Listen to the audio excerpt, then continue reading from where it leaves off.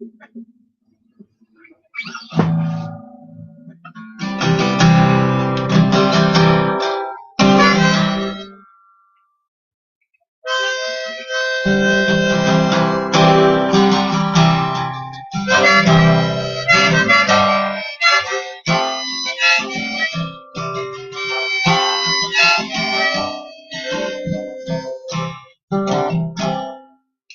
down by the Sally Garden, my love and I did meet.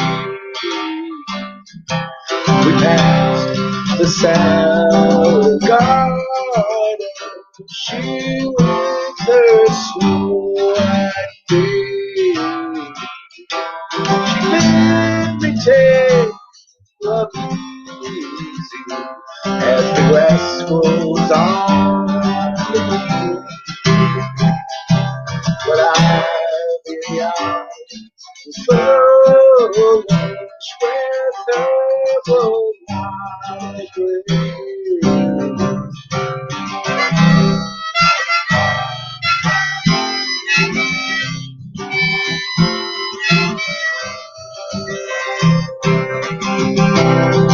Down by the Sally Garden, my love and I did stay. And on my leaning shoulder, she placed her snow-white hand. She bid me take life easy as the leaves go on the tree. But I've been young and foolish and now full of tears.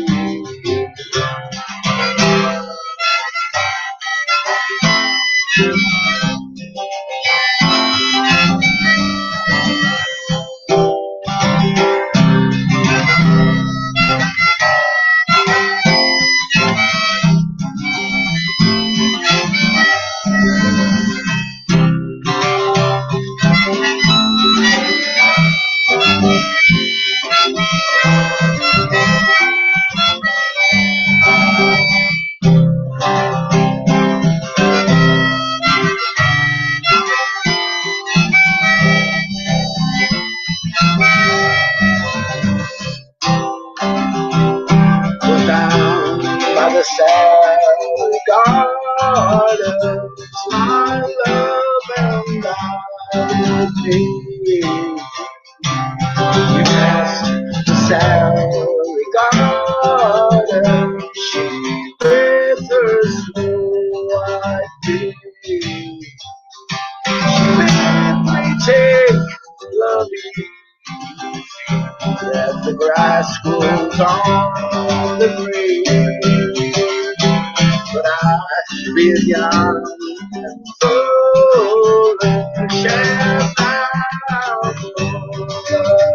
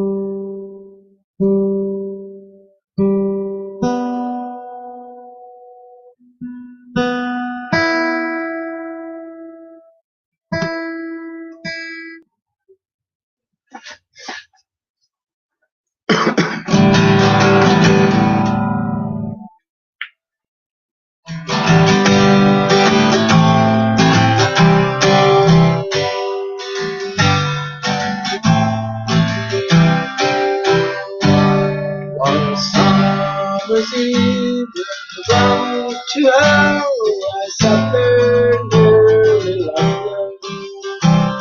And on the corner sand where the water lilies grow, and the jukebox Johnny sang about a thing called love. That's how you feel it once, and how do you bloody know? Blood and death in the screaming sky, I lay down on the ground, where the arms and legs of other men lay scattered all around. Some dead, some brave, some brave, some dead, and dead and bled some more. And the only thing that I could see was a pair of brown eyes that was looking at me. And when we got back, they were marked 1, 2, 3. There was no fear of frown, I told you.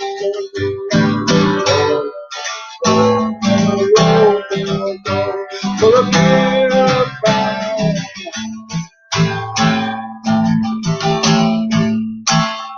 I looked at him, he looked at me. All I could do was face him. And gray and Filipino sound of fire listened to. I saw the trees, the rolling hills, where his brown eyes were waiting. And I thought about the very brown eyes that waited once for me. So down to hell, I left the place, sometimes falling, sometimes walking. I heard the sound run along the breeze by the old canal. I heard the sound through the air, my ancestors were playing, and the birds were whistling in the trees, and the wind was gently laughing. And you go, and a roll, and I'll go.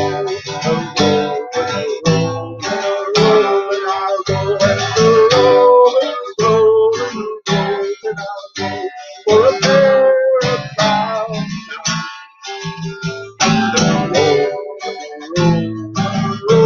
I'll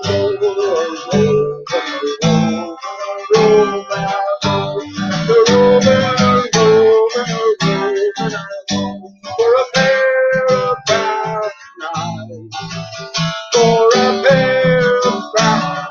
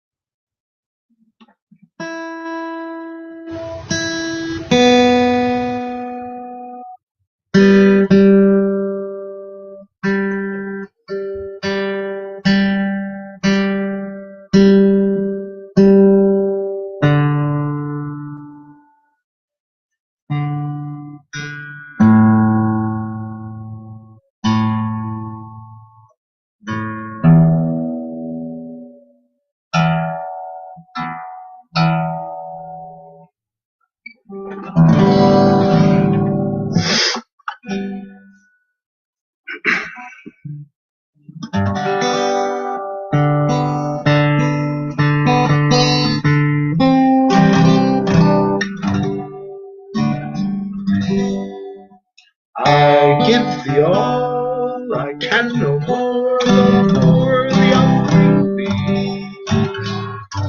My heart and liver all the store that I can give to thee. The lute, whose gentle song reveals the soul of that world.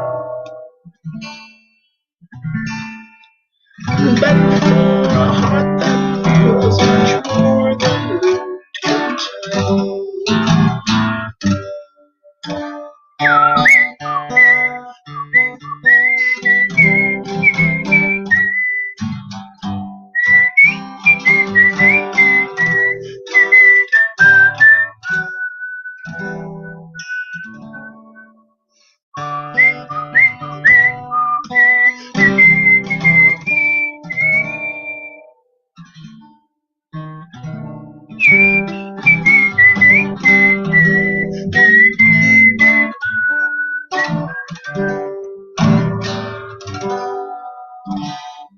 love and song may fail the lives to keep life's clouds away. At least to make them lighter paths circular may speed. And even if care at moments flings at discord, our lives come straight. Oh, let love but gently touch the springs. Love is sweet again. Oh, let love but gently touch the springs. Love is sweet again.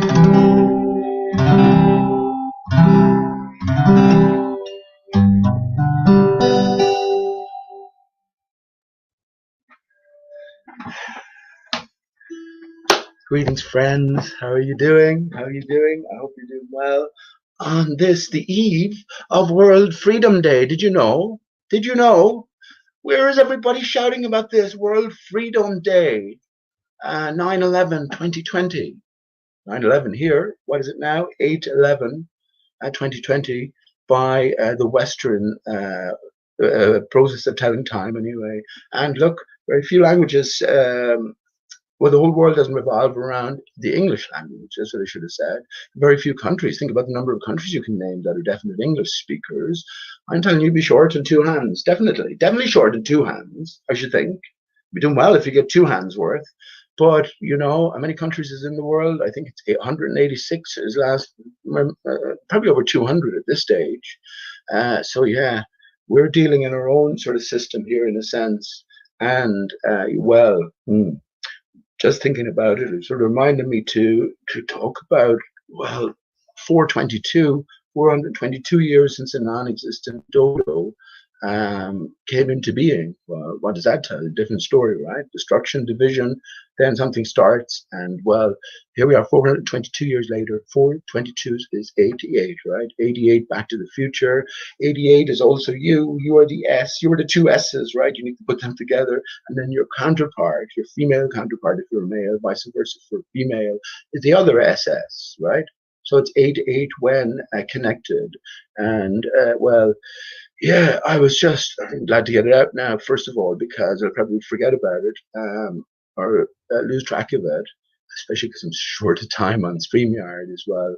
Uh, you have 20 hours a month, and I think it must be the last hour anyway. But I did read that they don't kick you off, so I won't stay on overly long. But whatever I go into over the hour, or however much is left, I will be taking off the next one or something like that. If there is a next one, who knows what's coming next, right? Who knows what's fucking coming next? Anyway, greetings, friends. So yeah, just to say about the 88, the Beatles had a song when I'm 64. So when you think about 8 and 8, right, you get 8 plus 8, like with 422, 4 plus, and then you can multiply them. And when you do these things, well, you get 64 for one when you multiply it. So when I'm 64, Beatles song, famous Beatles song. And also, well, 16 when you add them. And Sweet 16, you know, 16 has a very special a demarcation, I guess, in well, you know, the development of the child, be it male or female. But anyway, all artificial, of course, you know, but I think purposefully artificial because it's a reminder of something significant. Excuse me, that is the 8. That is the 8 as well, 8 especially. But anyway, yeah, how you doing, friends? Yeah, that sounded okay. I sometimes think that with the electronic tuner, it doesn't sound right to my ear. And sorry about the camera here. I know the colors can go off occasionally, but it's nice and cozy in the room here. However it looks, it might look horrid or whatever. But yeah, I was thinking it might go off at any minute the broadcast, but then we'll just take it as it comes anyway. And I said definitely have to do a hangout tonight. Just have to, right? Whatever will get spoken about. But you're welcome in for a chat in a bit. Anybody, and I hope somebody comes in. Come on in, for fuck's sake. There's no. If you're just a flat earther at this stage, yeah, the colors keeps changing here. This has something to do with the screen here, but it's grand. That'll be fine. Anyway, yeah, if you're flat earther have moved beyond, well, then you're stuck at nowhere. You're stuck, you're stuck where in a sense, you were sort of meant to be, pulled and corralled into. And I'm not speaking for anyone. You're up to yourself to ask and answer these questions. And yeah, the whole fucking arena is on repeat. Every place is on repeat now. It's almost unbearable. And I say that's for definitive reasons as well. In a sense, the actors are revealing themselves. And if you haven't seen through the limited hangouts, the role players, the characters, the actors, the agents, you might call them all agents, well, that's down to you. That's down to you. That doesn't mean, my story is different. I've dealt with all of these people and I've spoken openly. They know that I know that they're agents. They're not doing this out of their passion for humanity and truth, right? No, they're defending a lie and they're defending a known lie. The spinning ball itself is ruled out very early doors on the basis of probabilities alone. I knew it on the basis because every single area you look into is problematic and there's nothing settled, And well, the more you go through it, of course, you come through an awakening process. The more you go through it, it's scripted this way. So you have all of the different gatekeepers. I'm not saying anything new here, but you have all the different gatekeepers and sort of lots of different stops along the way. And you, as the one player, have to, well, figure out who you're dealing with. You put your trust in, and, well, cast the thought towards a greater story, a greater picture unfolding. And this is so wondrous in a sense. I can't grasp these things myself. I mean, but so it's so wondrous in a sense when you think in terms of 422-year origin. I say, as the story goes, that's where it points. I'm not pulling this out of my fucking false leg. I'm not doing that. I'm just reading a story. So I say it's all scripted, and the story is there for everyone to read. So needs must we all come to the same conclusion, because your story is my story, is every man's story. What it means to be man or human at this stage. What do you got? What do you got? What are your options? And this is what it all comes back to. Human H. H is the 8, right? Again, 8 human. Now, where do you need to go with the 8? You can go downwards to 6, right? Or you can go upwards to, to 9. And World Freedom Day, guess what, friends? Honest to God, I'm going to bring up a little image. It's also Saint Benignus Day. Would you believe that? Remember last week I was talking about Aristarchus, Ristarchus. Now, which way do you got to go? The ST to the CH or the CH to the ST? Christ, right? CHRIST. Maybe you have to be both. Maybe you have to be everything. As only when you recognize the divided parts that you bring everything together through the heart, because the heart is the bridge between the immaterial and the material. And the material isn't divided in such an extreme way as you think. Your brain and your gut, as best as I can make it, and I'm not going to say I should put a lot more thought into this, but it's enough. Your brain and your gut are inversions of one another. There's a whole lot of inverting going on, and there's a whole lot of spiraling going on as well. This is because, well, something is spiraling. The tree of life, right? The tree of life is spiraling. It's all encompassing. So, that's Aristarchus, the divided tree of life. So everything then reflects the one thing. So I talk about the craters on the moon, all craters being one crater, just from a different perspective. I've mentioned it, we can all relate to it, especially children. With video games, looking at a target from the distance, flying in, and you're F-15 or whatever, and you're getting a certain perspective from a certain angle over a flat plane, right? All video games are mapped out over a flat plane, nearly all of them anyway. But yeah, and then you come closer, you're looking at the same thing, but just from a different perspective, right? So if you overlaid the two shots, you would get a sort of a confusion to anyone who didn't know what they were looking at. And in that way, then, we're looking at the same crater on the moon which is ultimately Aristarchus. Now, there's more to the story. Moon is a direct reflection of the sun a reflection of Polaris. Polaris is the primary reflection of Aristarchus. And yeah, I asked you the last time, did you see what I saw? The sperm and the egg? The little central peak of Aristarchus is Mount Meru. It's Yggdrasil. It's the tree of life, right? And everything then is expressing, I guess, in a sense, the material is being expressed outside of the material. This is a metaphysical reality. Metaphysics rules the day. That's a new word coined by me.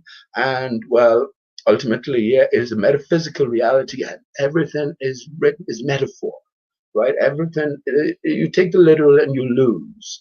And that's what I realized long ago. Whoever is writing this story, it has a longevity to it as well. It spans at least a few hundred years, if not more. It's more, but it doesn't span thousands of years. There's a constructive sort of feel about it all. And I'm happy to think that as well. I'm happy to think that, coming away from a material only, ultimately given to us by Aristarchus, right? Heliocentrism, the center away from Earth-centered existence. Yeah, he is the originator of the material, and ultimately, well, the Big Bang, one only universe. And that's the countable, right? That's the material. Everything can be divided into, even though infinite is a dodgy term, but it still exists because we understand that it's a series of ones, and you can always keep adding one. So yeah, ultimately though, they are in potential countable, a supercomputer. That's a great one. Now that'd be a good joke. That the super brain computer, Blue Mind. I don't know what the name of it is. Is a chess computer, which would just blow minds. Deep Thought. Funnily enough, Deep Thought is another reference to Hitchhiker's Guide to the Galaxy, right? Which is, I've said about many times that when other parents, and how it's all fucking flipped, everything's true and not true at the same time. But when other parents were reading, I don't know, children's fairy tales, stuff like that, to their children, Barney and all that. I don't know what other parents do. I was reading Hitchhiker's Guide to the Galaxy to Steve since he was, I don't know, well, 1.5, 2, something like that, since he was cognitive anyway. And we followed it all the way up. So yeah, Deep Thought is the super chess computer. And Alpha Zero, actually. No, actually, that's not, hang on now. Alpha Zero is the latest brain on the computer scene. But yeah, I'm thinking of a spoof headline where the super brain computer manages to count to infinity. Along sought after a goal, and suddenly we have this is achieved. And when the only problem is you can't ask for the evidence because you have to leave it to the supercomputer, just take its word for it. But I think Alpha Zero and is it Babelfish? Babelfish went on to be something else. Stockfish. No. So yeah, the two super brains in the computer chess world are Alpha Zero, which I think is done by Google, and Stockfish. But yeah, I don't play chess anymore. Not that I don't play it anymore, but I wouldn't mind a game of chess every now and again. And I hope my Steve is playing chess. He knows well how to play it. And well, this is the ultimate mental challenge in a sense. And I've mentioned this before as well. We have the ultimate physical challenge in the boxing ring, where you use, it's not all about brawn. In the boxing ring, you have to use your smarts as well as, obviously your physique as well to get the better of your opponent. And that's why the boxing ring is in a square. Right there we have the circle and the square, ultimately leading to, well, what's a square made of? 4 lines of equal distance, right? So that can ultimately be reduced down to 1 line. So we have the 1 line, the one, and then we have the circle, the boxing ring. Well, as it's called. Why is it called a boxing ring? So, well, that's the 1 and the 0, which is ultimately the circle and the the circumference and the diameter. So back again to Hitchhiker's Guide to the Galaxy. Why fucking hell? And it took Deep Thought 6 million years and still didn't get the right answer. But yeah. Why is 42 the ultimate answer to the ultimate question of life, the universe, and everything? So, what is the question? Is the puzzle, right? And well, I haven't looked as well to see if there's a potential solution out there, or did anyone actually come up with it. I honestly haven't looked. I haven't seen what I've said, which is it's all about context. Coming away from heliocentrism, Aristarchus of Samos originated. The man never existed, so he's written into the script, right? He's written into the script specifically. So that's worth noting. Now, with greater context, then, which is flat Earth, coming away from heliocentrism, understanding that it's all scripted. But then we look at our nearest neighbor, and we're told the most mysterious crater glows blue, like a nuclear fusion reactor. John Lear is recorded as saying, and funny enough, John Lear and Neil Armstrong. These people don't die young anyway, but I think that's a real possibility. Neil Armstrong, played by John Lear. John Lear has much to say about no planes on 9/11. And yeah, again, he has something to say about the moon being well, Aristarchus in particular being a nuclear generator. When we think of a nuclear generator, we think of the sun, right? So what's he doing comparing that? Well, if the moon is a reflection of the sun, that's that connection made. But this crater Aristarchus, then our nearest neighbor in a flat Earth sense, made all our information coming from it. Well, they've decided in the script to name that crater Aristarchus. Before that, it was crater Balthasaria. Now, Balthazar will be familiar, or should be familiar to you from the Nativity story. And he was one of the three wise men, which were astrologers, by the way, astrologers. So astro got to do with the stars. So whole coming back to the stars. Well, one of them was Balthazar, and he brought the gift of myrrh, myrrh to the young Christ, right? Myrrh. Well, we have a mirror sky reflecting everything. And the tree in the center that's cut, well, that's Jesus, that's Christ. We're promised reunification. That's the divided state, externally, internally. So we're promised reunification with the tree of life in Revelation 22.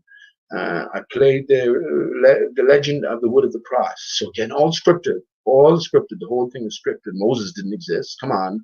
Jesus didn't exist as given. Everyone tries to tell you that, look, then they're not being honest, because it's the only conclusion you can come to. You know, it's the only possible. Now, that doesn't mean that Jesus doesn't exist in a different sense, right? In a greater sense, in a sense that applies to all of us. If we're all part of the same story, we're the Son of Man, then Jesus' story is your story. And I was just thinking, there's a statue, and I brought that in before, I won't bring it in now, but it's amazing. I'm sure I'm sure I catch it. I don't want to insult, whatever, but I'm sure I catch it. Its eyes moving, right? I'm looking at it sometimes. But there's a real power in Jesus. I don't take that away. But we're told not to craft idols. And fundamentally, if you do give life to these biblical characters, you can't relate to it. You don't know what life you're giving, so that's not what it's about. It can't be what it's about. It has to be your story. Now, when we come to flat Earth and historical revisionism, you know that the news that you've gotten in the last 10 years, 20 years, or go back how far, can't be trusted. So where does that leave you? Well, leaves you, first of all, acquiescing. That's a good word. You have to sort of acquiesce and say, well, I recognize there's a greater power in play here.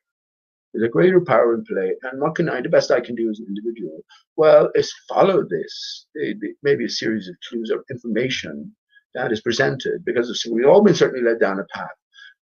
This internet, think about it. This could have been delayed. Let me think. I was in university in 1990, so I was 18. I just came back from England, so I went. Yeah, anyway, I won't get diverted there, but I didn't want to do the course I was doing, and I even changed it to commerce. Right? I would have paid a fortune. I think I would anyway. But because of the subject it is in school, and I was good at it, like maths and physics and chemistry and all that. I was sort of coerced into changing my mind. In the meantime, I had an accident then over in England, so I came back. And I guess I faced university a little bit more mature than most people, right? And but anyway, now I see why it stands to me in a sense. It really does, because it sort of. And I never sort of worked in the area, only a small bit, but not too much. But because I don't think my heart was in it. But now I sort of understand. The reason I say that is I think everything is for a reason, or at least can be viewed like that, to take you to where you are right now in your understanding. And if you're listening here, I'll go into chat in a few seconds, and I see a name. The first name I see is Adrian. Adrian, what are you doing with pi, man? I mean, come on, you must be an insider. You have to be. And even your name TT, when you put the TT together, that's a symbol for pi. And remember I mentioned about the TH the last time. One of the books of the Hitchhiker's Guide to the Galaxy, I have to think back now. I think it was the Restaurant at the End of the Universe. Arthur Dent, right? Arthur Dent, saved the universe by what was it? Diverting a ball being thrown by a drone robot at a cricket stump, where you have, of course, the top and the three pillars, right? So the TH coming to mind there. But anyway, that's yeah. The cricket stump comes to mind when I think of pi as well, and also that's a connection to 42, right? But my answer, AJ or Adrian, and what do you think, man? What do you think? Actually, I should involve you a little bit more, and your messages don't come true as well, man. When I click into my messages on YouTube, it doesn't come true. So I see a little bit of your writing, and then I click on it, and it's not there. So I don't know how that happened before as well. I don't know how to solve that. But yeah, what do you think, Adrian? 42 being the answer. The ultimate question being, what do you get if you divide 0 by 1? So 0 being the circumference, 1 being the diameter, right? And that's a ratio to 3 significant figures. 3 is the magic number, right? Jesus was a carpenter for a reason. Well, how does a carpenter make a living? Right, out of felled trees, right? So everything ties into it. But yeah, that's to 3 significant figures, 3.14 to 1. Now, 3.14 is a mathematical instruction and multiplication. So that brings us to 42. And I say the only way we can get there, I say the only way we can get there, but certainly if you're into science, and certainly if you're into whatever science is, right? But, following upon the shoulders of giants, I guess, sort of taking everything for gospel in that sense. Well, then we live in a material world, and all there is the one. The 0 is denied, but it isn't quite denied because it's fashioned into the lemnis scale, which is the symbol for infinity. So just twist the 0, and there you get the symbol for infinity. So it is incorporated in that way, but infinity is undefined, right? But in a material, countable world, everything begins with 1. When you go into the immaterial, then that's the 0, where you reintroduce the 0. And then the 0 and the 1, which came first? Well, of course, the 0 did. So how do you fashion that 1 from the 0? Well, you have this relationship, 3.14 to 1. Now, I was just thinking as well, I want to sort of, all mathematical axioms begin with let A be a point of 0 dimension, right? So, again, we are a mix of immaterial and material. That we are sort of by nature an immaterial being having a material experience. So yeah, reintroducing the 0 gives us the ultimate question, which is what do you get when you divide 0 by 1, which is the circle by the diameter, which is the O by the I. OI. Well, that's a relationship of 3.14, and that gives you 42. That's my answer. What do you reckon? Let me just say, Carl Sagan. I mentioned this before, Adrian. Carl Sagan in one of his short stories. I never read it, but someone told me this in one of his short stories. Well, I read it somewhere, and then they told me that it was in one of his stories. So it's he's listed pi as the number of God, right? So there you go. Well, I didn't go over the song, so let me anyway. Yeah, a lot there, right?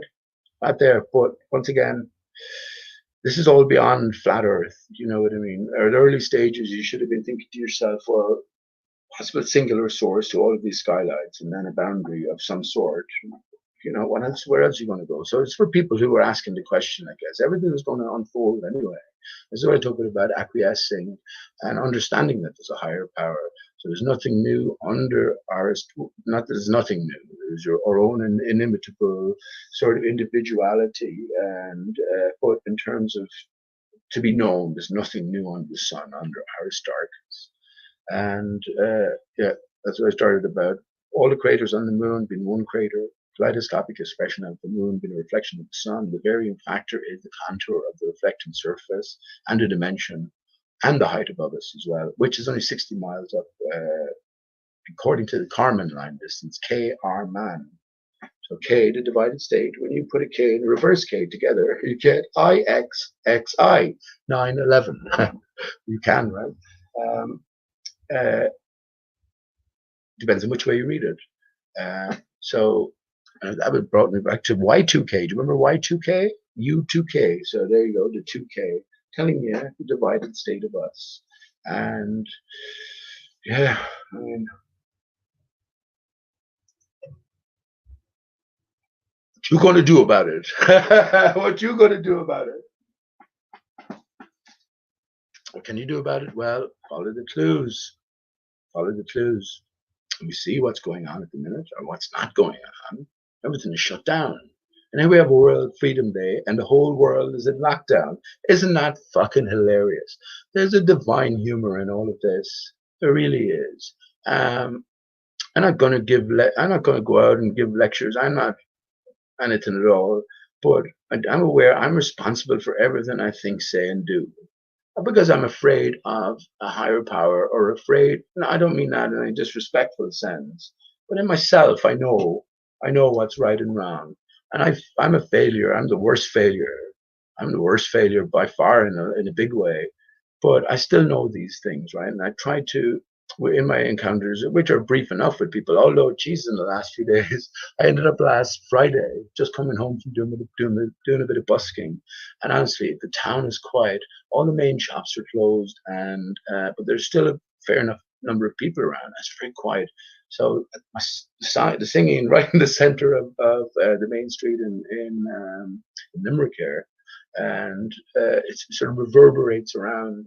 And yeah, I'm enjoying it anyway. So I've been in there a couple of days. And when I was coming home the last time, just walking by the river, just with my guitar, a couple of lads said to me, "Hey man, will you give us a song, man?" We just having, because what they were doing, going to the pub by the river and buying a drink for a fiver, right? And you can't drink them inside, so you have to take them at least 100 yards away. So there's a little area, a couple of little areas along the river as I'm walking up to town, only short distance away, right?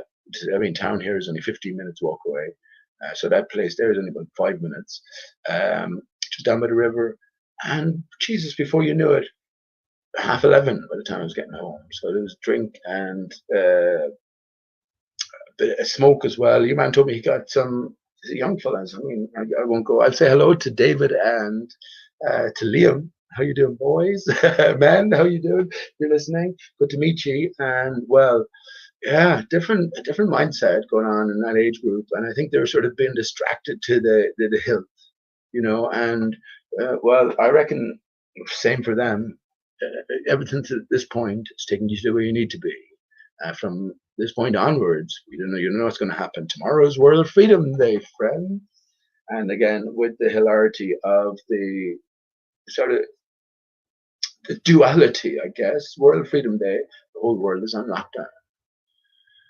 So what's going on? Well, I can expand upon my thoughts. Once again, I'm not getting them from anywhere. So you're just hearing, and I'm wondering. I was thinking to myself, what's the point? And even how many times do I have to say that? What's the point even saying anything or talking about any of this? It's different if you were like friends or something, or you're going out for a drink, having a chat, or just in constant communication. Which I'm not in communication with anyone. Even the few people I have been in communication with, I'm not in communication with them anymore. And that was only on a very brief basis, only because, look, it's too late in the game, and whatever game is, right? The game of clues, but for bullshit anyway. And I'm certainly not interested. I don't know what I am interested in, but yeah, what's the point in all of this? Well, if there's a series of clues laid down for us, maybe that is the ultimate point, our ability to follow them, to pay attention, understand how everything applies to us ourselves. External reflection of the internal, and here we have all this chaos beneath, right? Where everything is torn apart, whereas we go upwards, everything is more intact. So I think this is the general message, and this is where hell resides, right? So we got to go in both directions. Realize the upwards first of all. And this is what the TH is about: one stone, one S tone. So we bring the H upwards to the T, right? So the two sides together, 9, 11, and the crossbar, raise it up, rise erection. Yeah, or you can go downwards, right? When you bring the crossbar downwards, you get the L, two L's with the vertical in the center. And similar reflection inside, right down to the bowels, right? Think about what our look, our mouth, Mouth. Arthur, I mentioned Arthur. Maybe I didn't mention it in the stream yet, but King Arthur. Did actually mention it on IPS's chat, and I mean, fucking hell, he's the best that there probably is there at advancing. He's the best clue giver, but he's still a bit hopeless in a sense. He gives, no, I'm not saying he's hopeless. He gives you lots of clues. Once again, he's at his own, his stall, and he's not going beyond that. But well, he came on the scene with "I am Mark Sargent," so another clue giver from the start. So you have to pay attention, but it depends on what questions you're asking yourself. Again, does it matter if I'm wrong? It doesn't. Does it matter? No, because, well, fuck it. Disappointed. It's not that I'm disappointed. It'd be just like, well, must be a different truth in place then, you know, and I'll have to come up with a better thought about it. That's all I can say. But for me, tomorrow, World Freedom Day, 9/11, especially 2020, Adrian, World Freedom, right? This is where the 1,000 points of light perhaps get activated. When we looked at the Corona cartoon and we talked about looking down the plan view of the flat surface of the Earth, like a tree stump, which is enclosed. Well, now we can see all of those nuclear weapons as sort of EMFs, in a sense, sort of electromagnetic continuous pulses to push in unison against the barrier. My thoughts are as they go upwards, right, so they go from an extreme intensity to a sort of a more spread out arrangement, right? So it's all been worked out. So if ultimately, when everything combines, well, then we have a reinflation of well, the collapsed barrier, which when all the trees were cut along all of the desert areas, and we notice desert area, the north and south of the equator, along a ring. Another important factor: all flat Earth round maps are wrong. The Earth is oval, decided by confines, right? And it's also a permeable barrier, it's a breathing Earth. So Aristarchus moves at the center, sort of up and down. Ultimately, what we see in the sky is ultimately a reflection of the one thing, which is Polaris, right? When we're looking at the southern sky, because the outer barrier is contoured low at the north, highest at the equatorial points at 60 miles up, and then low again at the southern peripheral. We're looking at the sort of underside of the spoon, of a spoon. So the southern stars become reflections of the northern stars. So ultimately then everything coming back to one thing, which is Polaris, and Polaris itself coming back to Aristarchus. When you look at the body, myself, when I look at my body and I compare it to the earth, right? Heart, earth, ether, hetar, whoever's listening, arise tar, because, well, the tar within me, the semen, the imbued semen pools in my, pools down below here. And when then there is great joy, temporary as it is, well, then there is an ejaculation, right? A climax for the male and the female, whatever, but more so the male, right? But it's more visible with the male. But yeah, when we think of that in terms of Earth, you could say it. I mentioned this before, and I was especially thinking about it today. Not that I do think about it this way, but yeah, you have at the bowels of the Earth this unnatural cutting, castration, if you want. And well, then you have everything spewing out. And this is what's holding back the barrier, the collapsed barrier. And this is the ether as well, which is the life force. I've been calling it the life force. And the ether is this reactionary force to this actionary force holding back the barrier, the waters beyond. And it is a permeable barrier, an energized, invisible barrier, which gives us a mirrored sky. So that's the idea. And right. So World Freedom Day, and this 1,000 points of light, which George W. Bush talked about in September 11th, 1990, right? So remember, it's all scripted. Everything we get to see for a reason. And this is the 1,000 points of light strewn throughout the earth.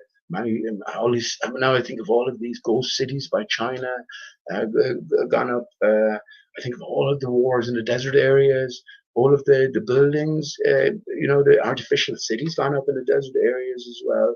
But I see all of these different facilities strewn around the earth, and especially in desert areas, taking the place of the tree, right? So it was only one tree, the tree of life, and all its tributaries around the desert areas of the earth, right, which are north and south of the equator in an elliptical fashion. So a reactivation, freeing the dome, a reinflation, and I think the center will be, one world trade, which is funny enough where we find the Oculus mosaic in its oval fashion, right? Very similar. I think I brought this up on the screen before. It's easy to spend hours in this, right? But it's almost identical to the universal map. What they hand us as the universal map, which is the cosmic background microwave radiation map of the universe. So big clue for us. So it's these different factors that are in play, and will tomorrow see the activation of it? Are we in for the greatest light show? I was only saying it in there's 4 girls. There's a big display. I mentioned this last time. There's a big display just by where I busk, and people just stop, take pictures, and have a talk about it. But it's a fucking 90. Now I haven't even looked at it myself. I'm just not interested. But it seems to be a 1920s sort of movie style. And Sarah, Jesus, when I met Sarah, who's my son's mom, I said to her, like, geez, you have this look like a 1920s movie star. I swear. It's just the way she did it or whatever. But I asked the girls, was there anything clearly and obviously missing, girls? And they took a few seconds to, and one of them, the rest of them didn't realize, one of them realized there's no Christmas tree, no sign of it at all. And like I mentioned the last time, a big, in red letters, Showtime in the center of it. I think what's going on is an open secret. I think it has to be, right? All of their governments are in cooperation, and who knows whatever higher power is in play. Are we in for a greater deception? I was thinking about that. I mean, are we? If we're in for, we know about it. I know about it. It's just a next level deception in play, right? So some truth is revealed, but let's say someone like Elon Musk who retains his sort of holy position, and he's a fucking buffoon. He's a buffoon, but he's the role. He's the man playing a role. And that man is the more and more I think about it, the more I'm convinced it is Seth MacFarlane, and I haven't even put any more time into it. I'm about 90% sure of that. It's my own find, right, or my own reasoning, my own reckoning. And I went through different images. If you think I'm just pulling this out of my Aristarchus, I went through about, I don't know, half an hour, maybe 3/4 of an hour even, looking at different images, just comparing different things with Seth MacFarlane. 90% sure back then. Still, a bit more than that now, but I haven't, gone less, but I haven't delved further into it. But say Will Smith being Barack Obama, being Osama bin Laden, that's my own sort of statement or claim. I'm 100% sure of that. That is certain. That is, for me, it's doubtless, because it's not just coming from one aspect, which is, let's say, the visual. So if we think about it, if I was to wear a mask for years, now this is my natural skin, by the way. I don't know how I look. My teeth aren't the best, so you'll probably notice a few hollows there. That can get sorted. I reckon with a bit of manicuring, it could take 20 years out of me. I probably look a bit older here on the screen as well. I mentioned before, I had a big fucking 52-inch or bigger even screen, and he brought my YouTube channel, and he played a bit. He said, "Geez, you look fucking 10 years older there." And I go, "Well, maybe it's the quality of my camera, but I can't complain, and it doesn't matter anyway." But if I was playing a lifetime role, right, and a consistent role, I'd have to wear a consistent mask to keep the look consistent. So I would leave my marks on the wearer. So when it came to identifying Barack Obama as a prosthetic wearer, as a character, right? So there was a man behind the mask. When you identify first of all the prosthetics. When you peel them away, they should leave certain marks on the wearer, and indeed Will Smith did. But then there's more stuff as well. because we were always meant to know this. We're told that the two of them are best of friends, right? One helped the other get elected, etc. I'm not going to go into this now, but no interviews of them together, except there is one after the Nobel Prize with the two heads of the same coin above the two lads, but you never see them in the same shot. So once again, once you get down this path, you start asking questions, and it leads somewhere. And that's not the be all and end all. We know it's all theater. But yeah, Seth MacFarlane and Elon Musk. So if that fucking fantasy continued, I don't know where I'll be in a year's time, because it's not what it's about. It's all lies, right? There's all obvious lies.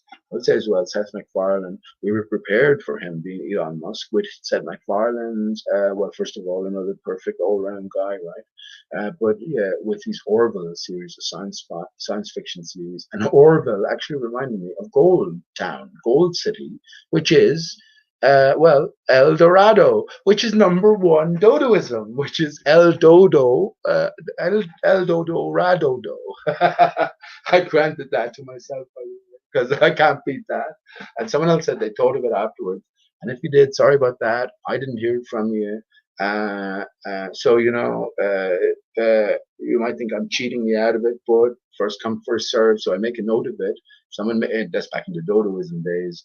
If someone made, I immediately list it, and I would credit it as well. So, but yeah, El Dodo Radodo was my own number one Dodoism, and yeah, City of Gold.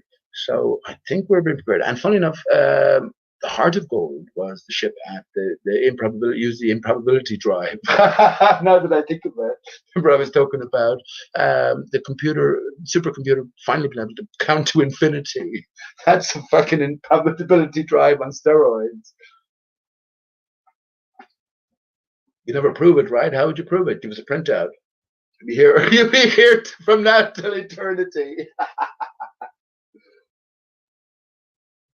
Anyway.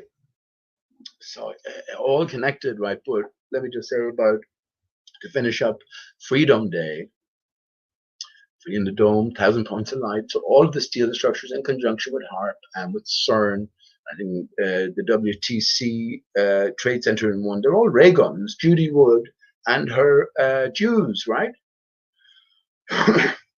Judy Wood and her Jews, right? Directed energy weapons. Well, which way are the energy weapons pointing? From the top to down? To blow up the no. Once you understand Judy Wood is an actor, and I did years ago. Come on, people won't even talk about that. Then you come along and David Weiss. You see all the characters who will vouch for 9/11 in the Flat Earth Arena. Then you understand they're playing parts as well. David Weiss saw the Twin Towers collapsing from a sandy beach. He was on Fakeologist Radio doing interviews, and he was quizzed, and he slipped up. He did slip up. But he was quizzed by people I later come to realize were actors as well. But at the time, we knew there was something not quite right. And he was on board media fakery for the most part. But then he went on to be the biggest pusher of Judy Wood and her directed energy weapons. And he made Bob from Globusters, Glob from Bowbusters do the impossible, which is to go back from an understanding that you were dealing with a pre-prepared movie. It was a media fakery extravaganza to the Judy Wood camp. That's impossible because she analyzes footage that you've already decided or come to understand was faked and prefabricated. So there you go. So alarm bells are ringing, and well, somebody is singing. Somebody like a canary in a gold mine. No, that's not. In a dodgy mine, I should say. What is it? A canary sings in a dodgy. What's that? What's the story with that? Actually, hang on. You think about that. A canary in a. I guess they sense maybe they start singing like fuck if something's about to give away. I guess that's the idea, because they sense creative movement. Actually, that makes lots of sense. You think about the tsunami over in what do you call it? The Indian Ocean back in 2005, and I remember that. Yeah, I was fucking sucked in to all these things. Now, I'm not saying that was complete fakery, but it's definitely blown out of proportion as well. Lots of fake images attached to it, as with every other news story. But yeah, all the animals pissed off because they heard what was going on. or they felt it in the ground, I guess, first of all. The minute something goes off over there, then, it will move to the ground at an exponential speed, or, well, an exaggerated speed, and then you have the water tailing along behind. And this is like the idea, when you think about it, the idea that the Earth, its spinning ball Earth, carries the atmosphere as it thins out in tandem with it. This is how ridiculous and nonsense that is as well. It sort of shows you it does take with that tsunami or whatever. There was all the conspiracy talk as well about a nuke being let off somewhere. Actually, I wonder where that was let off now. If there was fucking somewhere near Mauritius, honest to God, if there was somewhere near Mauritius, I'll fucking I will, because that's right about that area. So Mauritius, if you go right, sort of southwest of India, right, and it's closer to Madagascar, but it's still a good distance away. But that was one of the conspiracies I remember at the time. But yeah, if something went off there, the animals felt the vibrations to the ground and ultimately through the air, I guess. But then the water wave came later, and however much damage it really did, who knows? Who knows what greater plan is in play here? I mean, in one sense, you're sort of hopeless, aren't you? What can you do about it?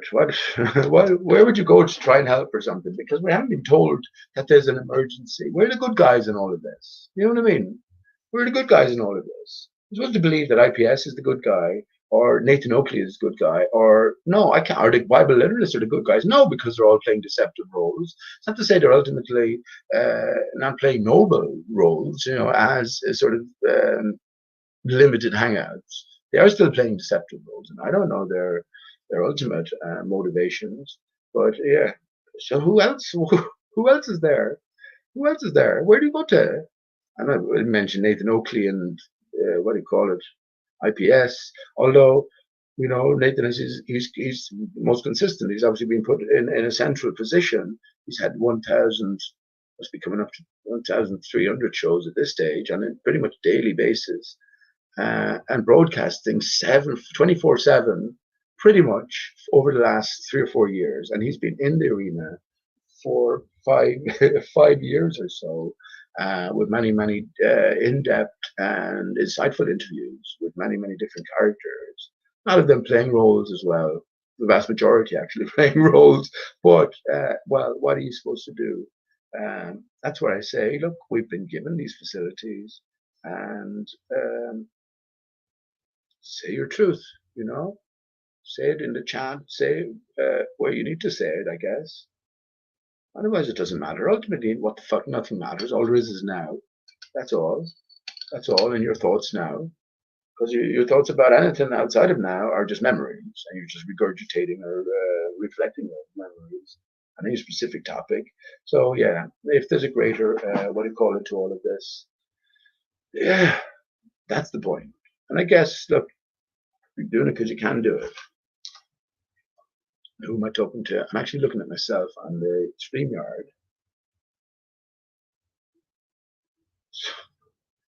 So that's mad, isn't it? That's mad. Imagine this in any other generation, this would have been considered mad. So anyway, that just reminds me. I was talking about the computer, and when I went to university in 1990, yeah, there's no computers around. There's a bit of computers in school, all right, but nothing serious. Very basic stuff. You could definitely put that off for another 20 years, 30 years. You wouldn't know any different. There's ultimate control in play here, but then everything has been given to us in a timely fashion. So, and remember, Back to the Future, '88, right? So we're going backwards to come forwards, and this is the ultimate idea. This is in a big way. It has to be. It's a fucking experience of yours. I mean, I have a problem with not so much eternity from here on in. It's like eternity backwards. What happened beforehand? Where was I? I must have been somewhere. I can't just have begun here and then I have eternity to look forward. That's what the Bible literalists would tell you, by the way. To the man. I don't mean to the man like that in that way, but yet everyone, well, no, you're just created here. You're thrown into the deep end, and look, depending on how you do, well, depending on where you go, you have eternity. You can't just blink out, so you have eternity in heaven, eternity in hell. So you decide. You make the choice, which is fair enough. Like, I mean, eventually you'll stop getting scared and you'll do the right thing for the sake of doing the right thing. Or we should hope that way anyway. And if you don't, I think it's because this is where the vulnerable children, this is where so much happens, I think, and so many monsters are created in that early environment. And this is fucking hell on earth. It is for lots of people anyway, for lots of children, for lots of innocence.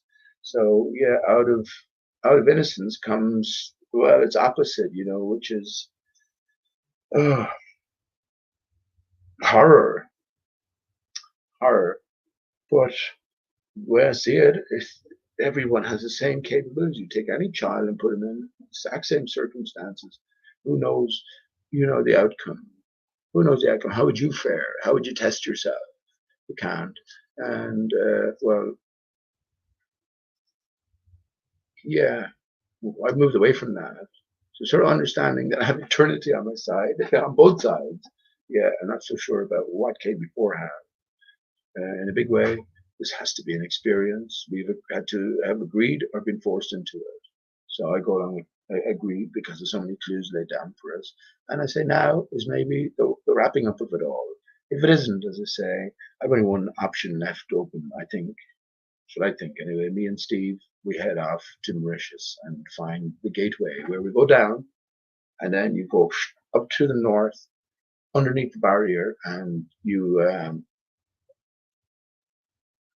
don't know, what then? Eat some fruit and chill out by a tree. That's where Alice began all her dreaming as she sat down by a tree after wandering down the river, the stream, in a very idyllic sort of situation. How it all connects and ties in.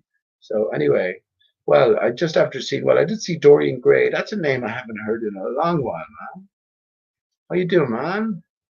Dorian Gray. See, so many different characters over the years.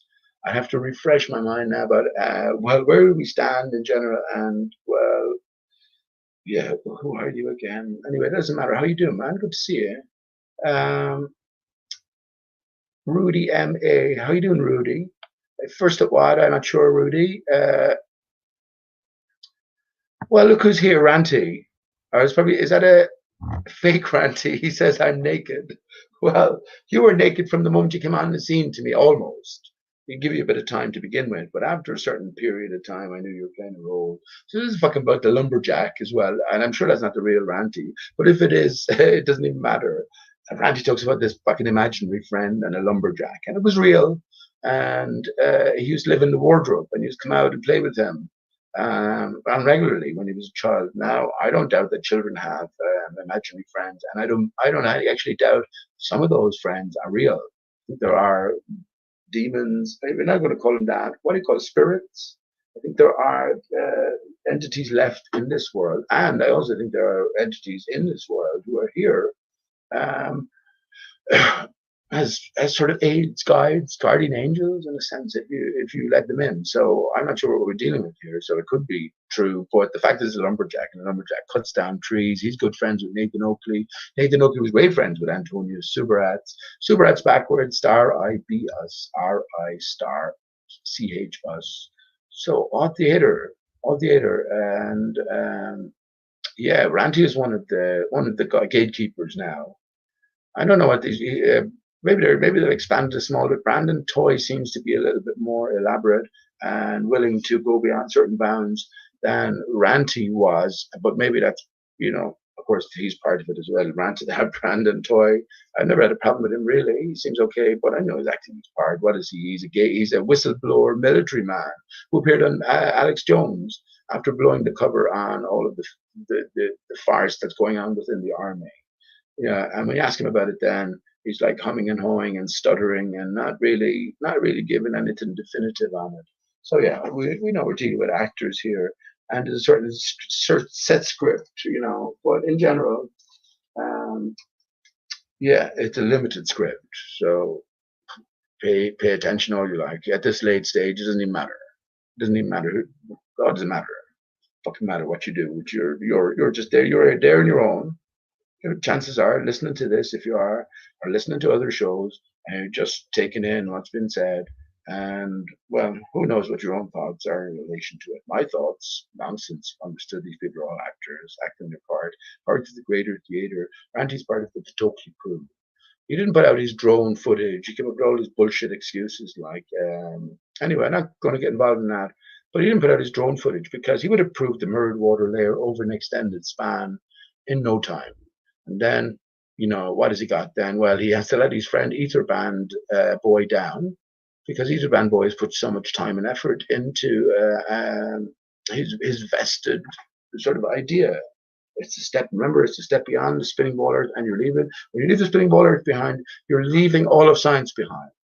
So none of those, even though the truth is known, none of those establishments can come along and even entertain these possibilities because they've already decided they're living on a spinning ball earth with a fixed horizon.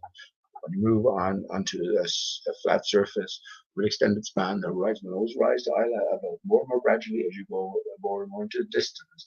As you bring back the distance with your camera, well, a certain mirroring occurs of objects. He puts the mirroring down to the air, and it's not, it's the water. It's the water surface itself over the extended span. The z-axis has to be scaled appropriately, and when you do that then and understand that the reflection on the water is like a local mirror, that it can stretch many miles, potentially, some of the, in terms of that scaling to where the boat is. We think of a boat as 30 feet, maybe 30,000 feet away or something like that.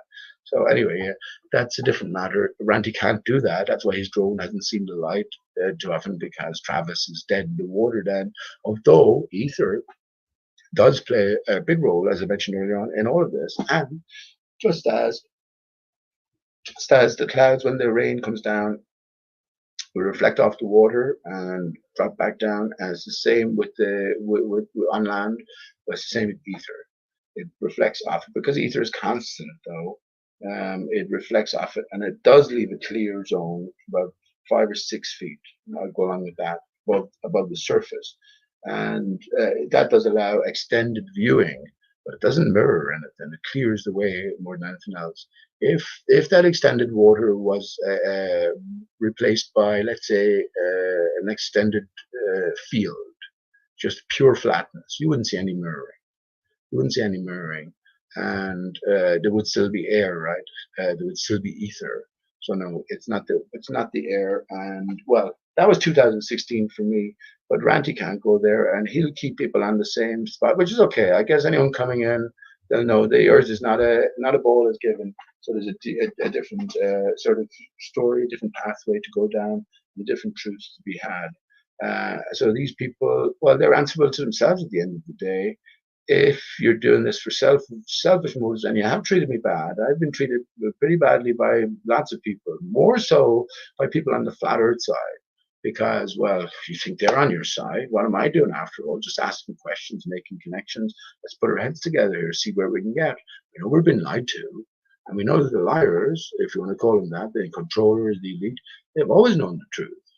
So by us just sticking on what isn't, well, where does that leave you in relation to, well, what, the truth, right? Nowhere. Absolutely fucking nowhere. And that's the point as well. It's a stepping stone. It's a juncture point. Once you get there, then you can sort of move on. And I don't think it's ultimately going to be very difficult. I don't think so. It's because universe, when you go out and look up in the sky, it's so up close and personal. You can see fucking 3/4 of it, right?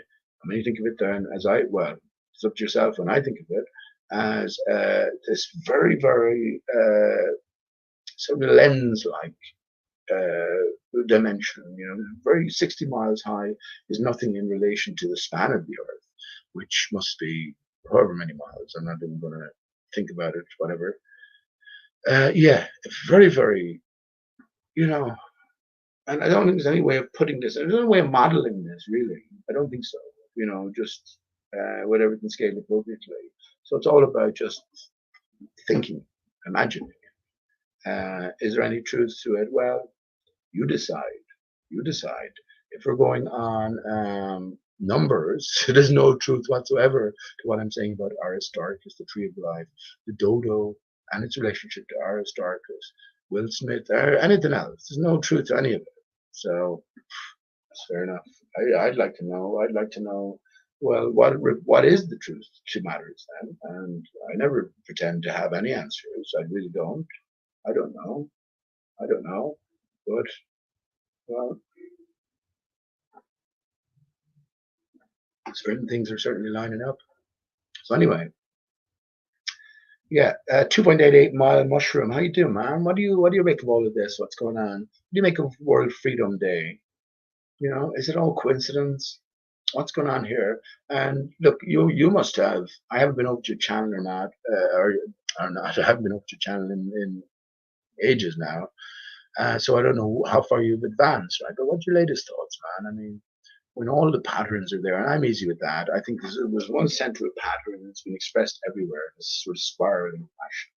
And then you get all of these imprints on the ground, just as you see all of these things in the sky. And when I talk about the clouds in the sky, a bear, there was a leviathan is there, the dragon is back. So I see that in the sky, and you and others saying that that is imprinted on the land. Jim Bobo, is someone who's been talking about that for a long time, but he won't talk about other things. You see, yeah, yeah, that's okay. It's a sort of a story been told everywhere.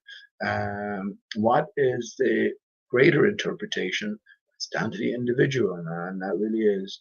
And of course, we have the literal interpretation of the Titans versus the gods and all of this sort of stuff. And I'm just thinking, the Avengers was really worked on this decade, wasn't it? And presented, especially I think, to the younger people. And all this world of possibilities sort of collides with our mundane existence. I say for a reason. Who's the chief Avenger? There's two chief Avengers, really. Well, there's a few of them, but the two chief ones are Captain America, America, right, with the big A on his forehead pointing upwards. So we get the H, all right, and then we bring the two uprights together, and then we move it upwards, right? So then we get the A, and then when you bring the two bars together and bring the crossbar up, you get the T, and that's HAT, which is hat, which is Mad Hatter. Remember that at the Tea Party from Alice in Wonderland? But that's Captain A. What does he have? He's a big shield for protection, with a big fuck off star in the very center of it. Amarukar, Captain Amarukar. Mount Meru is Aristarchus. You can see it now in its reflected form from the central peak of Aristarchus. That's what I say, when I talk about Aristarchus, as opposed to Mount Meru, Yggdrasil, or the Vedic tree of life, well, you can see Aristarchus. You can see it everywhere, especially when I tell you that all the craters are one crater, in spite of appearances otherwise. But you pay a bit of attention, and Crater Clavius is a great clue giver. But anyway, yeah, so that's Captain Amarukar with the big star in the center, Aristarchus. What is he? Well, he's a holy wood star. Right? Who's the other hero? Well, that's Iron Man. Iron Man, Fe Man is Iron. Fe is also flat Earth. It's a flat Earth man. What's his name? Tony Stark. Is it Tony Stark? Tony Stark, right? Yeah, flat Earth man. Well, what is flat Earth? It's the tree of life. We live on the surface of the felled tree of life, right? Probably upside down, so the tree is intact the other side. And yeah. So it is Aristarchus Earth. If Aristarchus is the tree of life, and we live on the surface of it, as it juts above the invading waters. I talked about just the permeable barrier. This is what the ice wall is about along the perimeter. Yeah, you have waters seeping in and just freezing up, gathering and freezing up. So I say they're saline waters, and this is what the clouds are as well. This is how the clouds. That's my thoughts are anyway. This is what the clouds are salt particulate which absorb water, right? It's just so fine. It's in its particular form. And people ask me, well, how come we don't taste salt when you're caught in fog or something? I said, we wouldn't know. And actually, I'd be interested to find out if it was if there's any salt content within clouds when they're down that low, or whatever studies have been done. But yeah, when we think about chemtrails, well, strontium and barium salts are associated with the cloud seeding. So yeah, these repeating patterns as well. This is why the clouds stay in place because, from my reckoning, they stay in place because they are salt particulate, absorbing the water particulate, which vibrates at a certain level within in its resonance zone, I guess, within the greater ether, right, and the greater containment from above. So yeah, all pertinent, right? All pertinent. So yeah, I'd like to hear where you're at. 2.8. It says you go to my channel, but I don't go to too many channels these days. A lot of the information is in there. I've been to a lot of channels, and yeah, as I said, I'm okay with that. I see the dragon in the sky, the leviathan in the sky. So to see it on Earth, and I've seen it myself as well. I've been on Google Earth, and I've seen all of these images. They're fantastic. They're fascinating, and I actually, do you know that massive? Oh, yeah, there's a massive dragon. That's the thing I think is the what I call the Leviathan. That's the thing that's in the air, and it's all the way across, stretches all the way across fucking North Africa. I'm sure you know what I'm talking about. 2.88, fucking hell. I mentioned this before. I was just talking about the 88 earlier on again, and more especially the 422 with the dodo. 422 years since the dodo was discovered, right? So 422 is 88. 4 plus 2 plus 2 is 8, and 4 by 2 is 16, which is 8, 8, right? So yeah, that's going back a good while. So I haven't visited that in ages, and so many I could do so many videos. I could write definitely books about all of this. A great find on the Easter Island when it came to the craters on Earth, mirroring the craters in the sky. Another crater, great find on was Beringer crater. So yeah, we live in a construct. Well, yeah, that's talking about Freedom Day, and that's my view of it. That yeah, we're going to have a reinflation, and the tall steel structure towers, for the most part, will take the part of the giant trees, and the barrier will be reinflated, and well, we live happily ever after beneath when all the truth is revealed, and well, a different future, getting back to the future, awaits us. And Freedom Day, right? The whole world is shut down. Everything is quiet now. People are indoors. Of course, all of your basic necessities are being taken care of. Your bread is there, right? Your milk is there in the morning. Your what you know, what are you short of? You have petrol for your car. You have heating for your home. You have your loved ones around you. But everything is shut down. And I say, right, and this is why I think as well that they more so the older people advise them to stay in, because if there's a greater energies in the air and we're sort of constantly like turning up the volume, right? Yeah, I think they would be more susceptible to it. Ultimately, Corona, I've been saying from the start. I know I've only back a few, what do you call it, hangouts, but I've been saying it from the start. Corona brings enlightenment, or Ona, the light of heaven, see it, right? And well, royalty goes through the coronation process, coronation street. So it brings enlightenment. Let's hope it does. If, again, that's why I mentioned Elon Musk, if it's just the next level of deception, but as I say,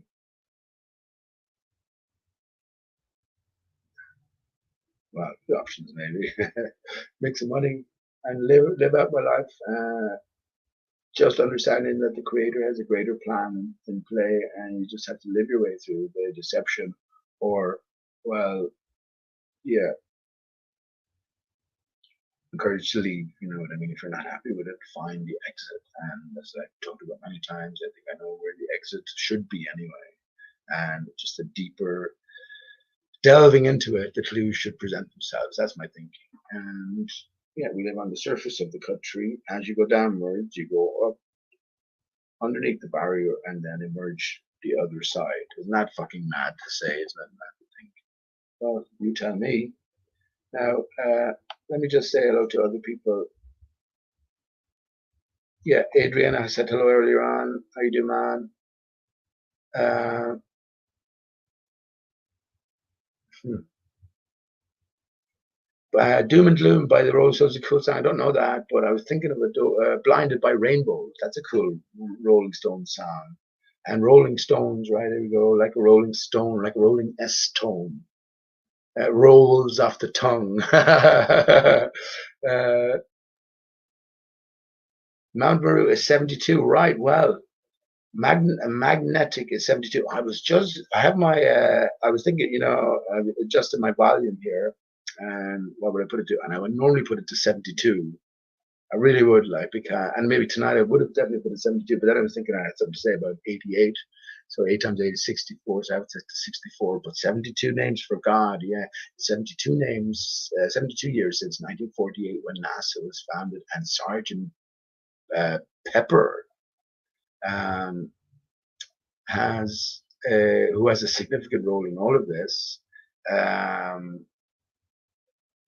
on now. I'm trying to think of exactly what his role was.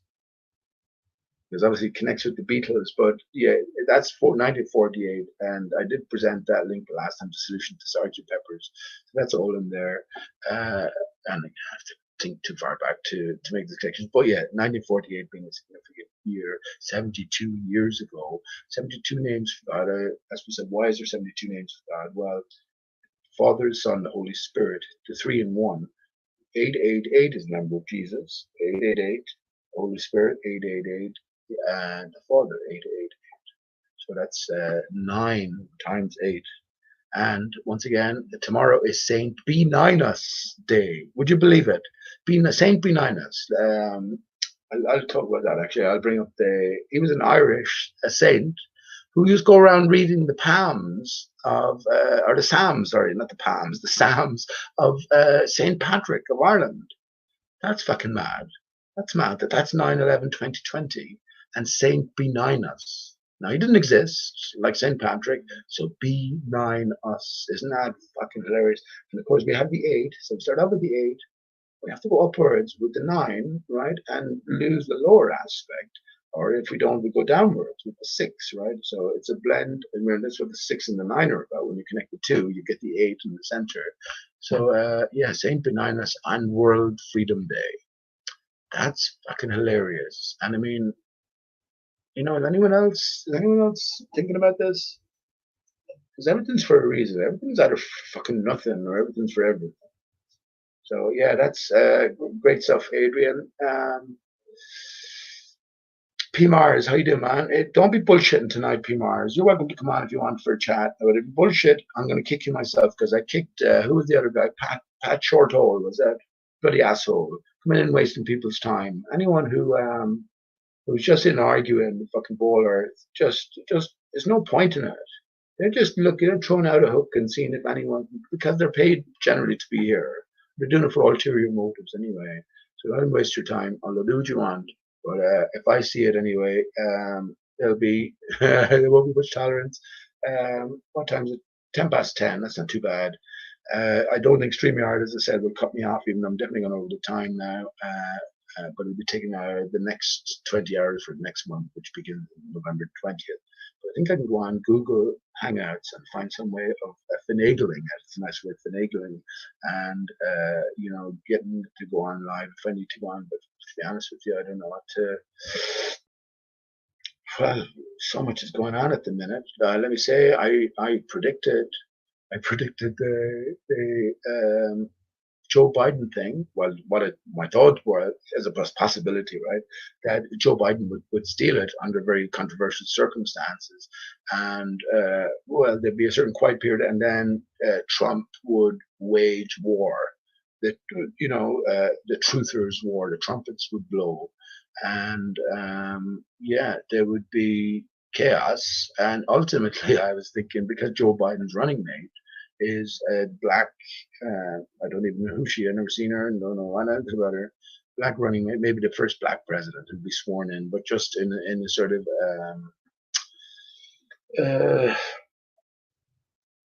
for the sake of it purposes, even though the whole empire itself is dead. And I think in a way, this is what maybe it signifies Britain and Brexit. Is it the end of the British Empire? Does this all spell the end of the American Empire? I hope so. I hope so. Now we're all on an equal footing. Their job is done. Their job is done. So now the truth, it's the truth or nothing, right? That's all. And we're all being prepared for it as well. Anyone, even in your real life, and I don't speak to many people, but I know that, you've heard the possibilities. You're open to the idea because you've heard the possibility and certain people take certain things seriously. Now we're all being thrown into. I don't pay attention to any of the news at all. I just don't. I don't know what's going on with Trump. I have no idea. When I was down the other evening, uh, I came up from the river just to get a few cans because the lads were paying a fiver for a drink. So the lads would go in for a drink and buy even less than a can, thrown in a plastic glass for a fiver, come out and sit across the way, 100 yards away, and drink it on there. And I'm going, lads, there's a fucking off license just a bit around the corner. So I went up for 6 cans. Oh, the other guy did as well. But someone told me in the off license that Trump was taken off air. So he was given some sort of a speech or broadcast, and he started talking about things he shouldn't be. And he was taken off air, like they cut screen and stole the whole thing. I was going, fucking hell. That's the most I know about it. I don't know anything. I didn't even go in to find out what's going on and sort of avoid it because I know it's all theater being played out. But that's my thoughts on it. And also because the British Empire and America are so connected, one owns the other in this legal sense, right? Well, the death of both. In England, we have the Boris Johnson, the BJ. It would make sense to have this sort of balance with the JB on the other side. And yeah, that was my thoughts on that. So we'll see how that plays out. But one thing's for sure, it's all fucking theater. What's the best you can do as the individual? You tell me. You tell me. Get yourself sorted. Get yourself sorted. That'll all play out. Whatever will happen, will happen. So be prepared for the worst, or maybe be prepared for the best. What bridges do you have to mend?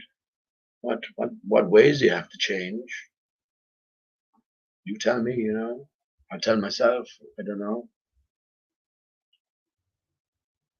This is what we've been waiting for. This is what P. Mars has been doing, what he's been doing all along for. I think P. Mars doesn't know the earth is flat. Come on.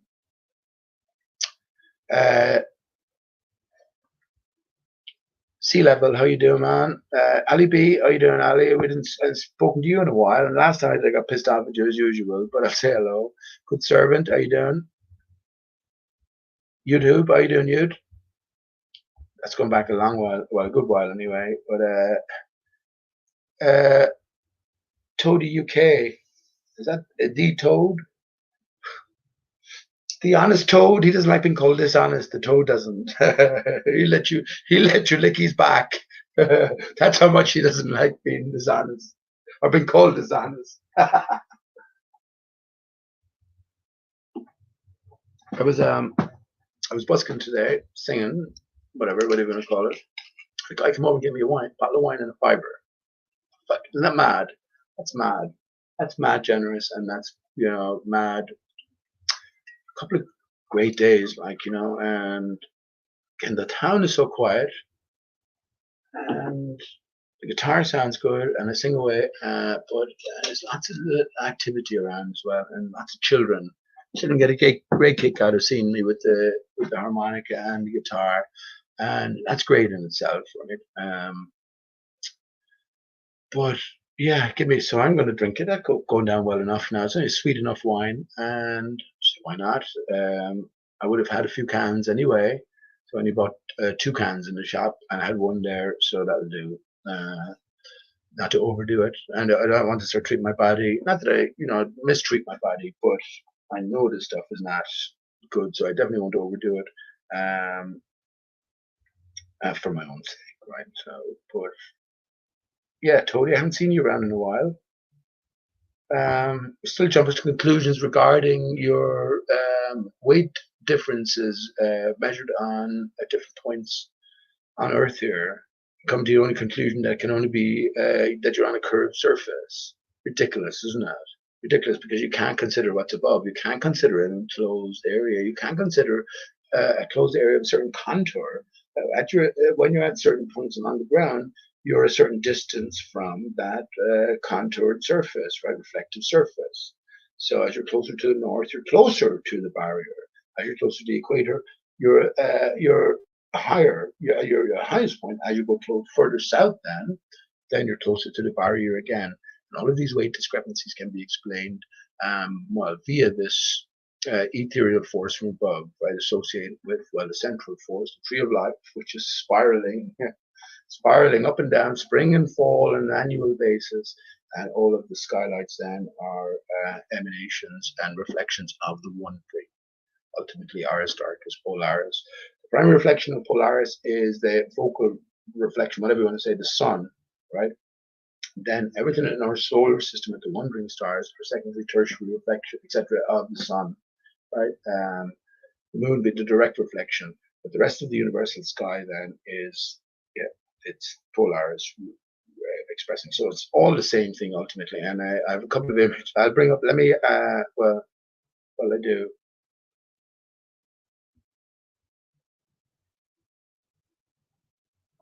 Well, what's below? That's what I say. What's below? The tree is intact. So it's the tree of life below. It's intact. We live on the divided upside of it, underside of it, right? And yeah, it's intact. So that's where we are one. We are unified. Have we ventured out into this realm? Well, that's my yeah. We've decided to take a take a venture out, have an experience, and knowing we'll always go back home and to our former state. Now, are there other layers of existence? I think so. I think so because if my true natural state is male and female combined, well, there's still a greater spirit attached to it. So yeah, are we just going through this series of different experiences? I don't know. I can. I think like eternity is outside of our grasp, outside of time. Although I mean, easy enough with time, and especially when I take into account 422-year origin. That sun is only 422 years old. Would you believe that? They talk about a time in the past when the moon wasn't there, but that sun being only 422 years old, or the stars as we see them, the fallen stars are the fallen angels. So this is a reflection of a divided, broken state. So at 422 years old, I'm happy with that. I mean, my mother's 74. She looks great and was getting on great for 74. I mean, whatever. But her mother, so you're going back to 1900 there when Granny Hayes was born, Rosaline Hayes. So you have to go back a few generations before you get to 1598, right, where everything began. So that changes everything, doesn't it? So yeah, I think the tree is intact below and can fly. I have wings. So when I imagine my female counterpart, I have wings, right? And again, we're sort of under this oppressive force, not meant for us here with ether or the heatar. Well, yeah, not meant for us here, but yeah, in a different natural way, yeah, we can fly. Happy enough for that. I'm not doing the wonder stuff, but I know everything changes. Then I just can't imagine it. There's no way of imagining it. But we are being sort of gradually aware of the wonders, the world of possibilities. I guess more than anything else, via the silver screen as well. Right, the Hollywood stars play their part. So our imagination is energized. And that's what I mentioned about all these superhero movies, Avengers, etc. Thanos being the ultimate villain. Not that I pay too much attention, but another one of these fantasy sort of adventure type offerings, which received great acclaim. I never saw one episode of it. I saw a few clips of it on YouTube. But yeah, which is Game of Thrones, right? Game of North, Game of Thorns. And the lead character, the lead family, are the Stark family. Arya Stark being the main hero. That's mad. That's mad, So again, everything being about a context and as applied. All right, Toady, you better be honest. Be fucking honest now. Don't be bullshitting around. And give me a challenge. Give me something that you're working on, and maybe I'll be able to help you out. But don't bullshit around, because it's no time for bullshit. You just do the polite thing and gentlemanly thing, and just leave. And I was actually thinking about the English people earlier on. I've always had great time for the English people. I've lived in England a few times. I lived in London, Reading, and York.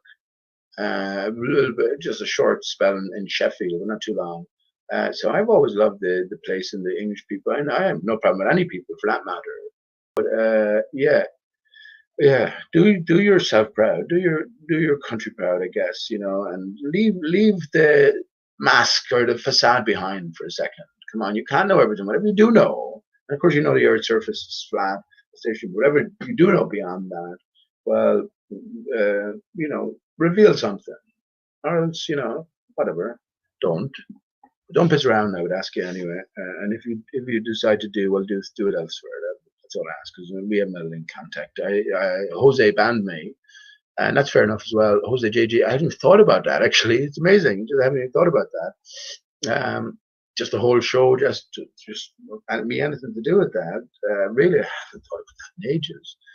But yeah, I was banned for saying in an after show over free open talk. I said, well, and I've mentioned it many times before, if you're a knowing agent of deception and you're doing this for greater profit, whatever that may entail, against your fellow man, well, that's crime against humanity, because there's so much incorporated within your actions, right, and within the people who you work for as actions as well. There would be crimes against humanity, and well, a justifiable punishment for crimes against humanity is, I should think, hanging by the neck until dead. That's even too easy. If I was to put myself in that situation and I was guilty of it, and I was doing it for my own ends, and I was acting against my fellow man, knowing at this level, right, hanging is too easy, too easy. So absolutely said that. Would I hang anybody? Not at all. I don't think so. I don't, even for terrible crimes, I don't think I'd hang anybody. I don't think so. But is it a justifiable punishment? Absolutely. It absolutely is. Would I hang myself? I would. So there you go. I got banned for saying that. Not even on the main show or anything. But the likes of Cliff, Schrodinger's cat, who is a Marine, right? So he's taken an oath to serve he didn't serve the American people, he served the American flag. Take a vote to serve the American flag. But yeah, you won't hear any of these people talking about the 9/11 hoaxery or media fakery or the general greater deception of mankind by certain powers, because, well, he seems to be part of it. Now, are you all playing the part of bad guys, antagonists, opponents, for the greater good, the noble lie? Very possible, and indeed, I'm happy to believe that is the case. I don't know it though. But that's okay.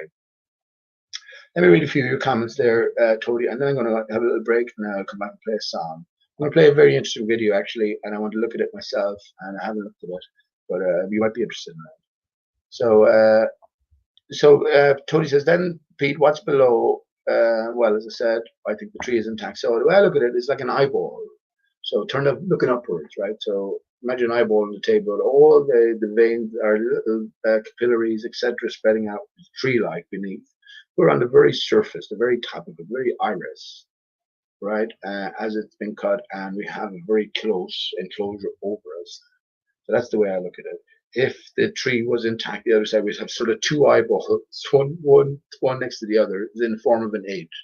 Best way I can sort of think of it. But I'm not stuck on that. I've also made the equation with a set of lungs, right? And one being cut as well. And funny enough, Radiohead have had a song, my iron lung, my FE lung. So it's that sort of equation. But I'm not stuck in it. But it's just for a visual, right?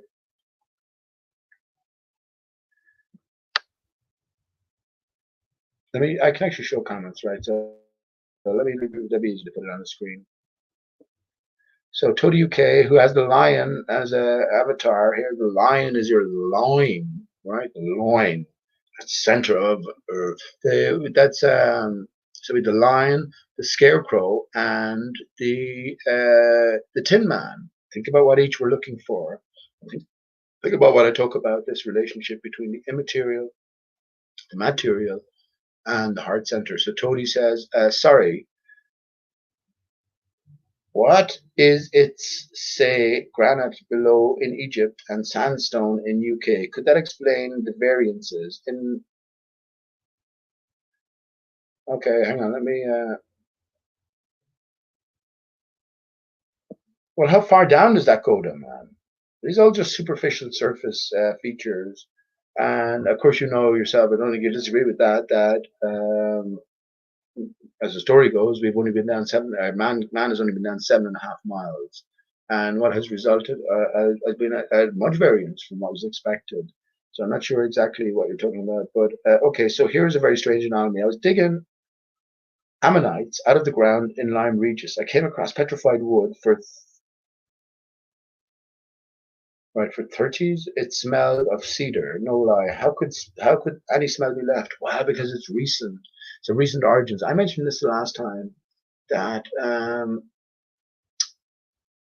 oh, that was got to do with the wood, the legend of the wood. Let me post that video again in case you haven't seen it. You might be interested in that, Toady, in your own search, maybe. Putting the greater clues together, deeper pieces together. Uh, I think you know about the giant trees. I think you know about Aristarchus as well. I think Aristarchus is an open secret. Not an open secret, but, you know, not unknown anyway. Let me just copy this. It's not an unknown, which is evidenced by, I mentioned that, meeting the Freemasons and just asking about flat earth. One particular guy who looked pretty senior, I have to say, what I know though, but he thought the idea of flat earth fascinating, and he wanted to hear it, and I just gave out my few sort of one-liners. But I was myself, to repeat myself, but I was shocked, taken aback that he didn't know. Because obviously, sort of head enough guy. The Masonic Lodge, one of the top Masonic lodges in Ireland, is in Limerick here, just around the corner. Not around the corner, just by the castle, about 10 minutes walk away. But yeah, I was shocked myself because fucking hell, how would that work then? Because if I was a Mason and I knew the Earth was flat, and I had to be there 10 years to find out, or 20 years to find out. Well, if you were a good friend of mine, you're only here 3 or 4 years, and I couldn't tell you that, even though I've been to your children's celebration, birthdays, communions, whatever, etc. We can close friends. We drank, got drunk together, etc. You never told me that. Never get over that. You never get over that. You'd hate someone for that. You'd never get over that. You might do though, because it's such a big revelation. But anyway, he didn't realize it, and yeah, I getting over my shock. Then I asked him, "You know anything about Aristarchus?" And he looked, put his head down. He said, "I do." I said, "I have to go." The mates were calling as well. That's significant there. So yeah, 1,000 points of light. If all governments are in on this, well, then it has to be an open secret somewhere. So I talked about 9/11 being has to be a media and a victim fakery extravaganza.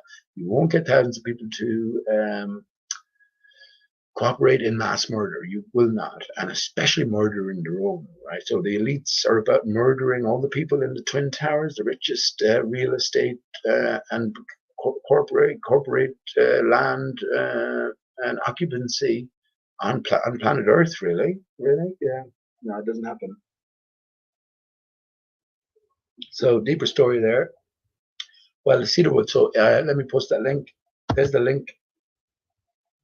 You should look at that, Tony. It mentions three aspects to the tree of life: the pine tree, cedar tree, and the cypress tree. I mentioned how the cedar tree is more connected with the earth, the bowel. I mentioned how the behemoth in Job was found, if my memory is correct, just hanging around beneath the cedar tree. So the behemoth representing the material heart, right? Yeah, the pine then representing immaterial with the pine cone, the pineal, Pinocchio, which I read on the channel here because I heard that it was pretty significant to the Masons. Well, it's pine-eyed, right? So that leaves a cypress tree sort of representing or associating the heart. So did you mention the cedar tree in the earth?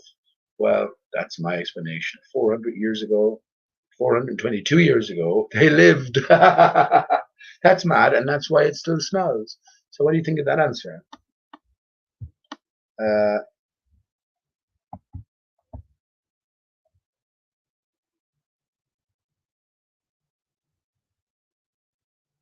yeah, fuck 50. You know it's not. Yeah, 50 million years, my arse. That's what I said. Yeah, it's perhaps younger than that. Think about 422 years, man. How about that? How would you know? How would you know?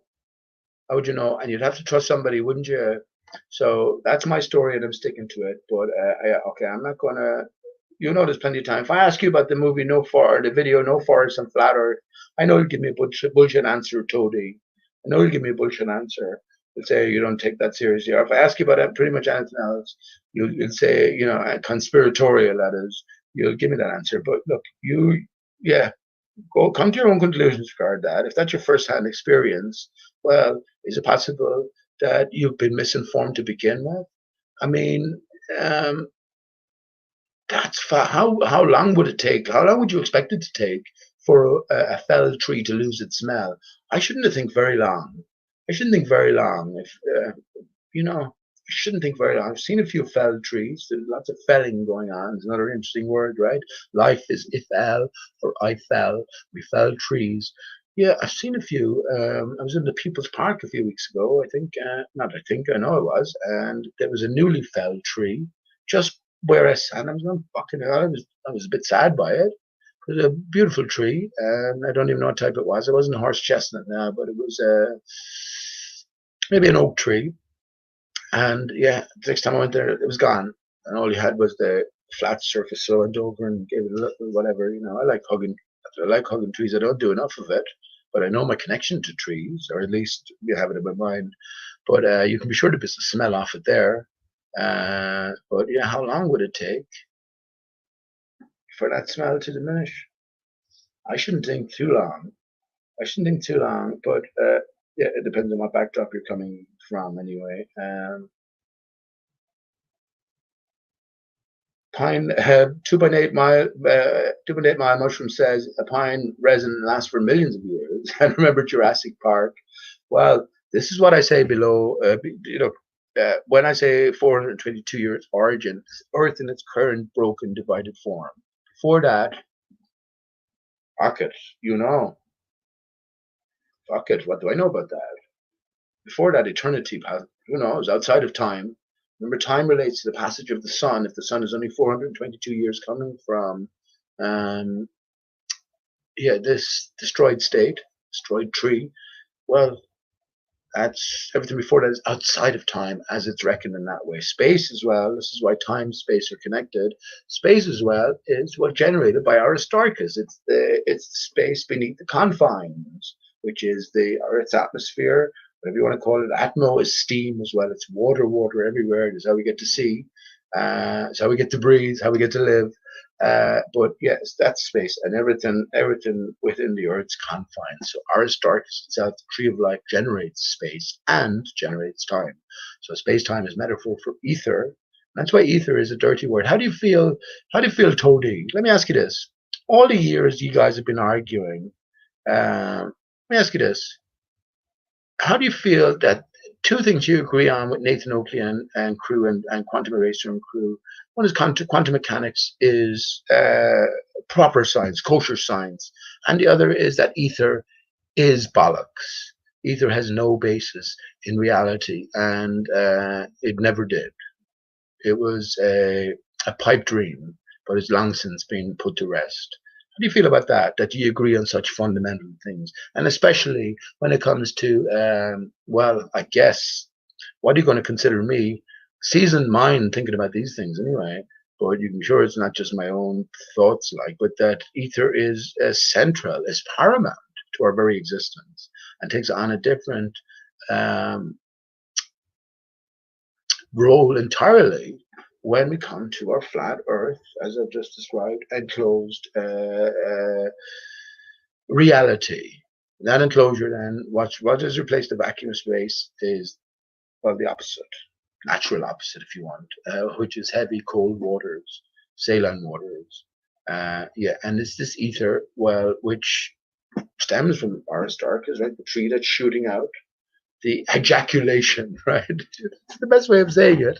That's why I say the ether is the life force, and it's just a continual basis, and it's continually moving as well. So yeah, What do you say that you agree on these fundamental things with someone you've spent your life, your YouTube life, disagreeing? Not you particularly now. You're more slippery toed because you'll sort of pretend to have an open ear. I know your game, say inside out. Know it well anyway. But yeah, what do you say to that? I wouldn't be too happy if I was you. But yeah, that's either in a different context, and it leads then to completely different worldview, right? When we think of the sky as presented, everything is on a different reference plane, reference surface, because everything's at a different distance. The moon, for instance, in relation to, let's say Sirius, right? So let's say the moon and Sirius. Sirius is back, by the way, lovely. SIR, SIR, I and U are S. There's the two S's again, right? So it's telling you SIR, I and U are S. So we bring the two S's together to get the 8, which is us, HU man. Well, because we're a divided state, male and female bring the two 8s together, which is 88. When I'm 64. But yeah, so instead of them being on a different reference plane, all the way up to universal planes, right? Well, everything is on the same contoured plane because they're all reflections, ultimately, of the same thing. Isn't that a quantum leap? Isn't that? Isn't that? Well, isn't that a poetic sort of reversal? And it certainly goes along with this law of reversal or law of inversion, which seems to pervade all. It's just a sort of a ground rule that's written into the script, right? Because we are inverted, we're upside down, and everything then is therefore topsy-turvy, which brings me to mind back in 2013, topsy-turvy world. You type in topsy-turvy world and ATS, you'll get many threads. That's me back in 2012, 13. So you can do that if you want. Anyway, I saw someone I want to say hello to in chat, which is Otto. How you doing, Otto? My view, 1980, 1875. How you doing, Otto? I didn't realize the tagline. I wonder what that's about. How you doing, Otto? You gave me that as a sort of a moniker that I could refer to you as. So I'm happy to do that. I haven't seen you in a while. Good to see you, man. Happy World Freedom Day, bud. You go, what do you mean? What are you talking about, World Freedom Day? Where's World Freedom Day, 9/11/2020? What are you going to do about it? I can't do much. I'm in lockdown. And, my friends, again, I mentioned it, World Free Dome. Free Dome. Free the dome. Do me.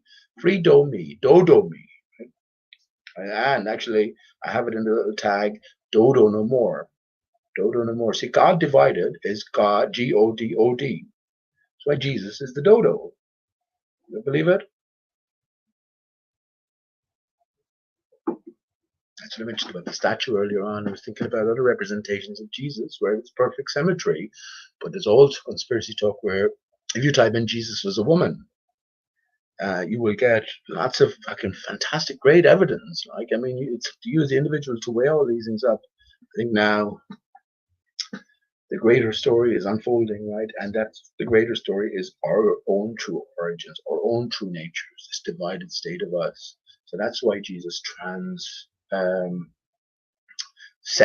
guess, transcend in these representations. Of course, Jesus didn't exist. What do you want me to tell you, friends? Jesus didn't exist as given. And if he did, you wouldn't care about it. You don't give a fuck what's going on in the Middle East right now, not to mind what might have gone on 2,000 years ago. And when you find out that 2,000 years ago mightn't have existed, the Wailing Wall in Jerusalem was only built in the last few hundred years. Same with the pyramids. You know, the Bible was written by the same hands that wrote the works of Shakespeare, wrote the same hands that wrote the works of Lewis Carroll, that did the same hands that did the works of Michelangelo, the works of Copernicus, etc. All these Plato, all these characters that didn't exist. Yeah, this is the hidden hand, and isn't that funny? The hidden hand, HH88. Fuck off. See, fuck off. So 88 is ingrained within us. So why so? Well, I wonder actually, is it what 88 days from? Is it, so from tomorrow, 9/11, 2020. What is 88 days previously? And what is 88 days into the future? That'd be interesting to think. 88 days is about coming on 3 months. So November, October 8th. No, that's 11th. It's the 11th. No, it is October 8th. October 8th, 2020. Is that 88 days? If that's 88 days, fuck off. Because October, even though as I say it's the 10th month, is the 8th, but Oct 8th. Why would it be 10? Fuck off. Where it at? October 8th. So I wonder what 88 days into the future is. But right, I'm gonna play a video now. I'm going to play a video, and it's just because I'm going to have a little break. It's because I want to say hello to Sandra as well in chat P900 Coolfix. Hello Sandra, how are you doing? I'm going to Tumanoid. I want to say hello to as well. How you doing, Tumanoid? Another man who's been around.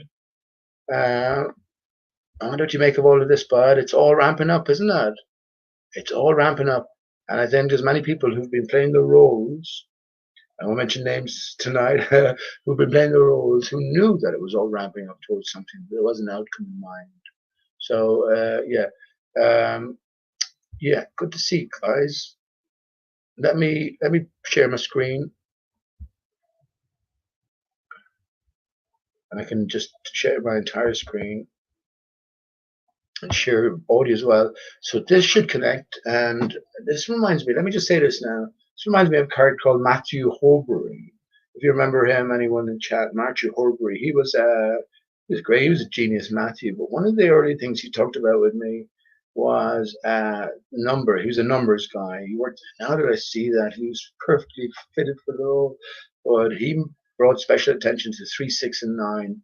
And I did have some involved thoughts way back, but I sort of never developed them.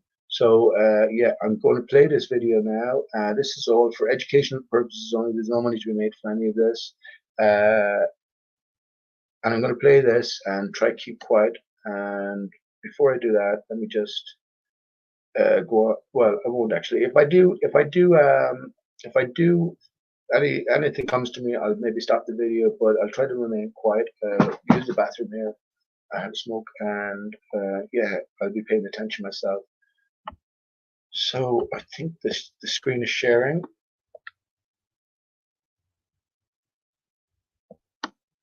Okay.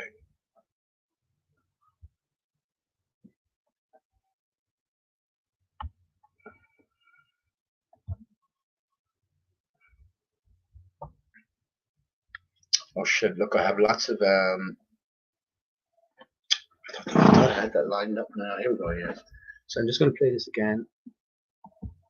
And hopefully have the sound. The mind-blowing secret behind the numbers 3, 6, and 9 finally revealed.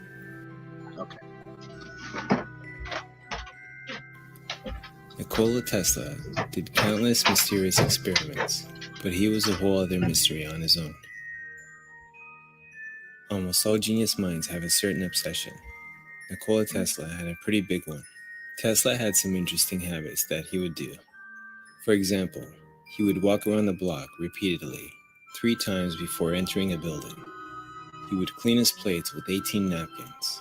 He lived in hotel rooms, only with a number divisible by 3. He would make calculations about things in his immediate environment to make sure the result is divisible by 3. He would do everything in sets of 3. Some say he had OCD, and others say he was very superstitious. However, the truth is a lot deeper. If you knew the magnificence of 3, 6, and 9, you would have the keys to the universe. Nikola Tesla. His obsession was not simply with numbers, but especially these numbers, 3, 6, and 9. Tesla claimed that these numbers were extremely important, and nobody listened. But why these numbers? What did Nikola Tesla try to make the world understand? First, we must understand that we did not create math, we discovered it. It's the universal language in law. No matter where you are in the universe, 1 plus 2 will always equal to 3. Everything in the universe obeys this law. There are patterns that naturally occur in the universe, patterns that we've discovered in life, galaxies, star formations, evolution, and almost all natural systems. Some of these patterns are the golden ratio and sacred geometry. One really important system that nature seems to obey is the power of two binary system, in which the patterns start from 1 and continues doubling the numbers. Cells and embryos develop following this sacred pattern: 1, 2, 4, 8, 16, 32, etc. Some call these patterns the blueprint of God. Math by this analogy would be God's thumbprint, leaving all religion aside. In vortex math, the science of torus anatomy, there is a pattern that repeats itself: 1, 2, 4, 8, 7, and 5, and so on. As you can see, 3, 6, and 9. I'm going to pause it 1 second and just say, it's interesting. Where did you get the 1 from when you got the 0? Remember I asked this the last time. Once we accept the 0, which came first, the 2 or the 1? But this is very interesting. And as he talked about sort of evolutionary patterns, development patterns in embryos, in galaxies, etc. When we come to a flat Earth, right, we understand there's a different system in play. Now we can understand, or we can come to think of in terms of this. Well, of course, I'm going to say that this tree of life that is moving.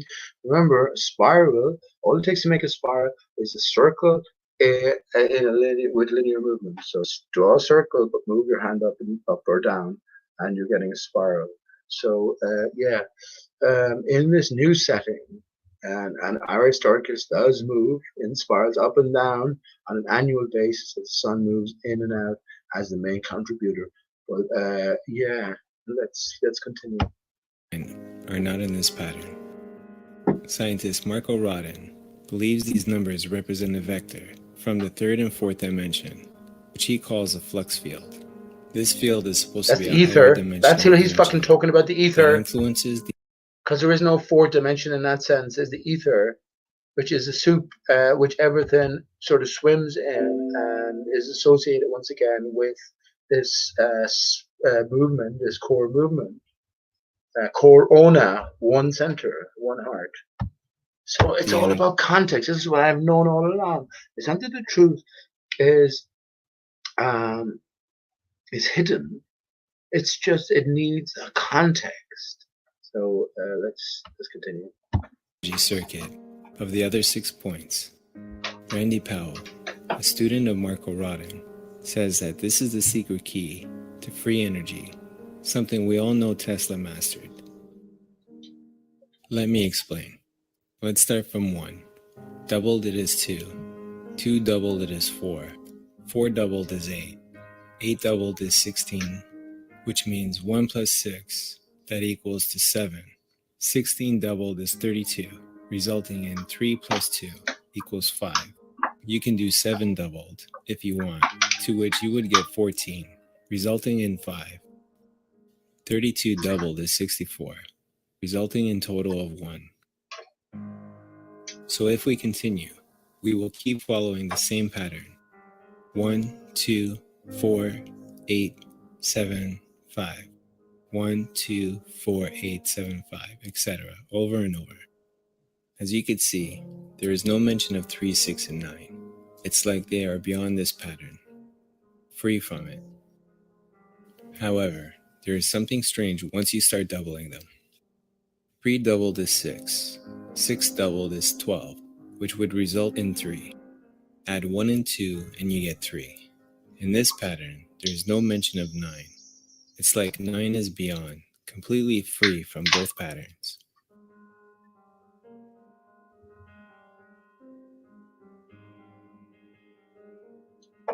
But if you start doubling 9, it will always result. Just one more thing. The Father, Son, Holy Spirit.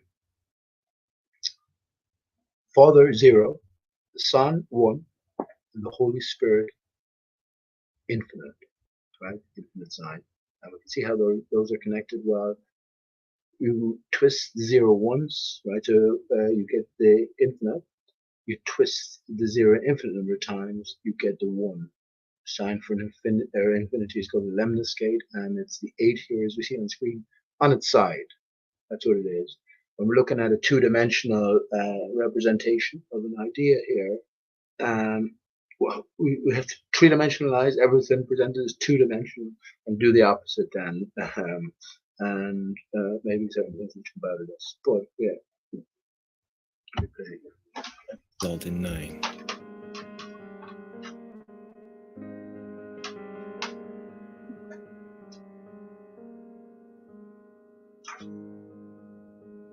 This is called the symbol of enlightenment.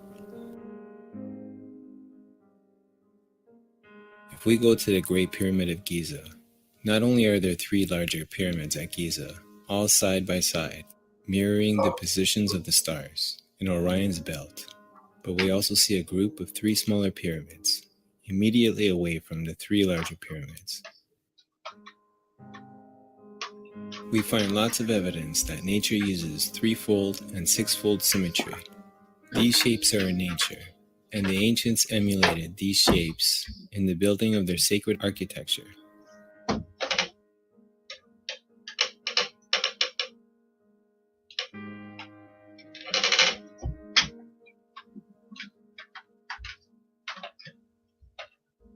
Is it possible that Tesla uncovered this profound secret and used this knowledge to push the boundaries of science and technology?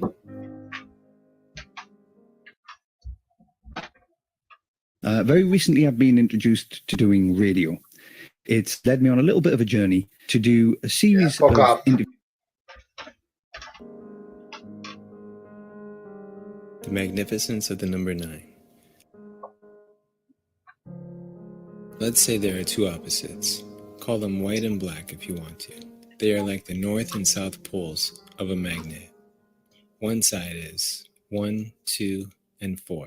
The other side is 8, 7, and 5, just like electricity. Everything in the universe is a stream between these 2 polar sides, like a swinging pendulum. And if you could imagine the movement, it's something like the symbol for infinity. However, these 2 sides are governed by 3 and 6. 3 governs 1, 2, and 4, while 6 governs 8, 7, and 5. And if you look at the pattern closely, it gets even more mind-boggling. 1 and 2 equals 3. 2 and 4 equals 6. 4 and 8 equals 3. 8 and 7 equals 6. 7 and 5 equals 3. 5 and 1 equals 6. And 1 and 2 equals 3. The same pattern on a higher scale is actually 3, 6, 3, 6, 3, 6. But even these 2 sides, 3 and 6, are governed by 9, which shows something spectacular. Looking closely at the pattern of 3 and 6, you realize that 3 and 6 equals 9. 6 and 3 equals 9. All the numbers together equal 9, both ways, excluding and including. So, I'm just saying, going to say something that occurs to me, or heart, is 1/3 is away from the top, 2/3 away from the bottom, and we're told 1/3 of the angels fell, right? So, if you look at the 3 on screen as well, it's half of an 8, and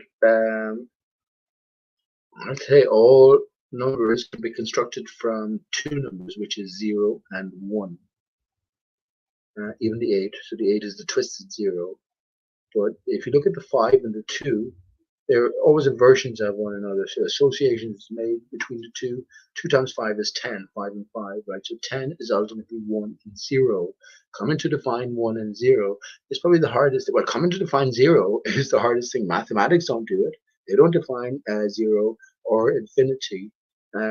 So yeah, sorry, let me just continue 3 and 6. So 9 means the unity of the both sides. 9 is the universe itself, the vibration, the energy, and the frequency. 3, 6, and 9. Yeah, but the universe is not what you think it is, man. The universe is not what they think it is, but it's giving us a context as well. So we've seen the furthest, right? Or we've wrapped our brains around furthest extents. So now that everything's brought up into close perspective, how does that change things? That's a question I'm asking myself now. I just don't want to get too involved in this. I really loved maths when I was younger. In school, I was good at maths, and I enjoyed it. And maybe I enjoy it more now, understanding that you have to simplify everything. As I say, 19 is the eighth prime number. Here we are 19 years after 9/11, which is about 2 becoming 1, which is about 11, 9, which is 9/11, becoming 1, 9. 9 is the eighth prime number. So from that divided state, uh, uh, the screen up blank. Okay, yeah. From the divided state, unity, if you want, unity arises, or befalls. Want to find the secrets of the universe? Think in terms of energy, frequency, and vibration. Okay, yeah. So I've heard lots of this stuff, some of this stuff before. Well, yes, energy, frequency, vibration. I talked about the clouds staying in place via cymatics, clouds being soil particulate in an energized environment which absorbed the water particulate. I don't think Nikola Tesla existed as such. No moving images, the most famous man of his time. And yeah, I think he's a caricature, just like Albert Einstein, which is just an opposing side. People say, well, works at Tesla was covered up, and he was sort of forgotten by history, but not really. Look at the name Tesla now is known by everybody. Elon Musk has his Tesla car, and I didn't realize with Elon Musk, it was a Tesla Roadstar, right? So his Starlink, Elon Musk, Seth MacFarlane, Seth, right? Oh fucking hell! Remember the legend of the Wood of the Cross talked about only Seth and the Queen of Sheba having this knowledge and awareness of the direct line between the Tree of Life and the Wood of the Cross. So the origins of mankind and propagation to the death and resurrection of mankind. Only Seth and the Queen of Sheba. I pointed out just as a curiosity last time the family's name is Sheehan. And so Sheba, Sheehan, we have the H in place of the B, BH, right? I'm talking about the 8 all the time. So, but yeah, there we have Seth, Seth, and well, yeah, Nikola Tesla, a counter sort of part to Albert Einstein, and well, Seth MacFarlane playing the role of Elon Musk now, who's much about Tesla. But yeah, once again, to divert, he had his star car, his Starman, his Starlink, his Roadstar, Tesla Roadstar. So yes, it is certainly all about frequency, energy, frequency, vibration. Well, I'll go further and say it's all about Aristarchus, which gives us all of this, the divided tree of life. That's shooting up from the North Center, and holding back the barrier collapse as it is, and giving us our natural world, right, which is completely unnatural, which is, well, I say about to be repaired. Is it about to be repaired by the fallen angels? So they're going to do the best they can in this hell on earth, and there'll still be deception at the very core of our future pathway. Well, I'd be desperate. I'd be desperate. I couldn't live with that. I could even if my life would be 100 million times better, if I just forgot and I was living a lie, I don't think I could do that. You know what I mean? So that's a possibility. The Fallen Angels Babylon Part 2, right? Building a tower to may you build a ladder to the stars and climb on every rung, and may you stay forever young. So yeah, I don't hold Nikola Tesla existed, another character scripted in. And yes, after the energy, frequency, vibration, this is the ether, friends. This is the thing that certain truthers refuse to talk about en masse. And once again, in a flat and enclosed Earth system, divided system, unnatural state, ether, well, is all important. It's paramount, right? So let me finish this video and there's Nikola Tesla.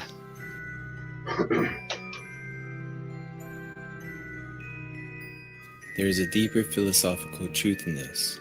Just imagine what we could accomplish if we could apply this sacred knowledge in everyday science.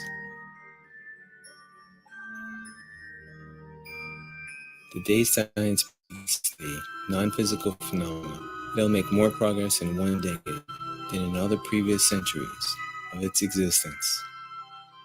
Nikola Tesla.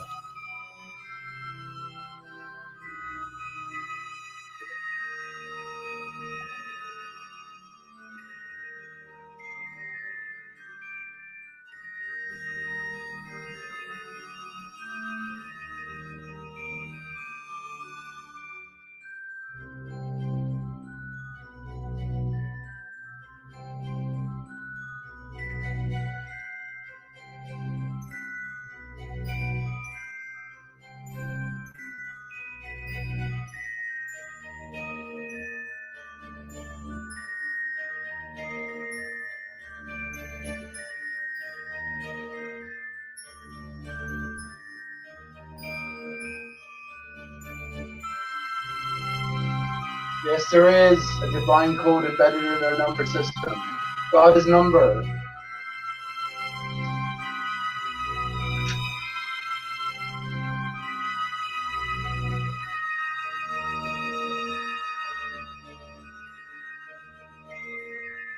Oh, I talked about the square and the circle earlier on, didn't I? The boxing ring.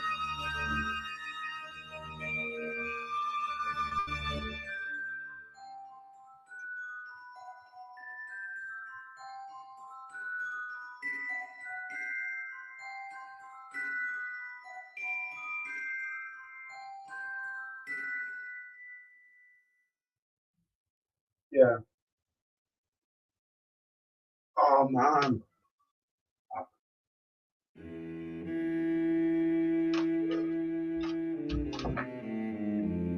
Not meaningless numbers. Here, listen to this. So, it all comes back to a circle and a line, right? The relationship between the two. God is number, but God is the divine. Divide, right? So the God is a division. This is why the Son of God, who is God, came into being. Because the zero divided to give the one. Well, ultimately, to give, okay, to produce everything. The zero gave us everything. When you twist the zero an infinite number of times, you get one. When you twist it once, you get infinity. But, right.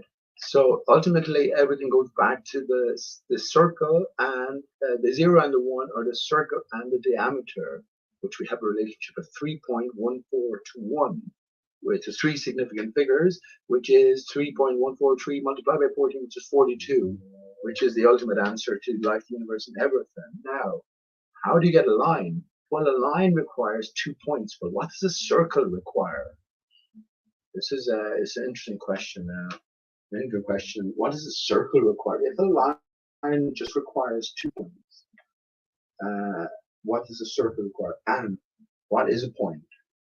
What is a point as well? And well, then we start getting into the zero zone, because a point is of zero dimension. So this is interesting, and I'll tell you my answer in a second. Let me finish out this. I'll tell you my answer, and it ties into all of those different shapes, the increasing number of sides he inlaid within a circle there. So imagine if you could increase them infinitely, and this actually ties back to pi and how they calculate pi. They insert a polygon of well, as great number of sides as possible within the circle, and they calculate it mathematically based on the one. So there'll always be an error. And funny enough, this is why pi is a transcendental. It never repeats, and it can never be listed in its entirety, as far as is known anyway, because it never repeats. And I think the latest record is something fantastical. It's like something, they have pi calculated to 60 trillion. Honestly, it's something like, it is something extraordinary like that, 60 trillion digits. So all they've done is increase the numbers of what? Think about it. What have they done to create that polygon inside the circle? Right. So think about it. I gave my answer, and it's very simple. What does a circle consist of?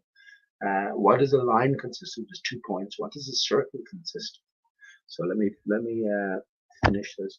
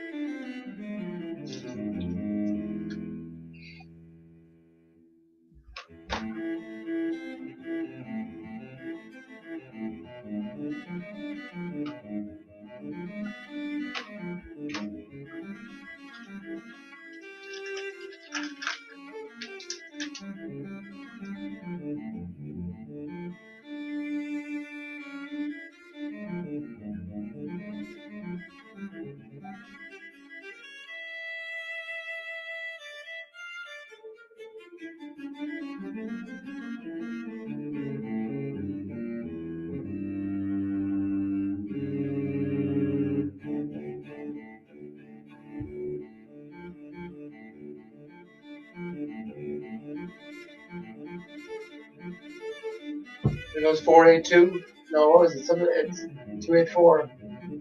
789.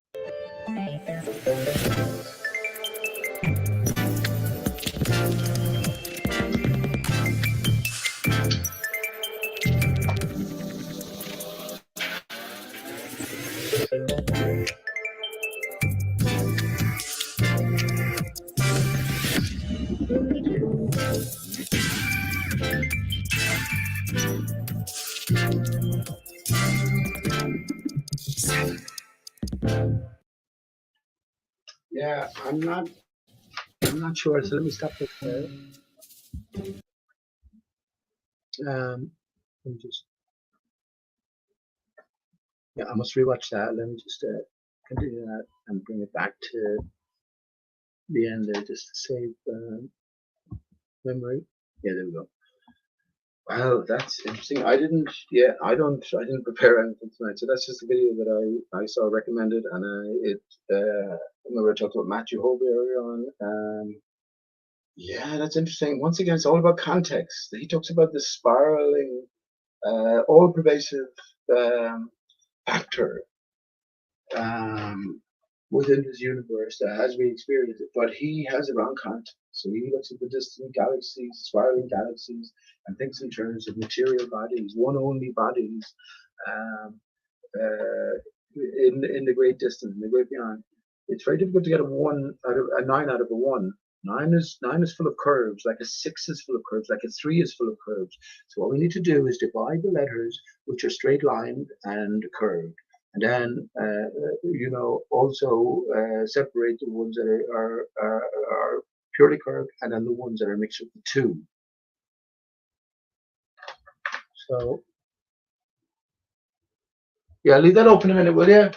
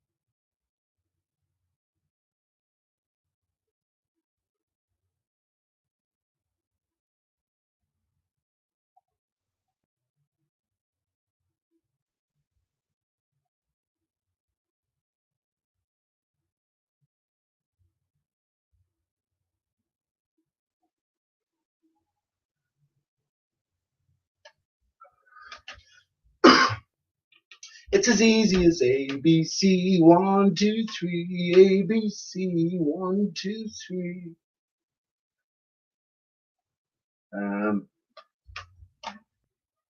Let me just tell you this.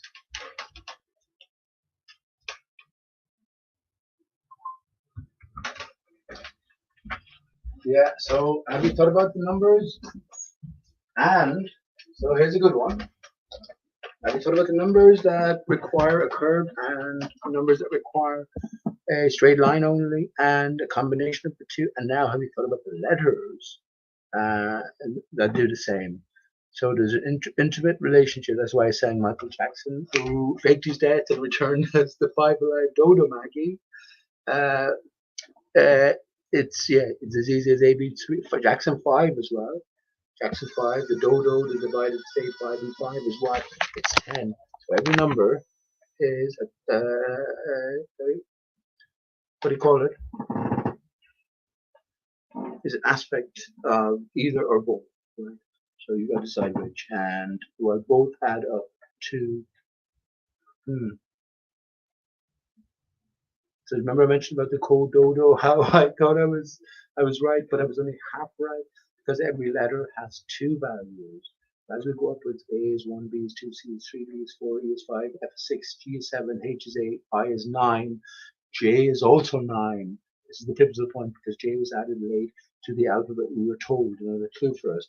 And then we go back down and K is 8, L is 7. Can you see how much sense it makes for L to be 7? M is 6, N is 5, O is 4, P is 3, Q is 2, R is 1, S is 2, back up. The T is 3, U is 4, B is 5, W is 6, like the M, W and M are 6, X is 7, Y is 8, and Z is 9. Now, with each one of those letters, as I've given you those values, that's only half the story. You also have the equivalent value when you take away their initial value from 10. So A will be 1 and 9, B will be 2 and 8, C will be 3 and 7. This is the key point. If we just look at the letters themselves and how they're constructed, that is significant. How they sound, that is the significance, and how they relate to a numerical value, that is significant as well. To realize all numbers are based off two numbers, which is 1 and 0. And we can focus in on the 1 and 0. What's the relationship between the two? What is the 0? As materialists, as heliocentrists, as big bangers, as evolutionary men, and women thinking minds, we deny the 0. There's no greater immaterial power. Everything is noble, accountable. So yeah. It's only by coming away from that, which is what flat Earth brings us, that we can reintroduce the zero and see everything here in different terms. And even what he was presenting there, I don't take with a grain of salt. I know that it's sort of limited in a sense. It has the wrong context. But what I might take from it, I'll have another look later on. Maybe I'll probably forget to look about it, but I won't because I didn't see fucking half of it.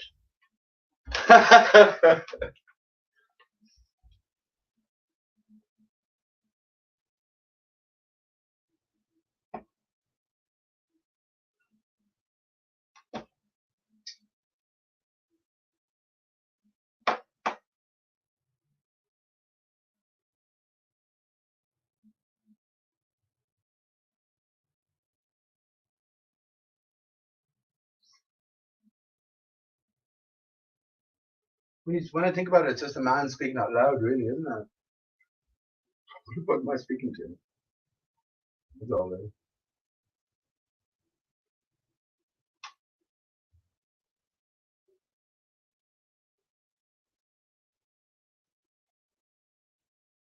Well, yeah, so just thinking about it as well. Remember I mentioned the Father, Son, Holy Spirit. The Father is the zero, the Son is the one, and the Holy Spirit is infinite. Because the infinite is, they're sort of infinite and one are subsets, are derivatives of the zero. When you think of the human body itself, male is the one. Ties in with the sun being the one. We are male, we are the sun, the material sun, with an immaterial core, right? And the female is the zero. Now, we're thinking about the one inserted within the zero. So we think of the skeleton inserted, especially the spine, inserted within the fleshy body confines. The skin, SKN, right? That's, come on, it's the skeleton key. I mentioned the mouth earlier on. I body a veil, right? The mysterious or anything here. I'm just covering up 2.88 mushroom, my pointy, what do you call it? I don't know. I think it's maybe the aspect you're looking at, but I mean, I don't know. I mentioned it as a possible excuse that I was with a forceps, but my brother Nigel was born with a forceps. He definitely has a sort of a little point in his skull. But I'm thinking now it's my mother's family, and I don't want to think about those things. I'm kidding. But I mean, yeah.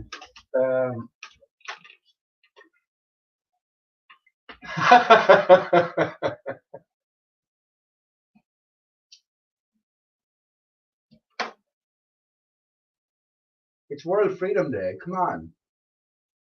Actually, fucking hell.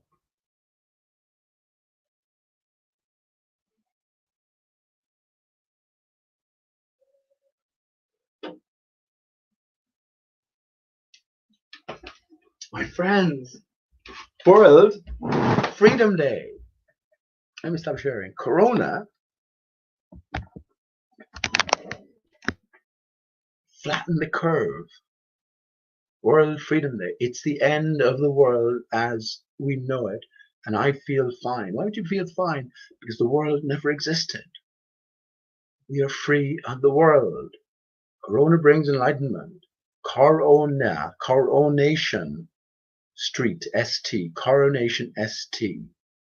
Royalty are crowned. Are you royal? You are Alice, all of us, right? Alice received her crown after.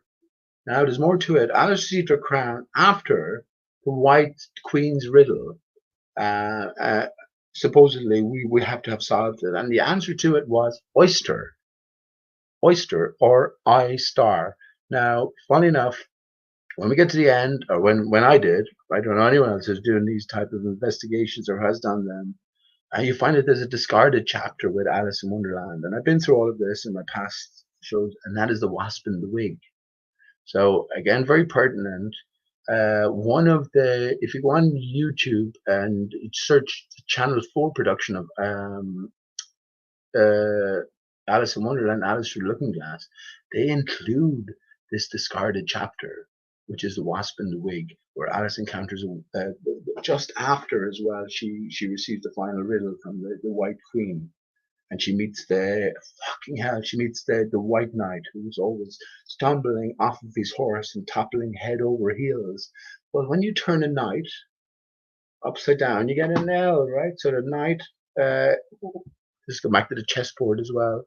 But now remember I mentioned I showed you the black book the last time. I just rested my foot on it at the minute. I haven't opened that book. Outside of that, I haven't. And look, it's full of just notes, my own notes for no one else, just for myself, just following. Not even for the shows here, just my own as I'm going along. I actually bought this book for. Look, look at talking about the numbers and the letters. It's come back about 3 years now. So you write them all down and you see what the relationship between them is. But yeah, I haven't been to any of this in at all really since I did it. I've been meaning to go back to it, and maybe now is the time. But Alice in Wonderland is all in here. Wasp in the Wig, the greatest. I would say the greatest one when I consider this in the greater scheme of things, one of the greatest treasure finds in history. It has to be. It has to be the last initial plate etching of Alice in Wonderland and Alice meeting the dodo in chapter 3. Yeah, the original was lost. The rest of them are found, and all subsequent copies, including all on the internet, were based off of the 91 original plates, but the counterfeit plate or the replicate plate, which lost some of the detail. Well, Piche found the original plate, and what it featured was, in greater detail, it was an exact replica of every other copy at the time, but it featured a face underneath the dodo's wing. And that face, my friends, was the face of, well, what's the most famous band in history? That's right, the Beatles. Who's the most loved member of the Beatles? The most prolonged member of the Beatles? Paul McCartney / Paul McCartney. So in one sense, he's the most famous music man in history. Well, it was his face that was underneath the dodo's wings. You might say, how is that? Yeah, because the original etching would have been done back in 1865. Well, the story was already written. Band are clue members, they're clue givers, right? So what do we find in the rest of the band? Well, we find Ringo Starr and George Harrison. George Harrison has no middle name, by the way. I think that's very significant. He's the most significant member of the Beatles. The dodo, which is Paul, leads us to Aristarchus. So there we have George Harrison. The son is Aristarchus and Ringo Starr. So Harrison, Star, Cus turns out to be a diminutive or a shortened version of the name Jesus in the Spanish language. John Lennon is the Jesus-like figure. We're bigger than Jesus, you know. So everything connects in that way. It is a coherent line, and no one else is telling the story. I don't have anything to bounce off anybody really.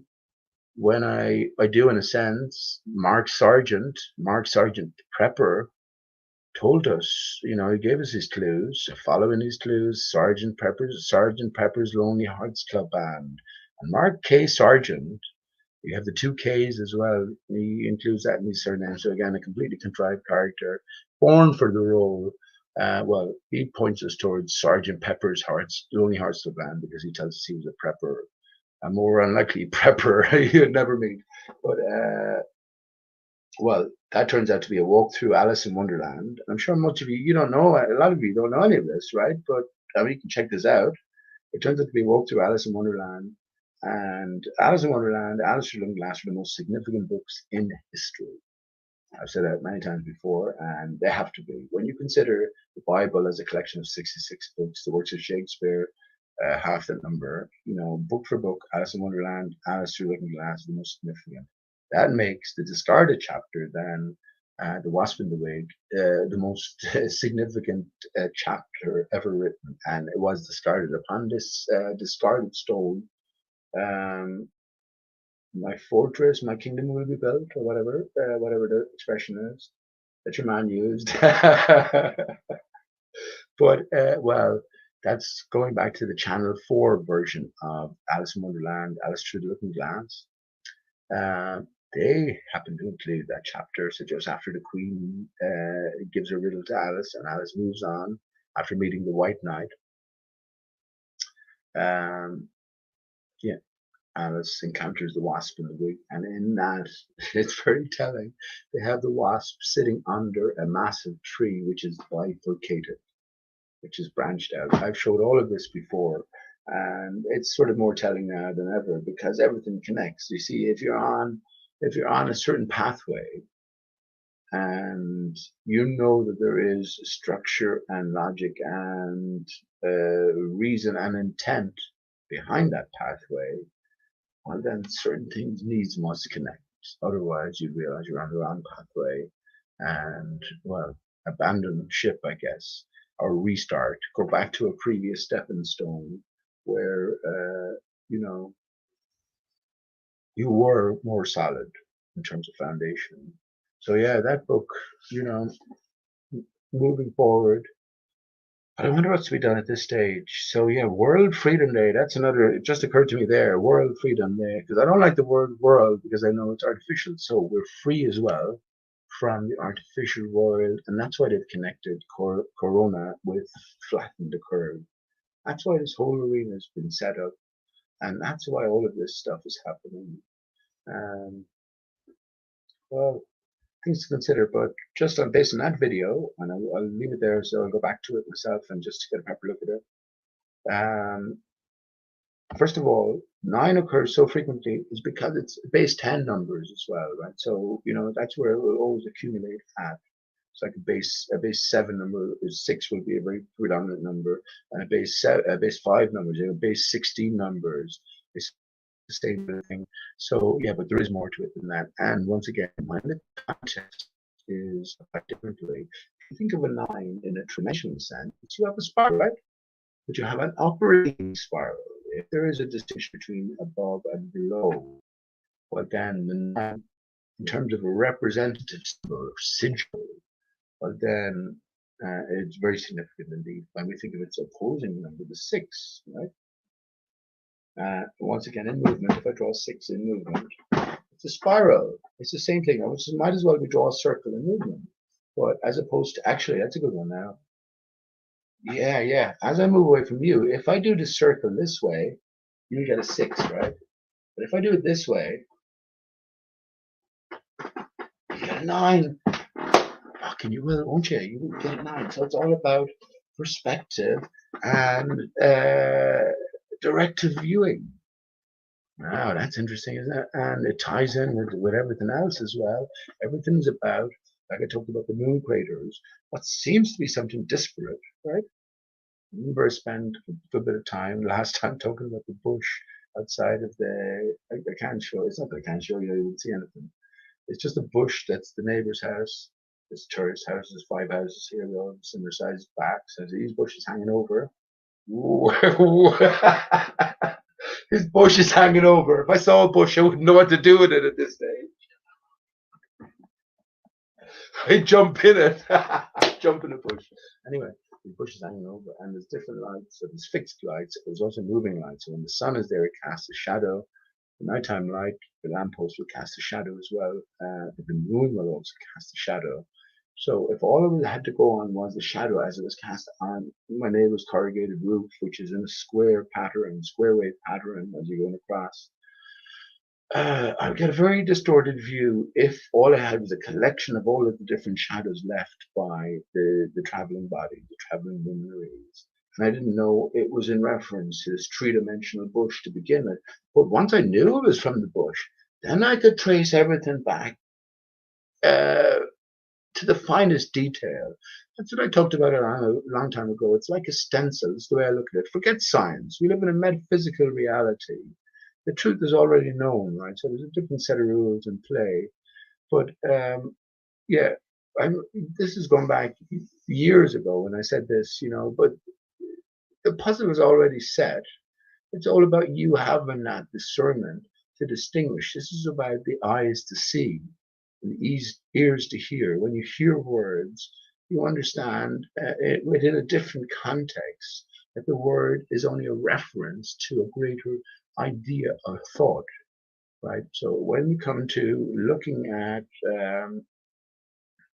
trying to make sense of something, even though it's so familiar, the moon is so very familiar with us.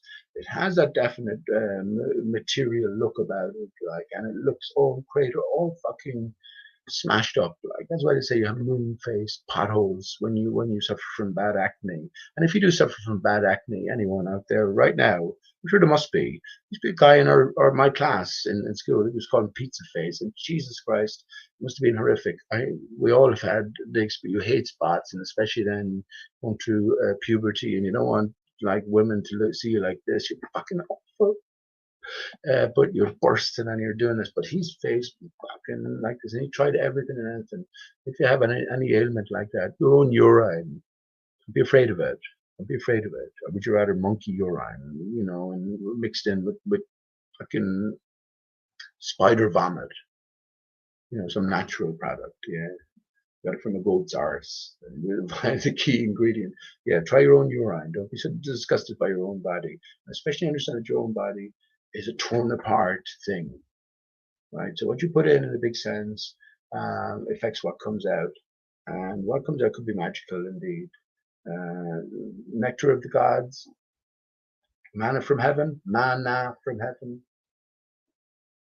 This is the urine, the semen, right? And, you know, for the women, just vital fluid pools in the breasts. This is why it's the vital milk, the child's milk, but in the male, in the testicles, right? And yeah, we have the vacant, lacking for the woman in terms of the womb and the greater vacation within that area, and then the male is the sort of pulled apart aspect.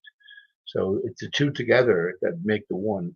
But yeah, I mentioned about the sun representing the one and the zero then representing the woman. So in that sense, the greater, well, where does our greater, actually I meant to play a song as well, and I don't want to leave that too late, but ultimately getting back to this greater central spine system, right, which connects with the greater body. It's the one and the zero in a different sense. And, well, yeah, you've got to apply it to you. It's only your story, and your story is my story. How your body works, if you're a male, it's the same as how my body works. And if you're a female, how your body works, I want to know. So please give me a call. Leave a nice message. Actually, I get a few messages from. I don't get. Yeah, and I don't push too much about messages these days. Just taking a back road to everything. But a few messages from. Well, everything is so freely available now. Isn't it? Used to do is ring a certain number, but yeah, it says male and female divide. So the greater Mother Earth, the greater zero. I mentioned the last time about the moon landings, right, and how on the 20th of July, 1979, we had this reunification between the divided states, the male and female, and everything reverses. So Father Sky, Mother Earth, but the Father Earth in terms of the rocket penis shooting off up into the sky and connecting with Mother Moon. So I guess one is the solidity, one is the reflections. All the skylights are reflections, where there is a solid sort of divide between Earth realm, space, and well, waters beyond. Because it's all a construct, we might as well be in a womb. We might as well be in the mother's womb, waiting to be reborn. Maybe this is what the Star Child is about at the end of 2001: A Space Odyssey. There's that star popping up again. Holy Wood Star, Judy Wood, Dmitry Kalasov, and your only other option with 9/11 truth is Simon Shack SS. Simon Shack later turned out to produce his SSSS model of the universe, where he had a globular Earth, but it's stationary or relatively stationary, and everything else moving around it. That's what I wanted to show you. I'm going to show you that for consideration while I'm playing the song. How would you feel? Okay, I'll put how would you feel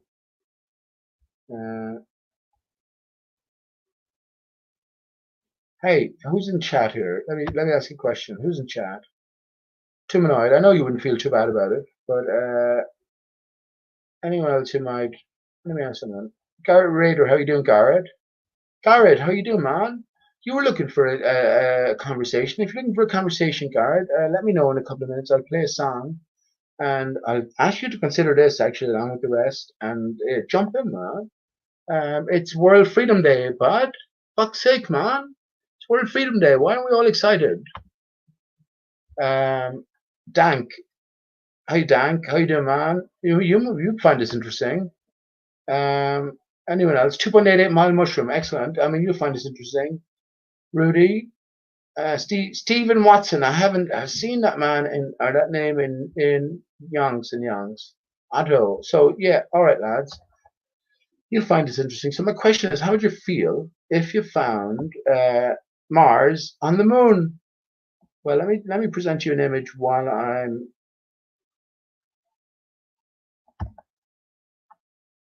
let me present you my whole screen here, and just an image for consideration while I'm just going to the toilet and setting up for a song. So no volume is needed, and I get a few more songs in before it's too late. But fucking hell, there's nothing happening. Nothing happening around. The whole place is quiet as anything, and I love it. I kind of like it. There's real love in the air sometimes. There's real hardship around as well. So homeless people inside now, and I know a lot of them collect.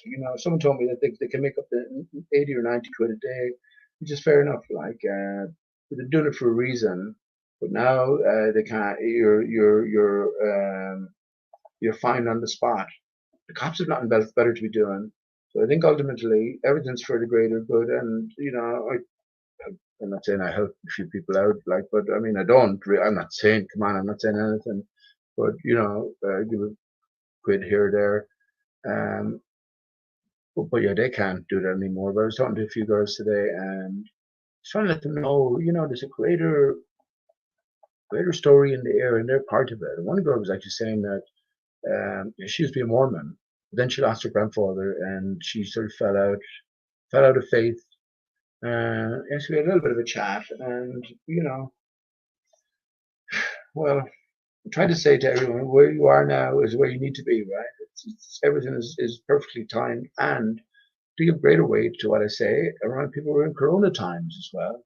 No one's ever seen anything like this. I'm not even going to go into it being a hoax or anything. It's just that like there's this possibility for something that is never experienced before. Hope you can see my screen. These are only shitty fucking screenshots, but all you need to do is get the general idea. I think I'm overtaxing my computer here, so I'll take it a little bit easy.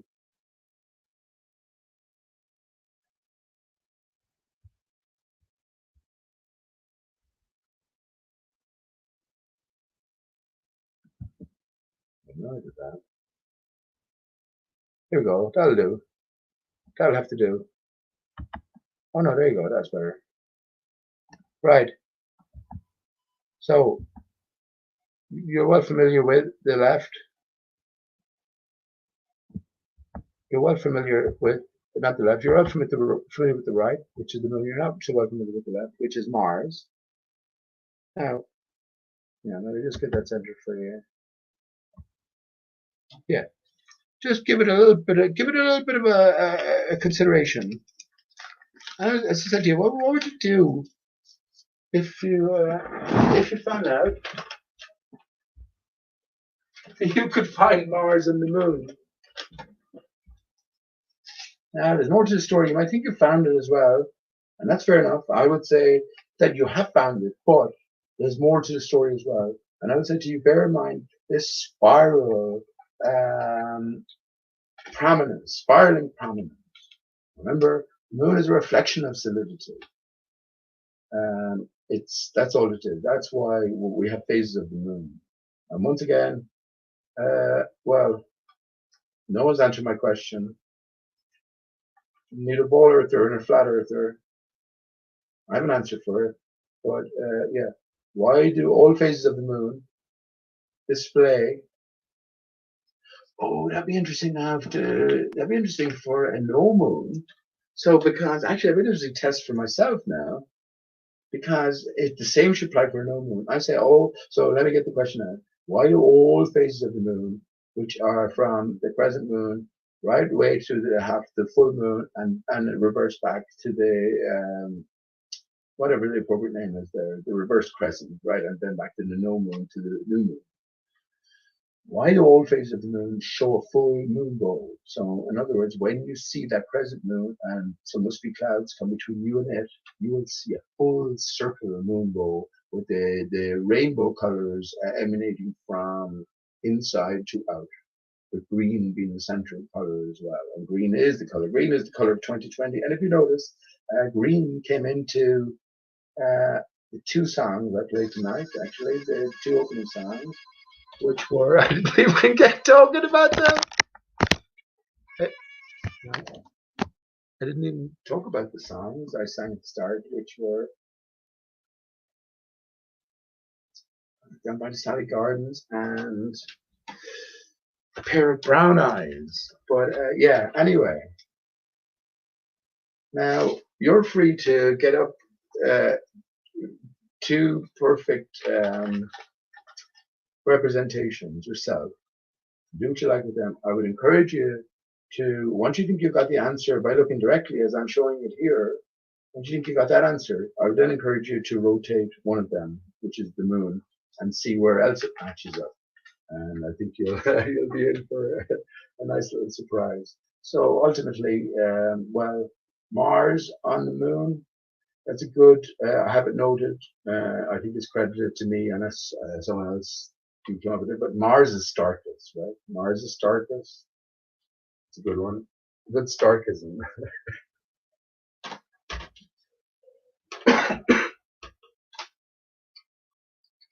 Fucking hell. You think about it, so much of this stuff that I talk about matters to so few people.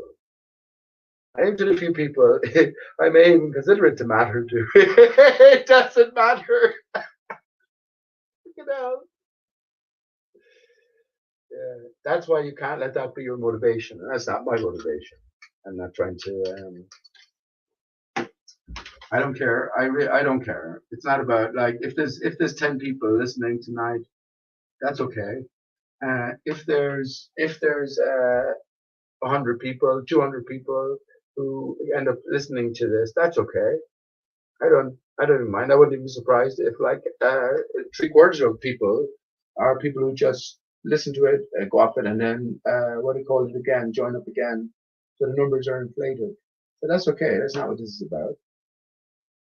But can you see? Does anything immediately jump out? Now I will say about the planets, right? So my own realization, or well, my own position, I guess. The further out you go to a planet, it's like we have a magnifying glass. You're looking at something specific, close up, you're seeing all in detail. I look at the same thing from a different distance. It's more sort of blurred, and you're not seeing an aspect of it magnified. Well, what I say about the furthest out planets are it's the more sort of zoomed in it is on a certain aspect of the moon. But once again, it's a bit more complicated because everything is it's like a fractal expression of everything else. It's ultimately you're looking at the same thing at no matter what scale. You know what I mean? I think it's as simple as that. It's like, and again, mirror sky, right? Mirror sky, and ultimately it comes back to what is at the center, doing the projecting. Well, you know what I'm going to say, friends? Aristarchus. Aristarchus. Aristarchus. The church is at the central sort of pinnacle of everything that's going on. Church, C-H-U-R-C-H.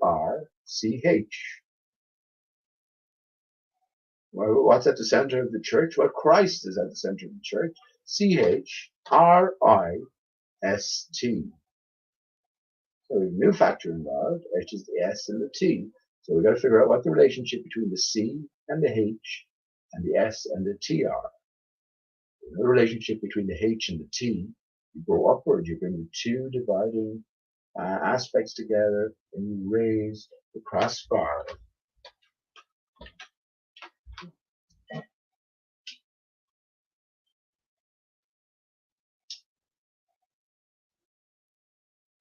I think we're after reaching World Freedom Day, Steve. We're free of the world, my love. Fucking hell.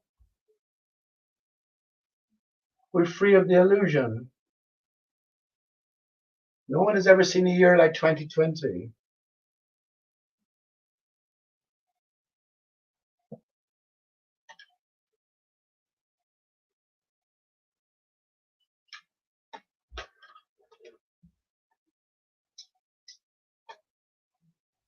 Hindsight is 2020. Back to the Future, 88.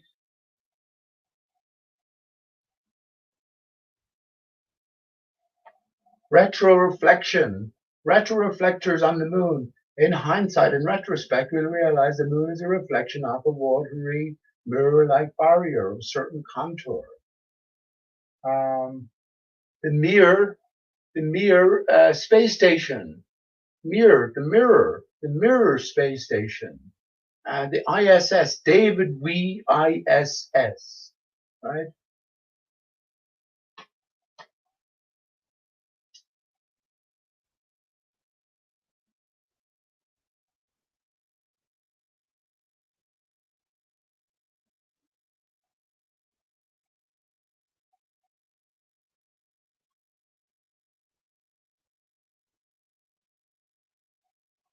So the greatest American hero comes to my mind. I actually went back and I looked at it.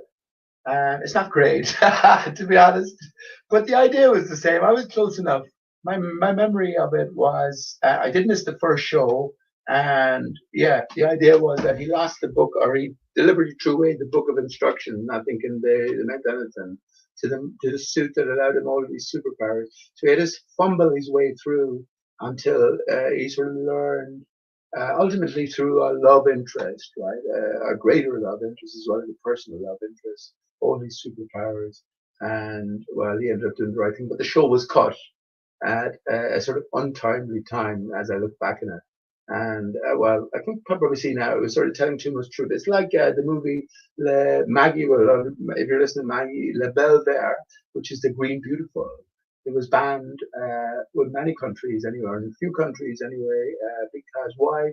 Well, it was too revealing. It was too revealing, and it's funny that the Green Beautiful La Belle Verte is in it, right? So once again, the green being the central light of the rainbow. And is this the true light? Is this the true light? And everything else then as you go towards the red side or the violet side are variations ultimately through water. Ultimately through water, so it's got to do with frequency, intensity, constituency, and well, dimension. If that mirror reflective surface is 60 miles up, as I go directly up, my brain, I'm depending on where I am latitude, I'm about 50 degrees, about 50 miles, something like that. You're closer down to zero. It comes closer and closer, and that's why you have the inclement snowy weather. When you get snow, the clouds are lower. The barrier is more imposing north and south, and that's my picture. Right? What's your picture? What's your picture? I can't get fucking an answer out of Nathan Oakley in 4 years. He says he's in awe now and fascinated by the real nature of the world, knowing that everything is a lie, and the greater truth awaits our exploration. What has replaced the vacuum of space, Nathan? Don't know. Well, have you thought about like the different possibilities? Don't know. Don't know. I don't know. I don't know.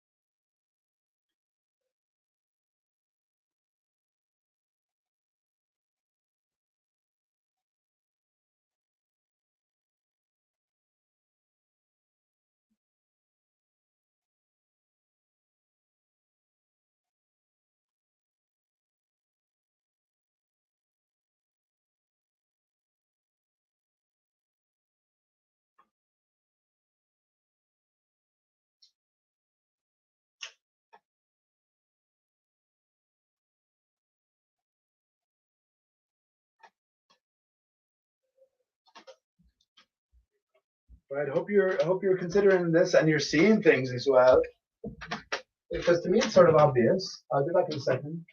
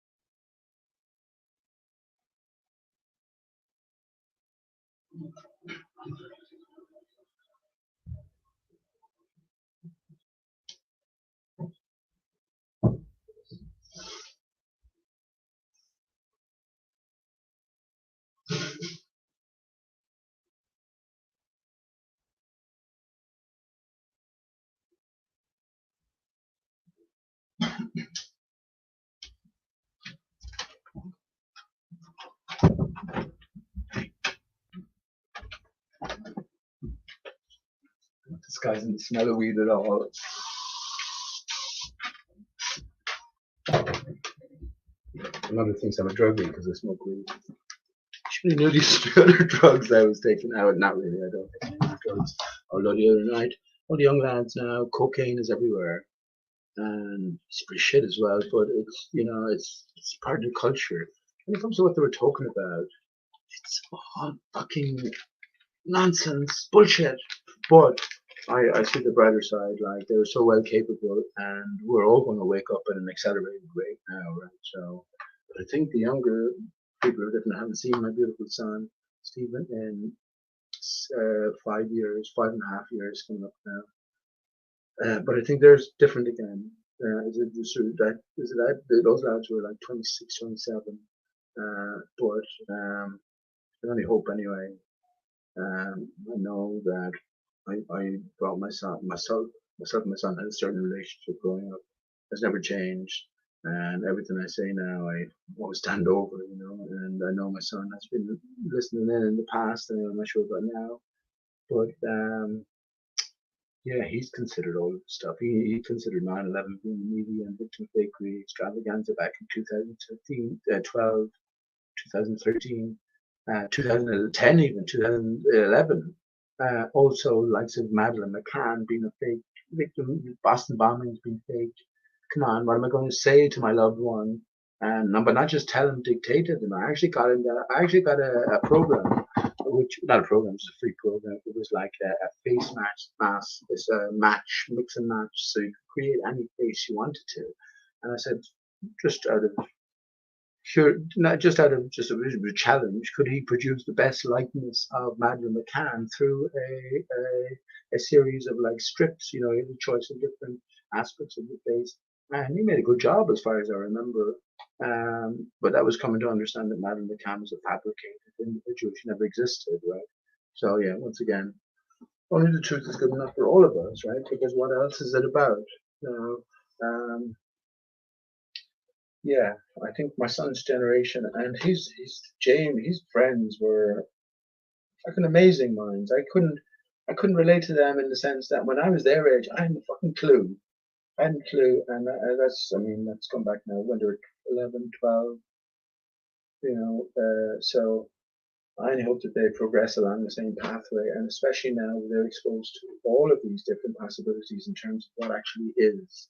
So it's not taken away from anyone, and especially David or Liam, all excellent, fine people in their own mind, but just fixated with cars or the Kardashians or just the stupid jokes, really. When you come in and talk about something serious, then I'm not interested in that. Well, what are you interested in? Interested in myself, get my end away. All right, fair enough. I can't take that away from you.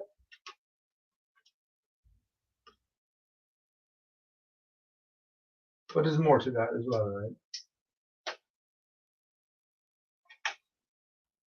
You did know about the dodo dilemma, which is I'll bring it up in a few minutes, actually, which is a very interesting recent addition to the psychoanalysis sort of book on what's what. I think the upshot of it is that ultimately every methodology, every approach is ineffectual. It would lead ultimately to the same outcome. And I can sort of get that, but the reason that the Dodo dilemma is what it's called. I'll bring that up after I.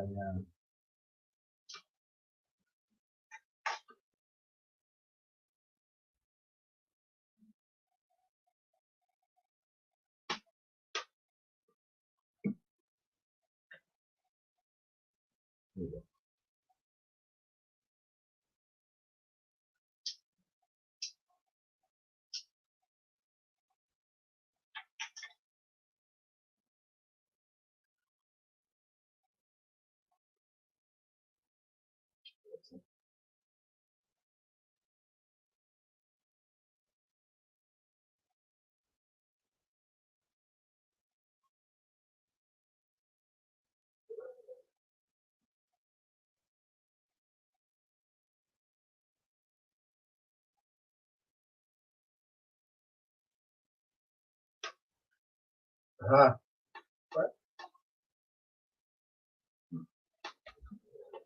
Wow. Well, isn't it funny? Isn't it funny? We're just talking about that. We were talking about the spiraling, the whirling, the world, friends. Wow. World Freedom Day. World Freedom Day. Well.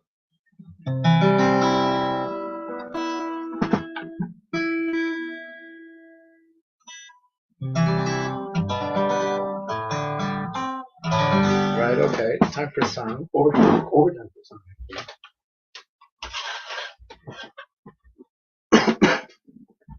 I've tried to down a small bit, but not too much as well. Not too much because, you know, we kind of unnatural conditions. A guy actually came out as we were sitting out there. It was a lovely evening. It was great. We all would come away saying that was a great evening.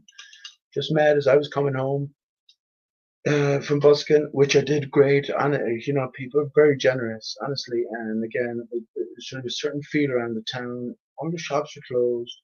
I was feeling, I never told you, when I was in tonight, right?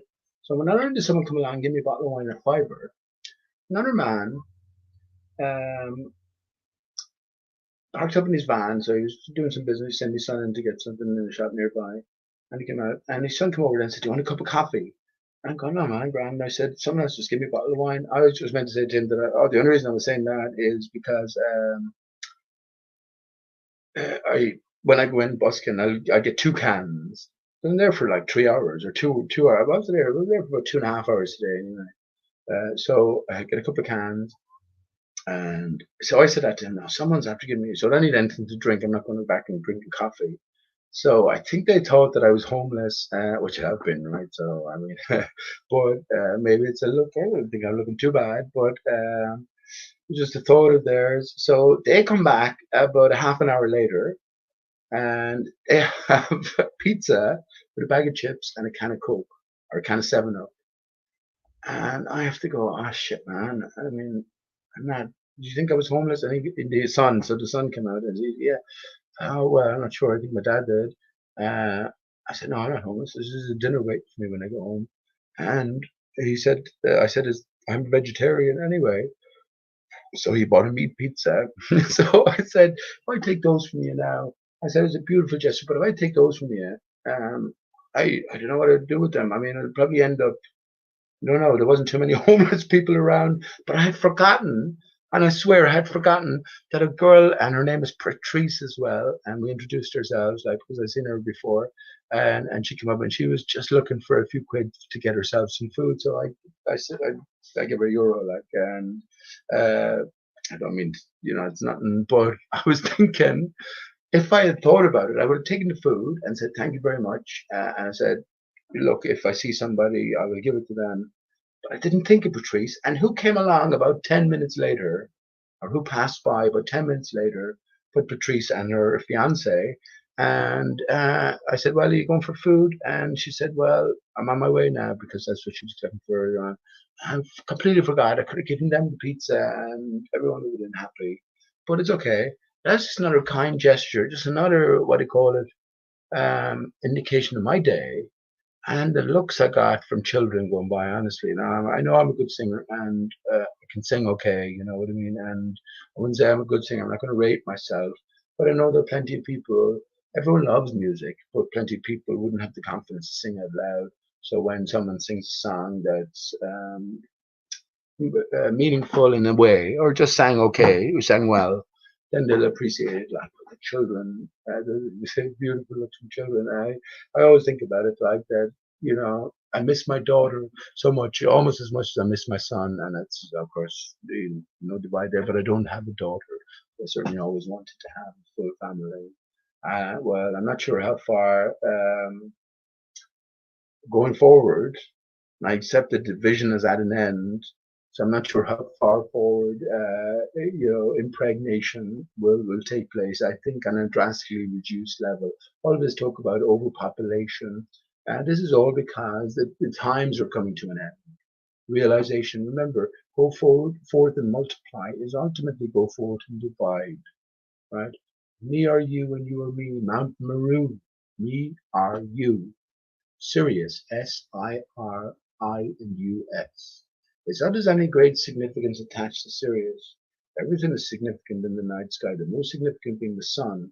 Ultimately, everything is a reflection of these emanating core energies, which is the core of the tree of life. Has to be, right? Has to be, and that's listed, named, decided to be Aristarchus. And as it rains outside, I love the rain. So here's to reunification, friends, and here's to the end of the world as we know it. And we feel fine. I'm not going to sing that song, but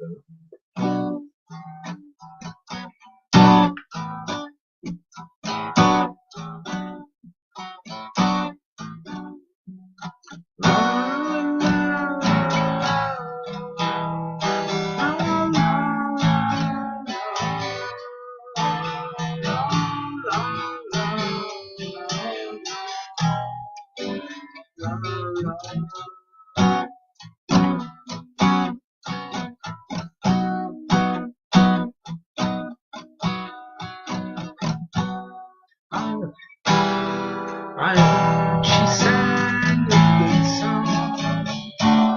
I heard she had a song. And so I went to see her to listen for a while. And there she was, a young girl, a stranger to my eyes.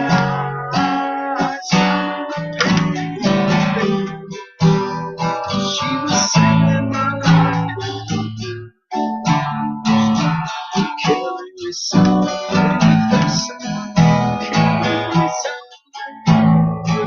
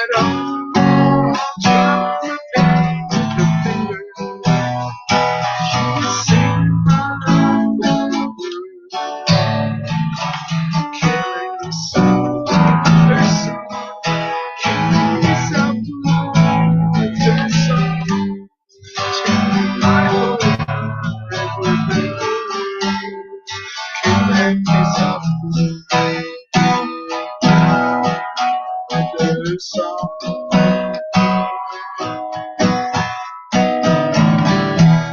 I felt as if she knew me and all my sad despair, but she just looked right through me, 'cause I wasn't there. I wish that she were, but she just kept right on trying to be. I was singing my life with song, with her song, with her song, telling my whole life with her, killing me softly with her song.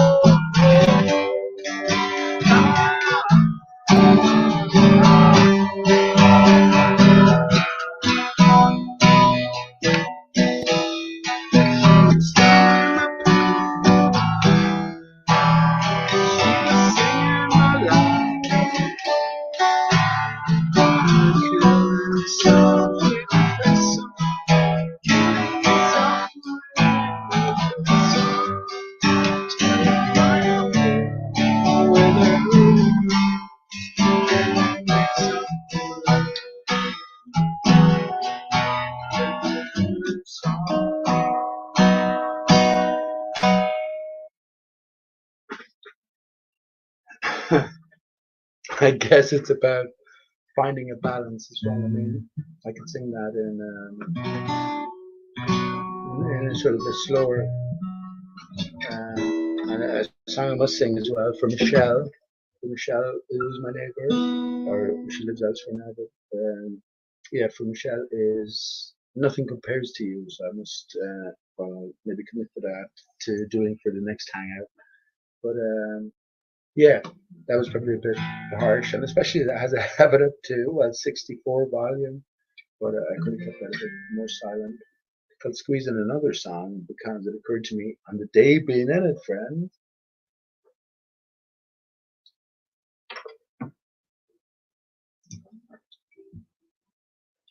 It was Freedom Day. It's been scripted out. It's been chosen. Saint Benignus Day. Benignus. B9us. B9. Everything is relational. So 9 can't be anything unless it's a relation to something else. Ultimately, it's a relation to the 8, right? But ultimately, the 8 is nothing without what? Not the 1, the 0, because it's a curves, right? When we think of God and good, we have G-O-D, G-O-O-D, right? So the big O, as I'm looking at 2 big O's on the screen with Mars and what do you call it?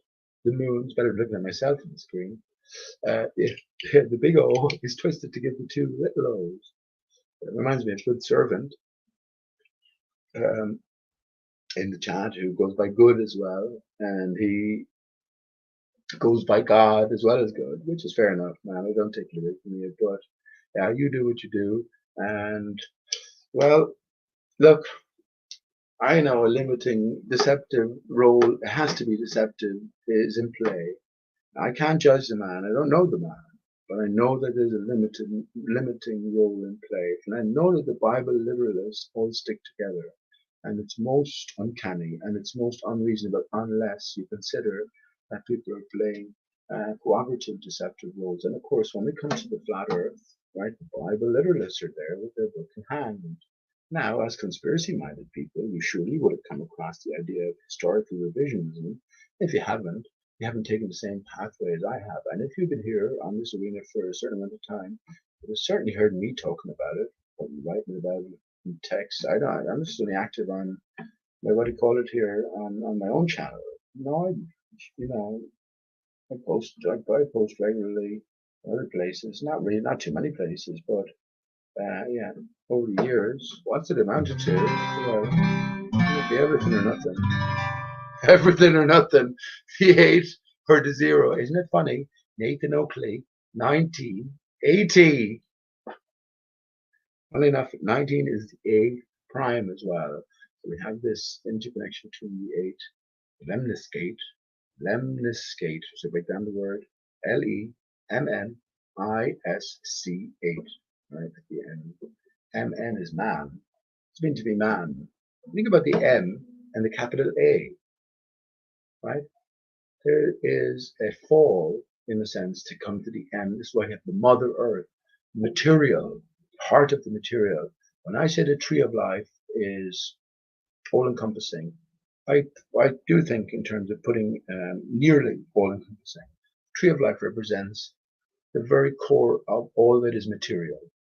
Everything stems from this spiraling pattern, from this 369. And by the way, a circle is made up of an infinite number of lines. Think about it. So think about that. Think about it seriously. Think about that. What I mean by that. Remember, we agreed that a line is made up of 2 points, and a point is an instant of 0 dimension. But a circle would be made up of an infinite number of lines. How is that possible?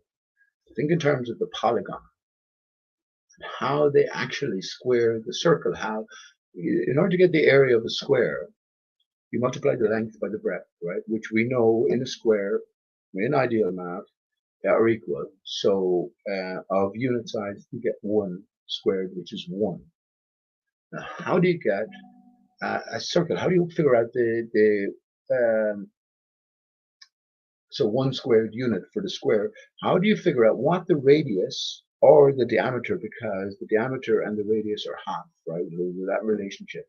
How do you figure out what the diameter needs to be exactly to get a circle which encompasses that exact same area as the 1 unit squared square? And this is where the relationship between the line and the circle comes into things. And again, this is why a circle is an what did I say? An infinite number of lines. So can you see where I'm going with that? I'm not going to tell you outright, but you see where I'm going with that, especially in terms of the polygon.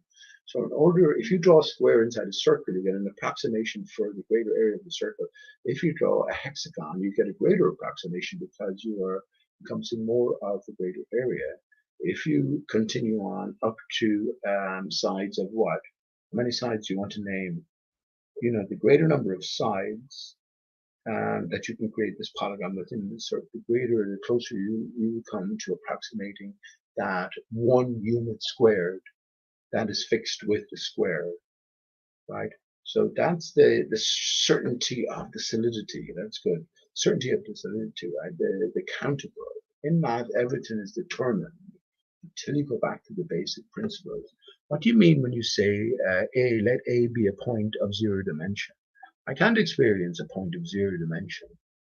So anything after that, I'm delving into something ultimately separate from my material reality experience. So yeah, it's only coming away from heliocentrism we realize is this a material nature, and we should have realized that already, of course, with our own thought process. I mean, take out a ruler. How do you measure a thought? You know, how do you measure a sound? You know, I know there are different ways of sort of detecting it, but how do you measure it in real terms? Yeah, these are different aspects. And well, when I mentioned sound there, when we think of what a sound is, ultimately there's no light. Ultimately, light is an effect. It is an interaction between the source energies and the intervening medium, which is water everywhere, at least to a great degree. Think of the highest cloud structure you have, well, it's water up to that level. At a more sort of vacated, thinned out region, Now, as we go upwards, the electrical potential increases, but the pressure also decreases. This is because we have a pushing force from above, right? We have a vacated area. When they talk about space, space is that vacated area beneath the energized barrier. Watery, energized, invisible barrier. That's why when we go up as well, beyond a certain point, the sky is not blue, it's black. It's a black screen, it's a black mirror. When you have intervening energies, like if you shine your flashlight on a dark lake, you get a reflection. Otherwise, it will just appear black all around. Why do we see it as blue? My own thoughts are, well, it's obviously what's going on in intervening atmosphere, and there is this atmospheric methane.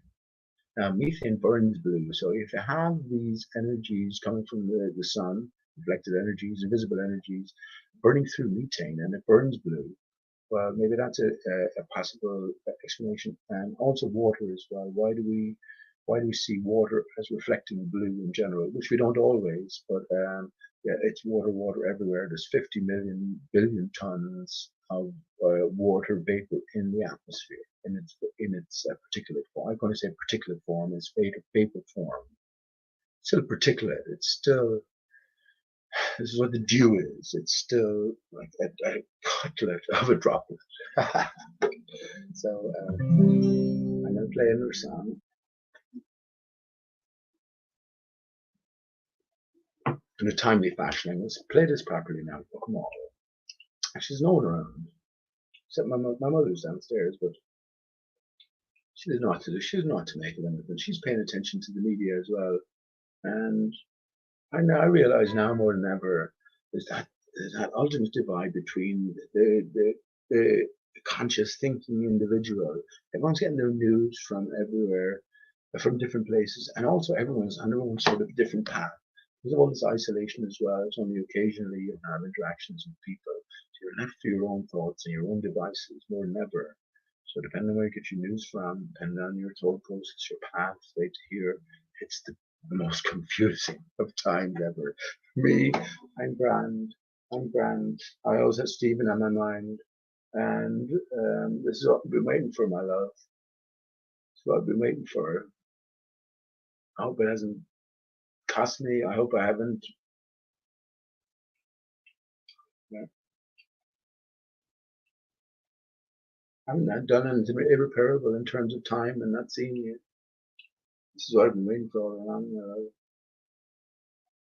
And so, in honor of the date of tonight, 9/11, 2020, 19 years later, where two became one again. World Freedom Day, so freedom from the world of illusions. The 1,000 points of light. This is what I think. It's a perfect day for the 1,000 points of light, where all of the different structures earthwide put in place to conduct energy upwards, to reinflate the barrier, are activated, and Starlink comes into its true effect. If we've been paying attention, we've seen through all of the theater. We can recognize the actors on the stage. What is the greater hand behind all of this? Well, maybe all the people we think we hate, will come to love. I don't know. Maybe all the people we love, or we think we love, will come to love even more. I don't know. Just to love.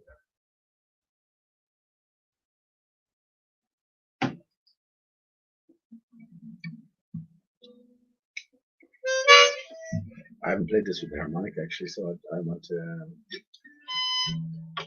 I'd like to hear how it's.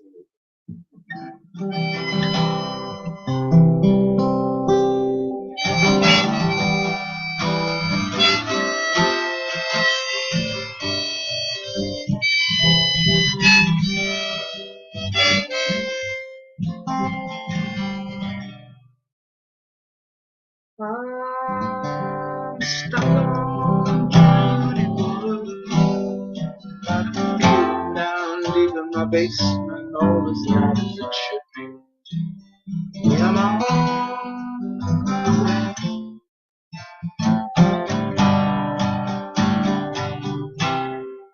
Needed no plane,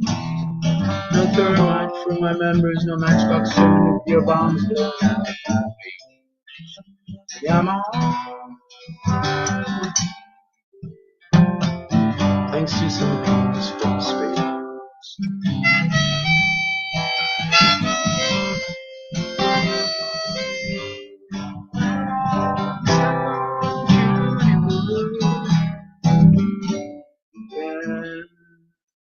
I feel too long first, shacking dreams that I regret. Yeah, I'm on.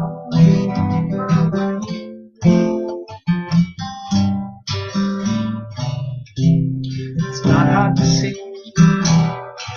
Good, they should know the answers stuck on the reality. Yeah, I'm on. Thanks to some dreams from space.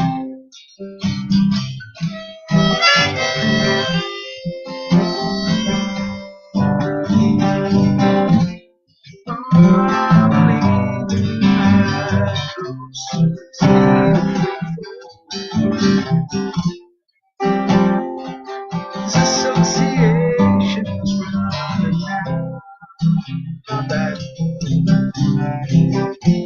to run into my own footprints. It's what I'm desperate for. Next time, their duty, won't you just let me hang on to mine?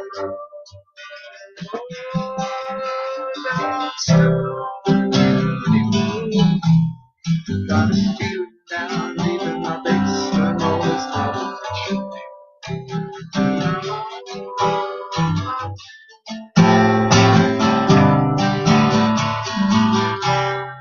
it no planes, no third light for my members, no matchbox coming if your bombs break.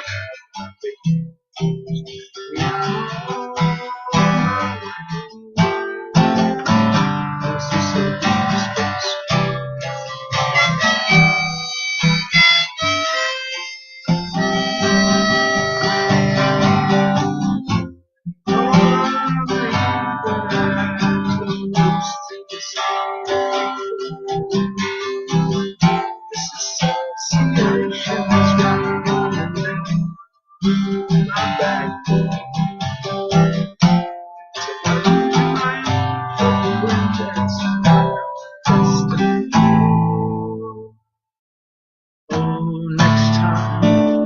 Judy, won't you just let me hang on to my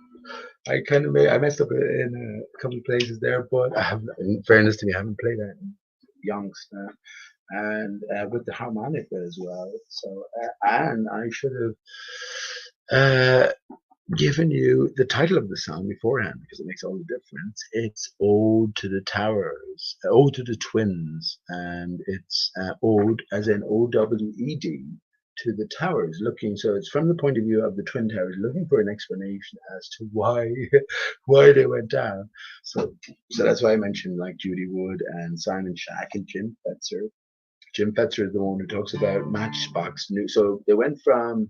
So he went from suitcase nuclear bombs, right? So they're so sophisticated now. They went from like the 60s cumbersome, massive rocket style nuclear weapons, and they got it down to sort of bed size, maybe back in the 90s, maybe early 2000, maybe well before that, maybe mid 90s. Then they got it down to suitcase size, and then come 9/11, to matchbox size. Matchbox size nuclear weapons, which I mean, come on. I mean, we're told it's the same. What size in relation to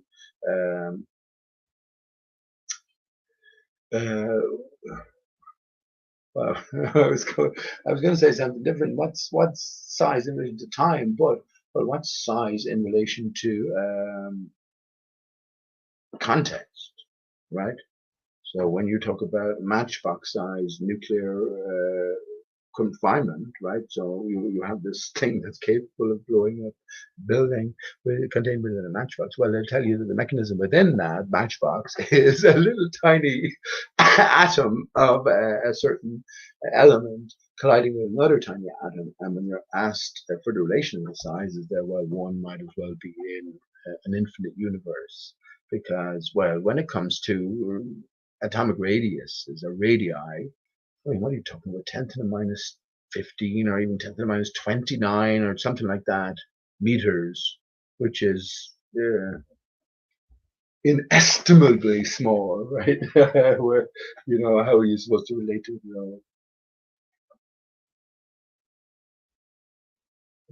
So that was for the day being in it.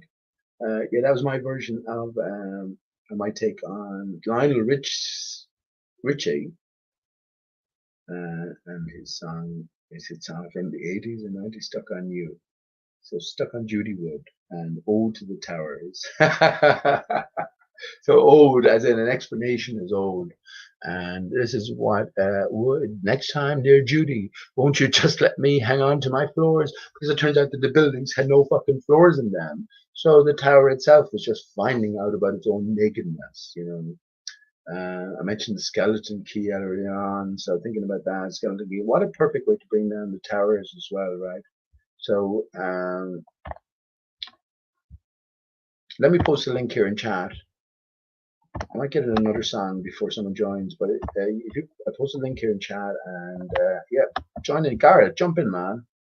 Let's have a little conversation. I know we have similar points of view on things. I'd like to hear your point of view on IPS and what his ultimate goal here in all of this is. But if not, it's okay as well. And yeah, 9/11 on my clock here, 9/11 2020 at 0027, which, funny enough, is 999 that this 27 Club was about. Reference to 999. This is our ultimate goal.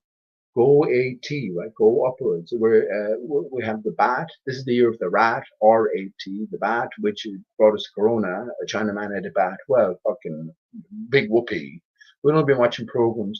I saw Bear Grylls eating a snake's arse last week. So, Chinamen eating a bat. We always knew that they were into weird shit. But when I consider what I'm eating myself, what did you? Oh, I had the side off a pig's arse. Well, that's okay. That's acceptable. When we were younger, I don't eat meat anymore, but I loved certain things, pack it and fry it. Well, I didn't love it, I would say, but eye bones and breastbones are nice as well. So, I mean, these are all fucking the innards of animals. So, it doesn't, if you eat a bat, or you eat a cow, or you eat a dog, it doesn't matter. You eat a human even. No, it doesn't matter. It's all the same ultimately. So, yeah, but the predominance of the AT, RAT, the year of the rat, the bat, which is spreading the corona, the light of heaven, will go AT, right? The go to being the Masonic mascot, if you want. Go AT, go upwards. Realize that there is this divide, there is this choice, and the heart is the center. We're going to go upwards as opposed to downwards into the lower aspects, which are, if you want to consider them, the 7 deadly sins. Of these temptations, to get us into the heart of the material. And the lads I was talking to the other evening, they were materialists. They were like I was back at their time. I was fully on board with that. I was in awe of all of the scientists. So I perfectly accepted that. Look, life is mysterious, but it's ultimately known the roots of it, and the extent of it is known. There's things that maybe not be known. What is the universe going to collapse into a great crunch, or is it going to sort of expand forever? But we know where it came from, so we have half of eternity figured out, right? I fully embrace that. Did it make me live any different? I don't know how it may have affected me. Now that I know what I know, I certainly would have lived differently. Certainly would have approached everything differently, but not in a drastic sense at the same time. Not in a drastic sense. Never done anything too bad, never maybe done anything too good as well. But that the story is ultimately flipped on its head. Well, that's a reality. So where do you go from here? Where do you go? I'm saying that's one first thing. Where do you go from here? Planet is a window to the sea of fear.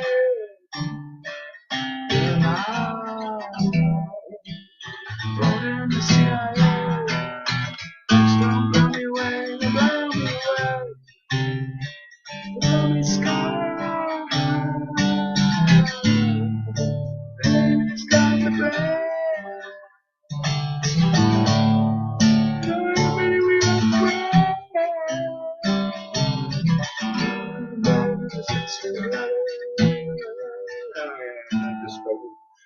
That's Radiohead. Just another one of those songs that came to my brain here.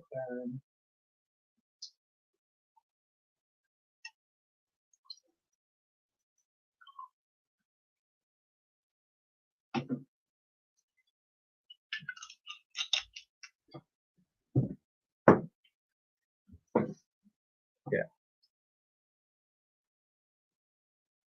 Well, oh yeah, I hope you enjoyed that song. That was one before that. Killing a Soccer song. I don't know who sang that originally, but someone did anyway. I sang that. I sang it today. No, I didn't sing it today. I sang it the other day. So if that came across okay, probably sang it a bit loud. And following that, I'm not the Ode to Judy Wood, or Ode to the Twins, Stuck on Judy Wood. And well, no better date to play it. 9/11, 2020, 19 years later. What do you make of that? I'll tell you, in this whole arena, no greater resistance to this basic talk. I knew 9/11 was, my son knew 9/11 was media and victim hoax 10 years ago. And you have these seasoned flat earthers, these seasoned truthers, who will react with anger and vitriol when you bring up the mere suggestion of it. At the same time, they promote someone like IPS, whose very platform was based on talking about 9/11 being a hoax. You get into it too deeply, though. He sticks on one particular aspect. So yeah, this is the rug, this is the catch. They're all playing their game, and well, where does that leave you? You tell me, right?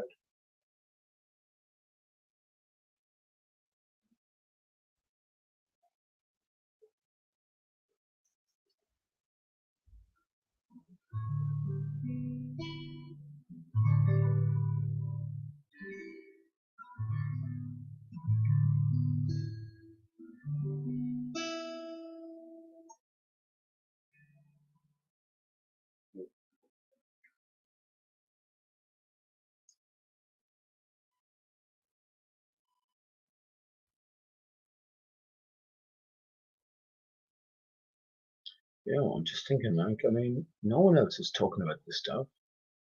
I've been consistently talking about my point of view here, but it's not as if I can bounce it off anybody. And again, is there any purpose to all of this? Fuck it, why not? Why not? Even if it's purposeless. So why not? You have to pass your time some way. And well, we have a twisted notion of what time actually is, right? How long it's been around. So why not?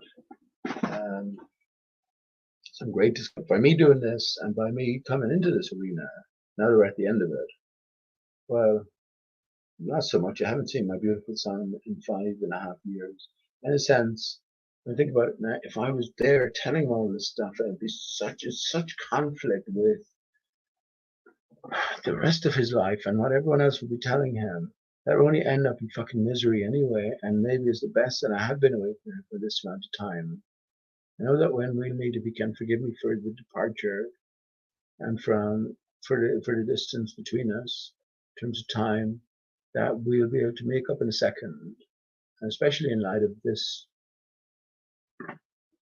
new future offered us. That is the very reason I parted. I had to leave. I left in the first while. It's not a different other reason than that, but it's because this is what I promised Misty with these changes were coming. And I always talked about the changes because I saw the signs to some degree. Didn't get the time right though.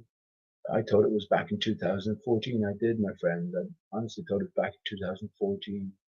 When I look back now and see 2012 happen, it was this transitioning period that we're going through, and 8 years, and well, it finalizes in what ascension to what? Ascension to truth.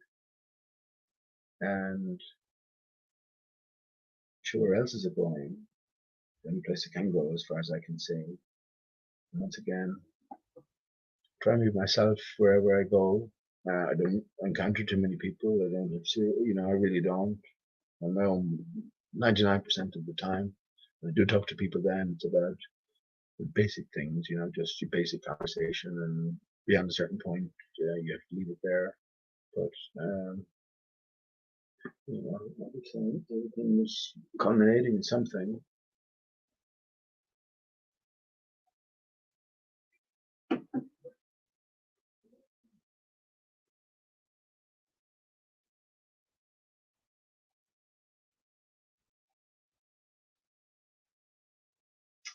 Reminds me of 1,000 points of light day to day, right? So when all of the different energies go up around the earth, reminds me of Alice meeting the dodo. And the reason I was encountering the dodo was because the dodo was looking for dry land following Alice's tears. Alice's salty tears from bitter regret at misplacing the key, the golden key to the garden, right? And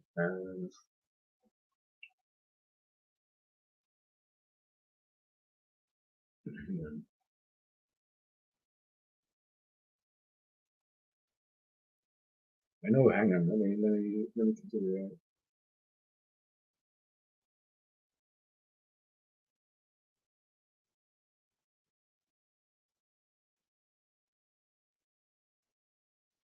I'm just not getting confused because there's so many areas I could go with the only directions I could go with the dodo, but that's where I'll get back to why that reminded me of that now. Oh yes, I have it. Yeah. So the 1,000 points of light. Well, after the caucus race, which was suggested by the dodo for them all to dry up and sort of become accustomed to life on the land, the dodo awarded Alice her own thimble back. So a thimble, something that goes around the thumb to protect the sore from getting pricked with the needle. Space needles have gone up all around Earth. Here in Dublin, it's called a spire, and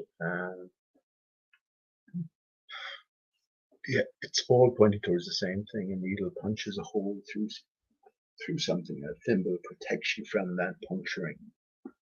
We've already had a puncturing, so we definitely need protection. Yeah, so that's where I was going with that one. But once again, that's everything is in our brain. Everything you've ever been through is solid and settled within your brain, and you have the capabilities of recording it instantly. It's just sort of settled away in the fog, but ultimately with enough impetus and enough sort of determination, enough effort, you can recall it perfectly. These are the capabilities given within us. So all of this stuff, when I talk about Alice in Wonderland there, the reason I said that is because I'm guessing that many of you haven't revisited it in years, but it's in there somewhere, and it's in there for a reason. And ultimately, I guess when it all unfolds, then it will all make sense. All of those different connections will be revitalized, and our own brains, our own mechanisms inside will instantly make sense of that. And that's what I meant earlier on when people coming into flat Earth, you're here a wet week. How hard is going to be to catch up on the average flat earther? I think very hard, as is presented anyway. So there has to be more to the story than that. Yeah.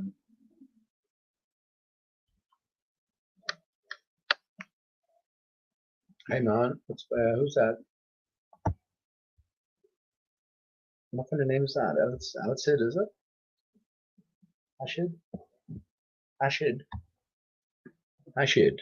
Is that you, Tim? How you doing? There's not much going on. As I said, probably 3.5 hours over, but it's okay. It is World Freedom Day after all. I'm going to roll another smoke. Smoke, and come back with another song, and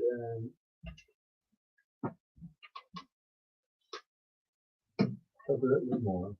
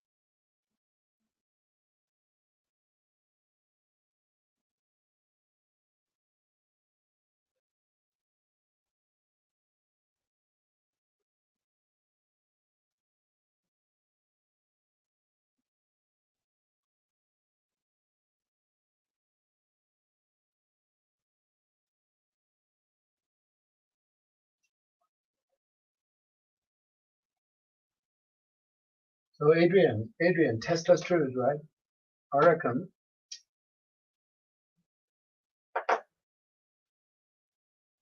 Well, let's put this in perspective, shall we? Right. So this is the perspective I see it from. Same hands that wrote the Bible wrote the works of Shakespeare. That's why the pyramids are never mentioned in the Bible, because they weren't built when the works of Shakespeare were wrote. So that was a future endeavor. And this is why within the works of Shakespeare, the Bible is not mentioned either. but there are many sort of quotes from both which interconnect both, the clue given to us. So within that context, right, and remember, works of Shakespeare, I say Bible written 1611, English is the primary language, because all languages are contrived. Ultimately, all languages are symbols, right? Ultimately, representations for sounds and ideas. In the beginning of the word, there was a thought. Thought precedes the word, and every basis you have for reality, right? So, yeah, what does the word represent? Represents the imagination of the thought and something else. Right, I'll let you go there. But anyway, in that greater context, then, 1611, 1598 beginning to this divided, bifurcated existence. Yeah, Alice in Wonderland, the Bible, and the works of Shakespeare, the three most translated works earthwide. Now, that's not in every listing, but when we think in terms of going back over time and sort of, let's leave out the 2000s, for instance, where publishing went mad. You have the likes of Harry Potter, which is, I'm not saying they're all clues, right? But jump to the top of the list. But then we have Alice in Wonderland,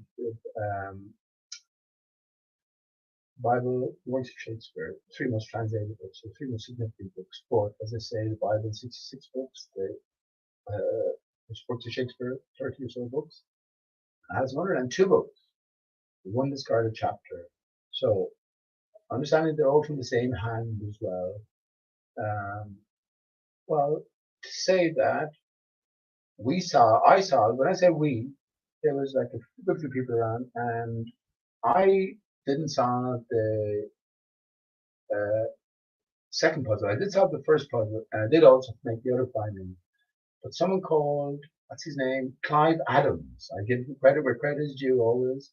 Clive Adams solved the second puzzle, which was the second book, Queen's Riddle. The solution was oyster. I came up with lobster, but I didn't, it was only a matter of time where oyster would have occurred. But oyster, that's the second solution to that's the solution to the second riddle from the second book. So the first riddle from the first book is, why is a raven like a writing desk? So I say that solution, I came up with that solution. I haven't heard it anywhere else anyway, and I say it fits perfectly, it's fine. And it's more satisfactory than Poe wrote on both. Even though that's a good answer, but it's also a clue towards something else. Remember Edgar Allan Poe, another contrived or created character, and it's the hidden hand behind all of it, right? So it's a sort of a game of connecting dots or piece the clues together. So yeah, my answer is that both have the last word, which is a better answer, because a raven is a psychopath, which is the final accompaniment. When you shut off this mortal coil, raven is said to accompany you into the journey beyond, whatever must be undertaken beyond. So in other words, it has the final word. You're in its hands, right? It's your guide. Now, we also went over that Odin, O-D-N, right? God, G-O-D. Odin had a raven on each shoulder, right, as vital advisors. So yeah, both have the last word is a more satisfactory answer, and also considering everything that's going on now, a raven is a member of the corvid family, and COVID-19, which, well, will see all things true, I should think. Yeah, just gives it that a little bit of extra significance. And so to top that off, realizing the significance of the discarded chapter in this, going along these lines, the greatest or the most significant pair of books in history, book for book, but then to come to realize the discarded chapter and the significance of that, the wasp and the wig, and ultimately this, well, as I pointed to Channel 4 version earlier on, they inserted this discarded chapter within their version of Alice in Wonderland, and they showed the wasp in the yellow wig, the shining wig, beneath the giant tree, which was bifurcated, cut down the center. Um, so once again, a series of clues, and it's a series of clues for the individual I see more and more. But that it's sort of laid out, and a pathway is presented. Well, I don't have any illusions that that pathway isn't present for all of us, right?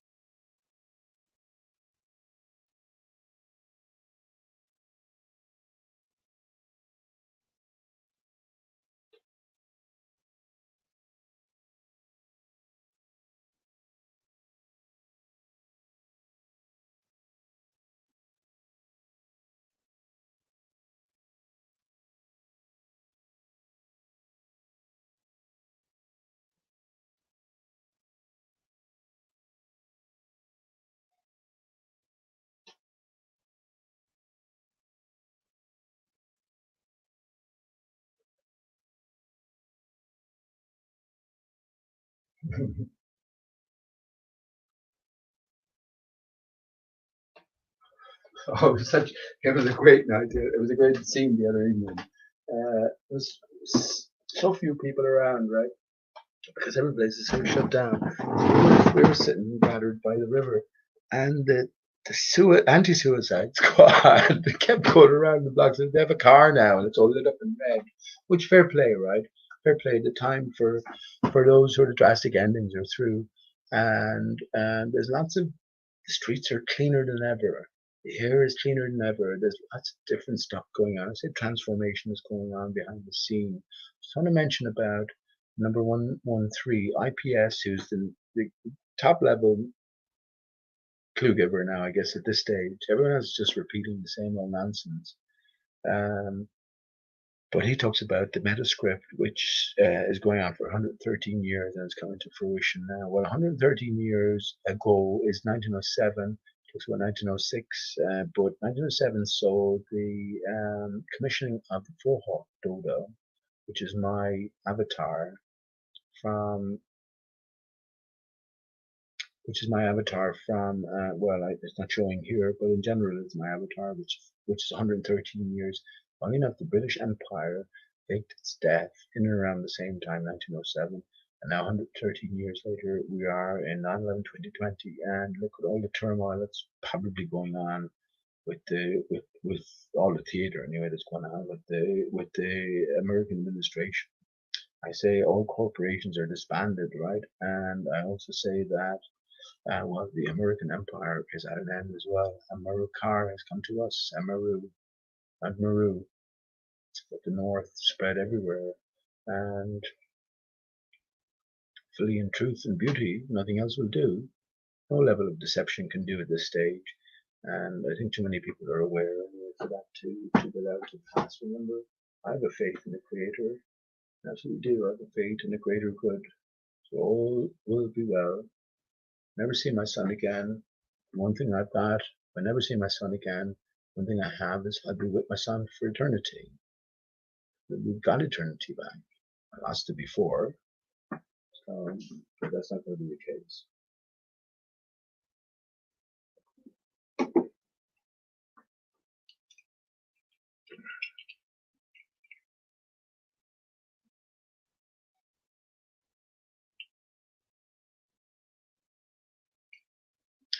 Tumanite says 9/11 pandemic declared by who? Tom Hanks. Tom Hanks is connected to lots of different how would you say revelation movies. You know, he plays the role of Manny, a hero involved in a hoaxed event. The latest one I'm thinking of is the Hudson River plane landing. So it came down All the people jumped out in the wing, an obvious hoax. And moon landings, he was involved as was an astronaut as well, many other adventures as well. So maybe these people aren't bad guys to annoyed. They're good guys playing the role of bad guys. Hollywood star, after all, eh? We let in the secret. They agreed to play their part. And remember, what are we going to think of all the flat earthers put in place? That's the bigger question for flat earthers.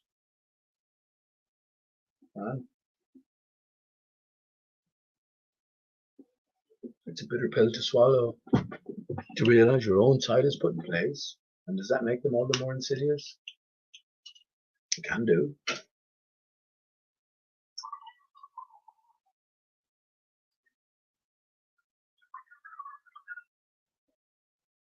Fair play to that guy now for giving that bottle of wine today, and those other kind people as well. Yeah.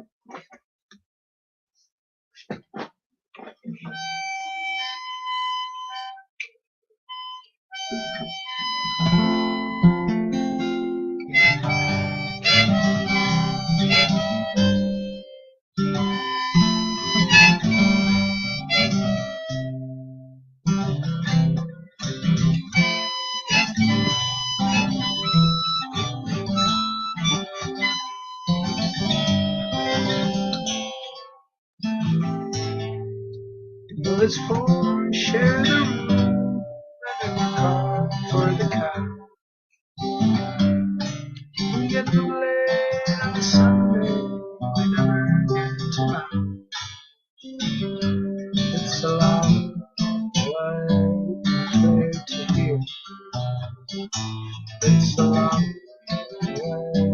way to oh, it's a long, long way.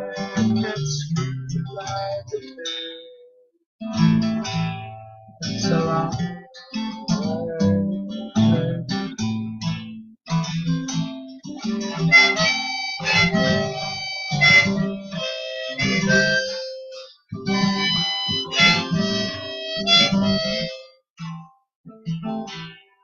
When Friday evening comes around, Terry's only in to fight. My mom would like a letter home, to write. It's a long way from here to here. It's a long way to here. Oh, it's a long, long way. It gets through by the day. It's a long way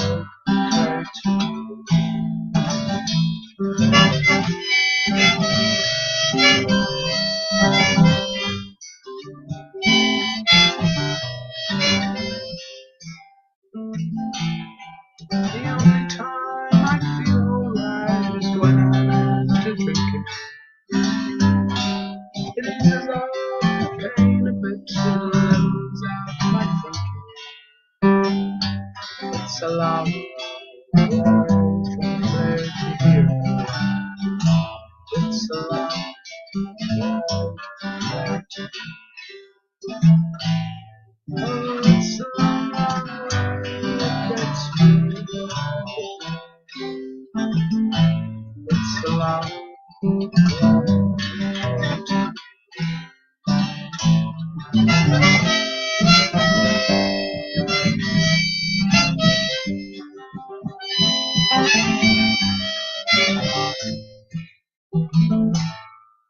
it almost breaks my heart when I think of Josephine.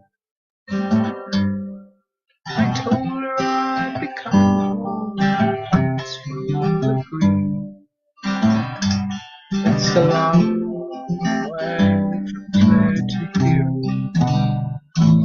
It's a long way from there to oh, it's a long, long way. It gets through by the day. It's a long way from there to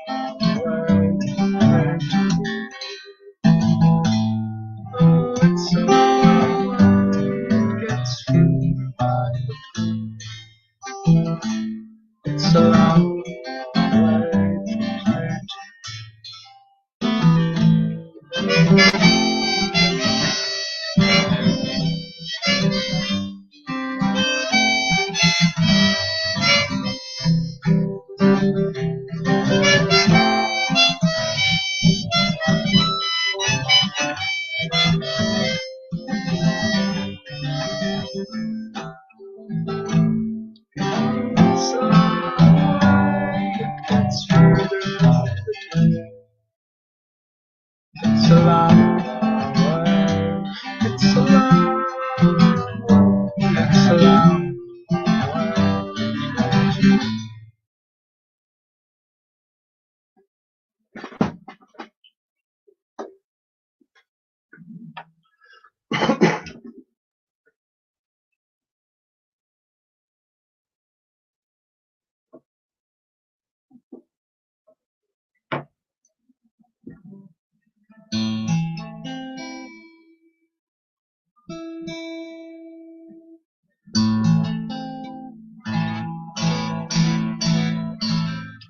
That's another artist.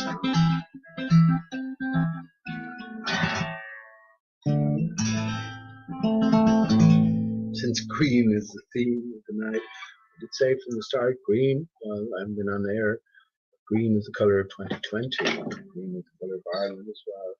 Grass is green. What does green mean? Green is essentially running around the rainbow. The core colour of the green flash, right? You know the green flash? It's connected with the true light. Like the night sun is a variation, depending on the medium it's viewed through. This is what rainbows are about. They're an expression of the core. Ring, do you know that ring in Google, in YouTube? It's loading up.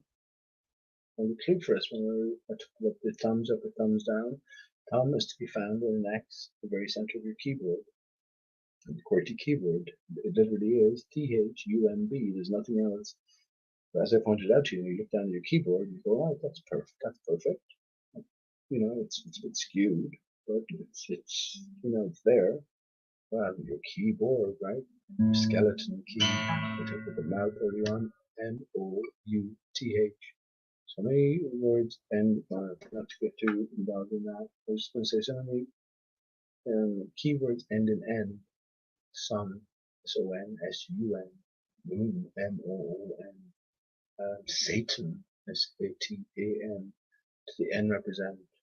Think about the N. All letters have to be considered in relation to the H. Think about the N and the H. And what sides connect to where. You also understand the distinction between the left path and the sinister path and the right path, the righteous path.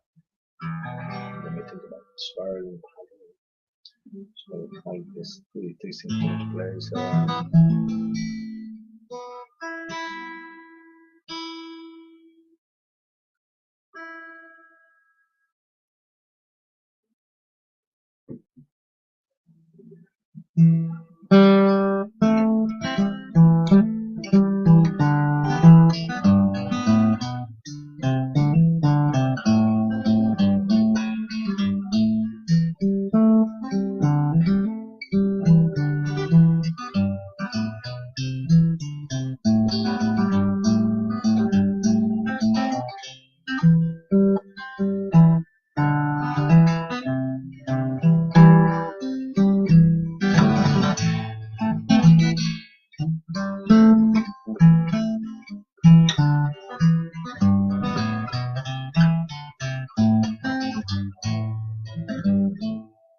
it's down the land on the eastern to the city there are armored lines of marching men, squadrons they pass me by. No painted hello, battle dry, it's silence cracked tattoo. But the angular spells over the living swells, and there's a body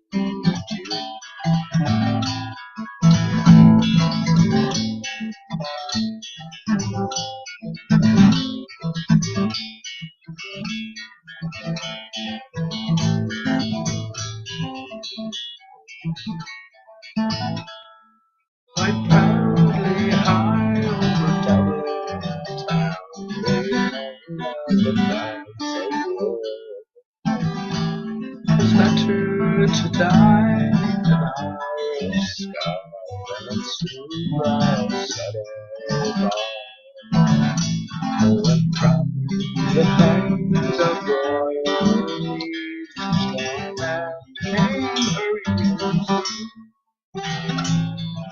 Britannia's arms in the Baltic sailing through the foggy Britannia made of foggy stone, so the small friction might be the lonely graves might swim waves over the shores of the great Red Sea. Oh, and they died by suicide, oh Lord, will come. Their names will keep where the Phoenix sleep, in the shroud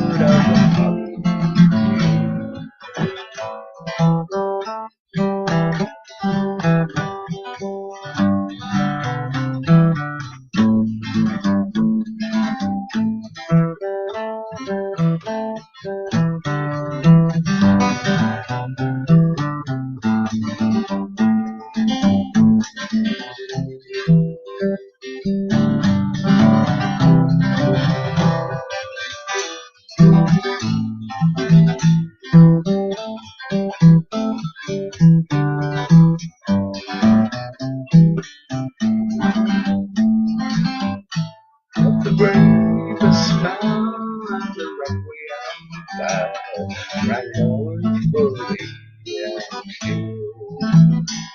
For those who died at Easter time and springtime of that year, while the world would gaze with deep amaze at those men, they were fearless and few, who fought and fight so that freedom's love might shine through the foggy. Who fought and fight so that freedom's love might shine through the foggy.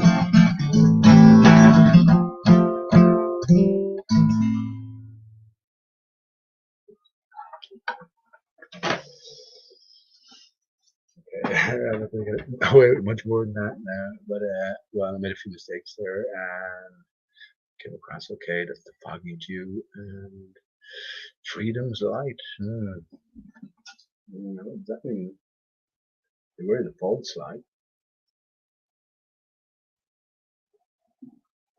I have no fear of the dark. A dark winter is coming, we're told.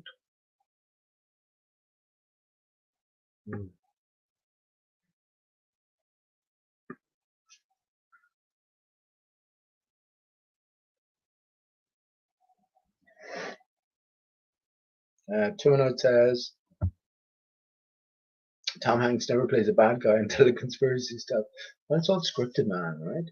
So I mean, it all depends on how you enter this consideration. So if you're thinking of Tom Hanks as a sold out fucking motherfucker, all that, that's fair enough. You can do that.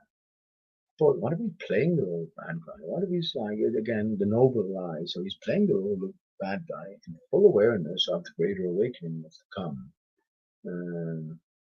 Well, then, for the more astute among us, the ones who've been paying attention, the ones who've been asking the right questions, he has let the avenue, the alleyway, open for us to come to realize that he's playing this specific role because it's culture. So do you know what I mean?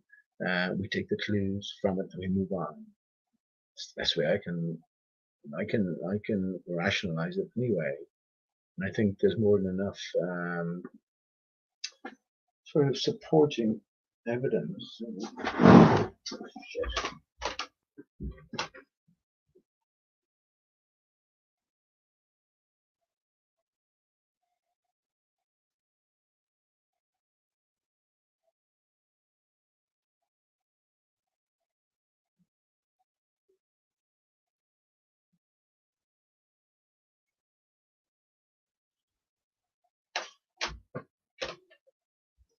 Okay, 1 minute.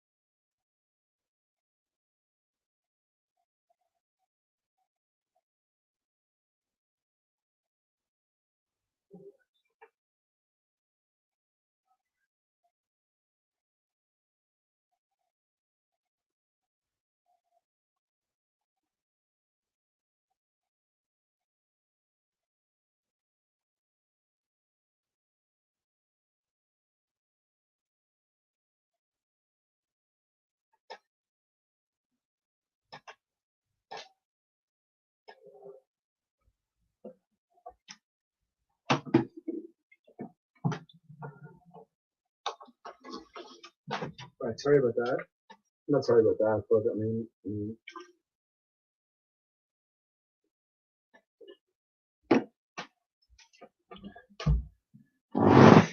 if you're waiting for my reappearance with bated breath, well, I guess I'm sorry.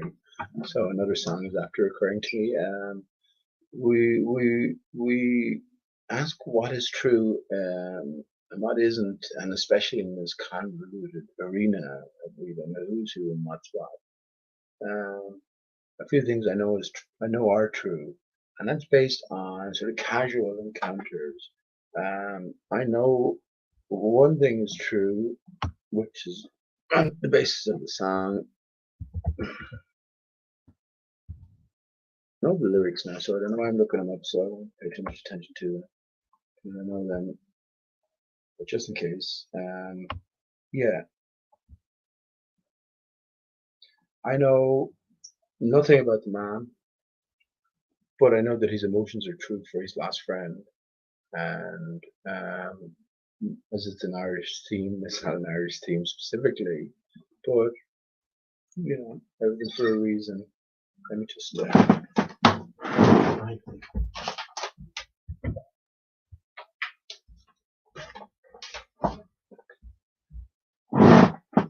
tune her here. Make a proper job of it.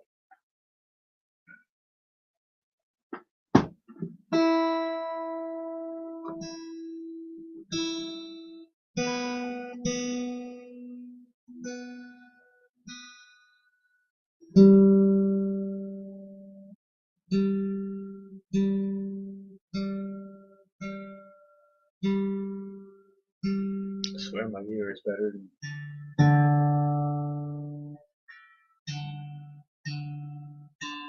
I suppose after a certain point, I just trust my ear, but everyone's become reliant on access to instant truth now. If you want to know the answer to something, just type it into Google, type it into your iPhone, etc., and the truth will come out. Well, the truth will out, all right, but from the inside out rather than the outside in. It's just coming to know ourselves, right? And the capabilities.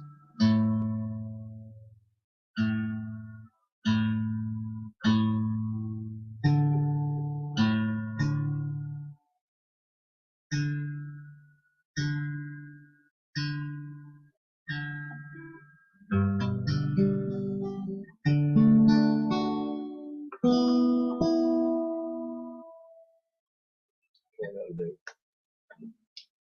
Okay, so this is for Spanish chicken, and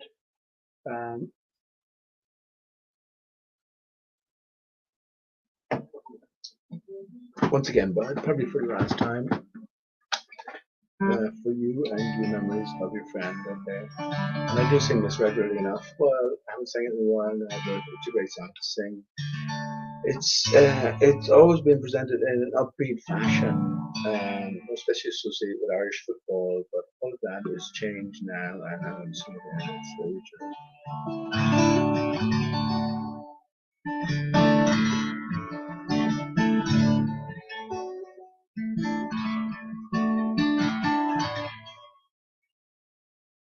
Fire on the prison wall, I heard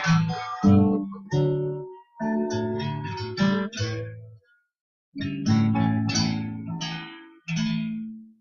Michael, they have taken him away, for you stole Trevelyan's corn, so the young might see the more. Now red ship lies wait in the bay.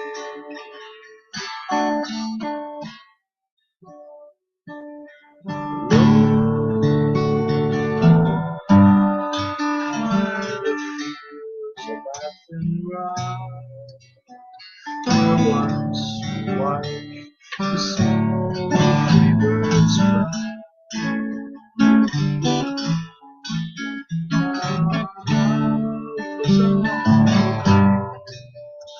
had dreams and songs to sing. So I found a few where I could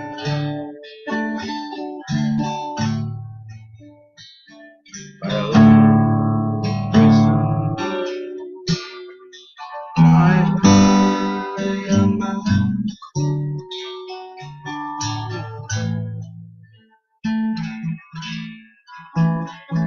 Nothing matters, Mary, when you're free. It's the family I rebelled, they brought me down. So lonely, and the feels are like the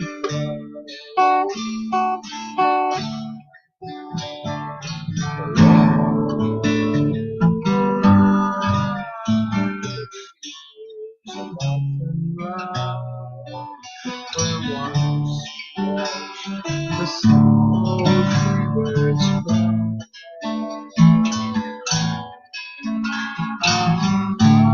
I was alone, we had dreams and songs to sing. So lonely, and the feels are like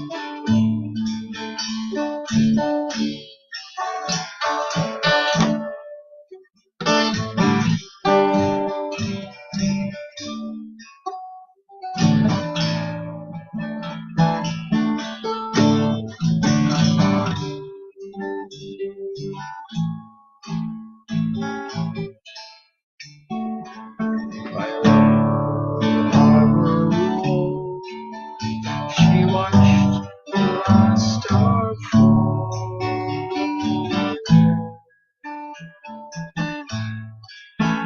as the prison ship sailed out against the sky. Sure she lived and hope and pray for a godly day. But it's so lonely and the fields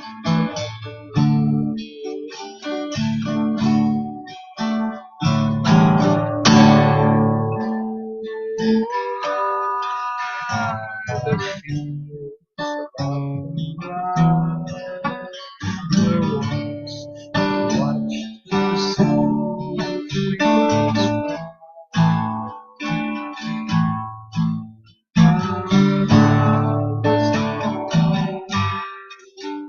We had dreams and songs to sing. So round the field, around the so round the field.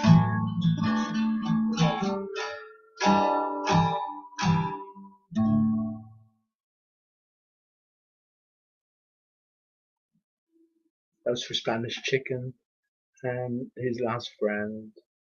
Nothing is ever lost, my friend.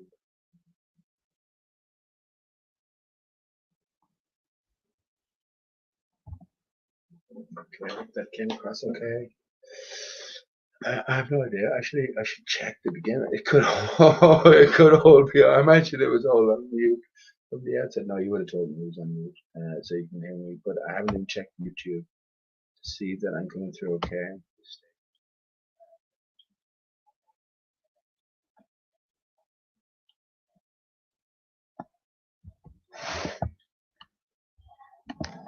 Oh, that sound is bad, isn't it? That sound is.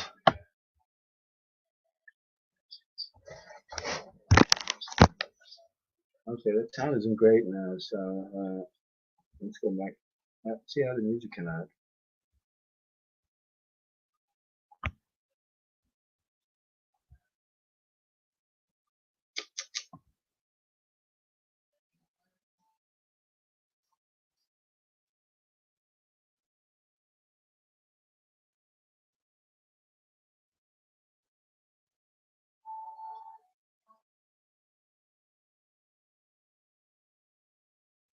Okay, well, I guess you'll have to live with that. The guitar is coming through keenly, and yeah, sorry about that.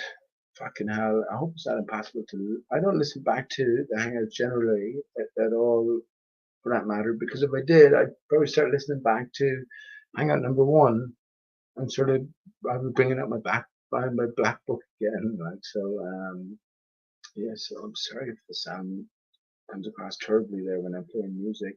That's why I sort of like to keep the volume down a small bit.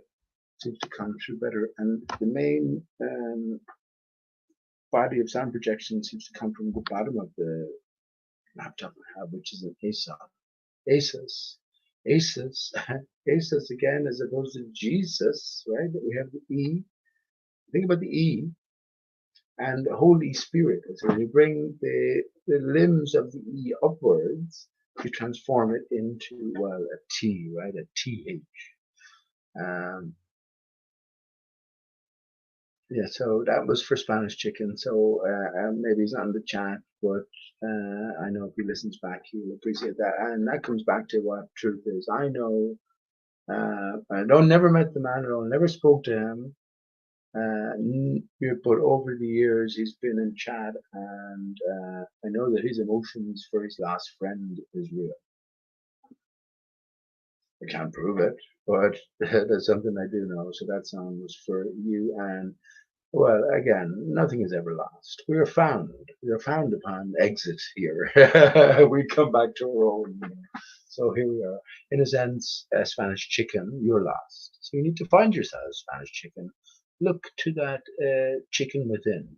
Maybe sort of encompass the thoughts, the being of other nationality chickens. You know, maybe a Brazilian chicken. You know, I bet you if you typed in, actually, I bet you if you typed in Brazilian chicken, you get some hit somewhere, and there'd be this screen name, named Brazilian chicken. And if you said, "Well, I'm a Spanish chicken, how you doing? How you doing?" Yeah, something could develop from there. Who knows? When two chickens come together,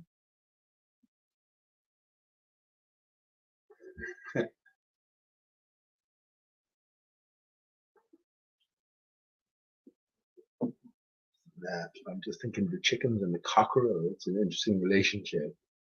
Um, yeah, when two chickens come together, there's war, and there's eggs by the new time. When is a cockerel in charge, and if all was left to nature, well, there'd be a certain order imposed, right?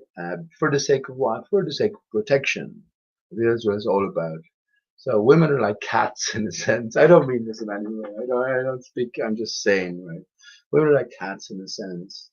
Um, yeah, the protection comes first. So it's that sort of maternal instinct. And men are the more airy fairy. So that's where Adam is up and Eve is down. Adam and Eve, A and B, up and down. You decide, right? What is natural? This is the thing. This is the key in all of this, I think. When you get to the limits of what is okay, well, let's fucking speak. Hang on, there's something hanging over there. It's a mess tonight, isn't it? That's just a piece of tape. I don't want anyone to see me looking in in private time. You know what I mean? So I put a bit of tape over there. What do you call it?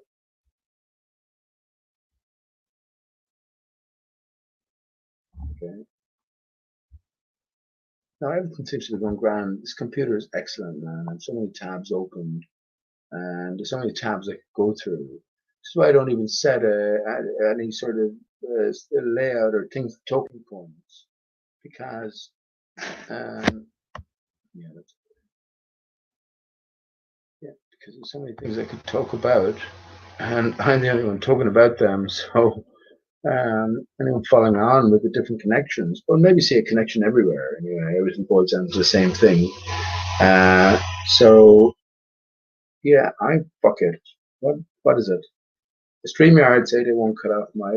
So I have a half can. Well, there's some 7 Up in that.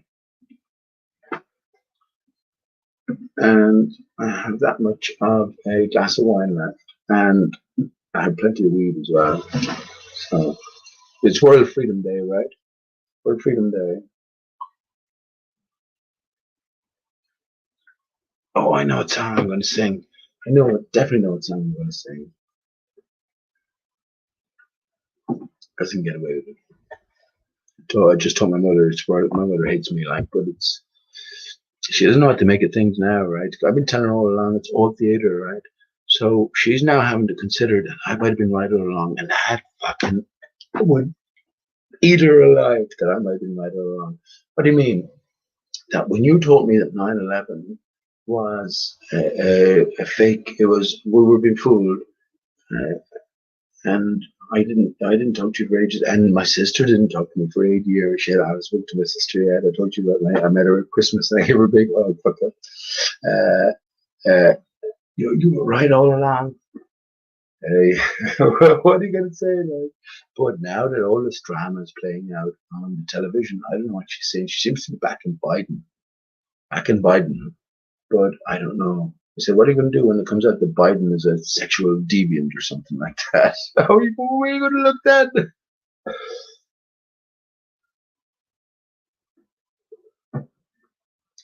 So anyway, I knew what song I was going to sing. Let me regather my thoughts. As I said, I have that much going. I feel okay. I don't feel too intoxicated. And I never tried to get too intoxicated.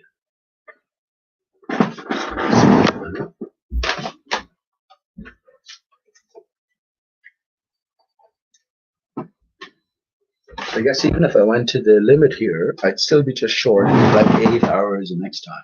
So 8 hours out of 20 per month. That's not too bad. I don't intend to do too many more hangouts. As I said about all of this, depending on how it plays out,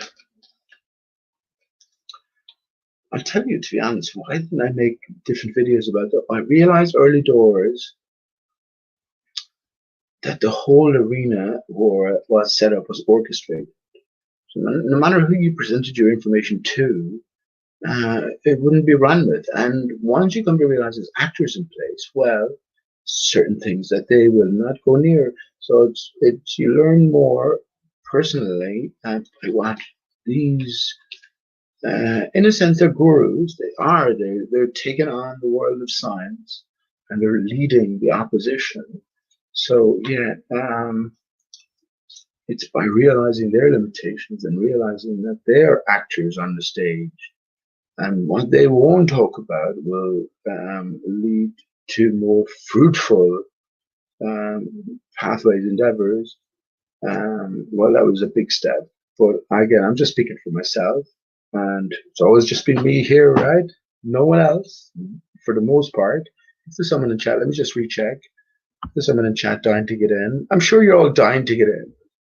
You must be dying to get in to have a chat with the Shay here. Come on World Freedom Day. Let me hang on. I'm going to sing another song, and hopefully it'll be someone with balls who will join up the stream here on this World Freedom Day. Everything ultimately could amount to this day. How about that? And then your great grandchildren look back and say, "Where were you? Where were you, Daddy? Or where were you, Mommy, on that day?" Well, was in PJ's hangout, and he was telling us that everything was going to be sort of like, wondrously transformed. And yeah, he was inviting everyone to come in and have a chat and celebrate in a sense. And yeah, I didn't. I just finished my Corona and went for a piss, and that was it.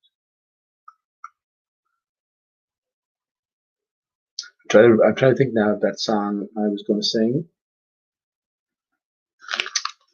Oh, it's not that my memory is bad. It's not that. It's just like I have so many songs I'd love to sing. It's I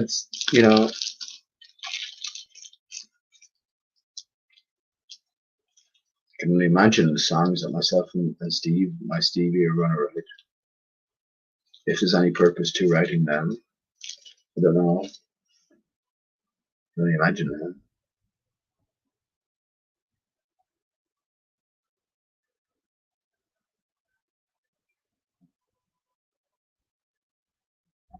World Freedom Day, eh? Freedom from the artificial world. The world was always, the spinning ball was always metaphor.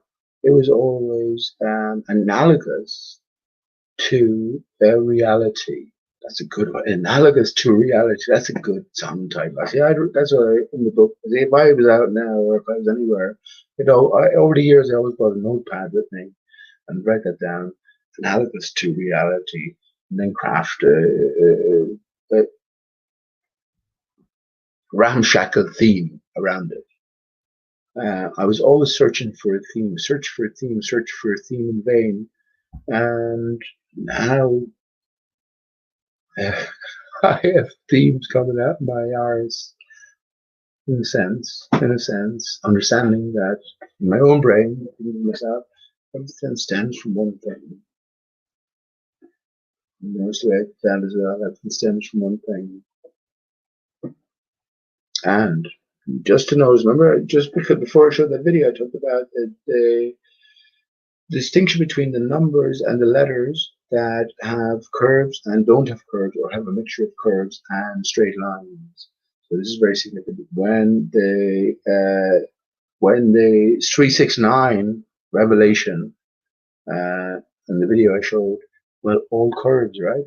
All curves. And I talked about the 6 and the 9, and just spiraling backwards, and just depending on which way you turn the circle, but the 3 then. So the 3, what's the 3 about? Well, when we think about the 3 in terms of the 8.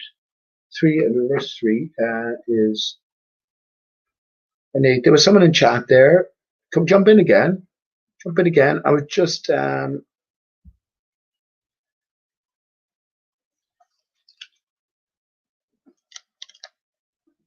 rolling a number there. Jump in if you want.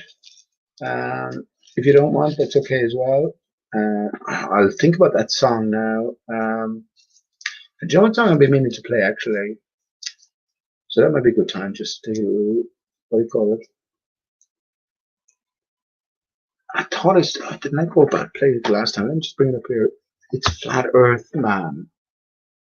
Flat Earth Man's latest venture. I wonder what that is now in these Corona times. And I haven't heard his music in, well, pretty much beyond the last time I played in Hangouts here, or I did a Hangout here. Flat Earth better music. Let's see what I'm just gonna, because I know that's all like open permission to play that. So let me just go to his channel. Yes, it is considered conspiracy music guru. So let me play his, I don't know what it's about. Let me play his latest offering.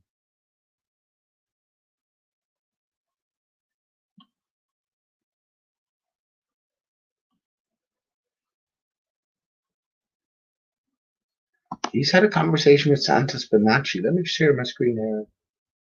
Oh, that's interesting.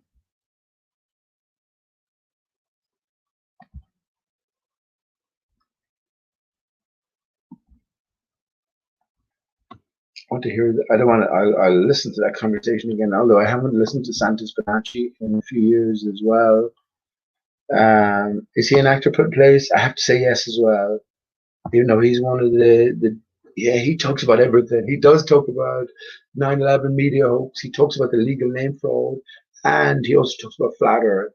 So maybe Santos is the last layer. Or does he talk about Aristarchus? He does in his roundabout way, I'm sure, but I haven't heard anything about him. But here we have a interview with Flat Earth conspiracy music guru and Santa Spinacci.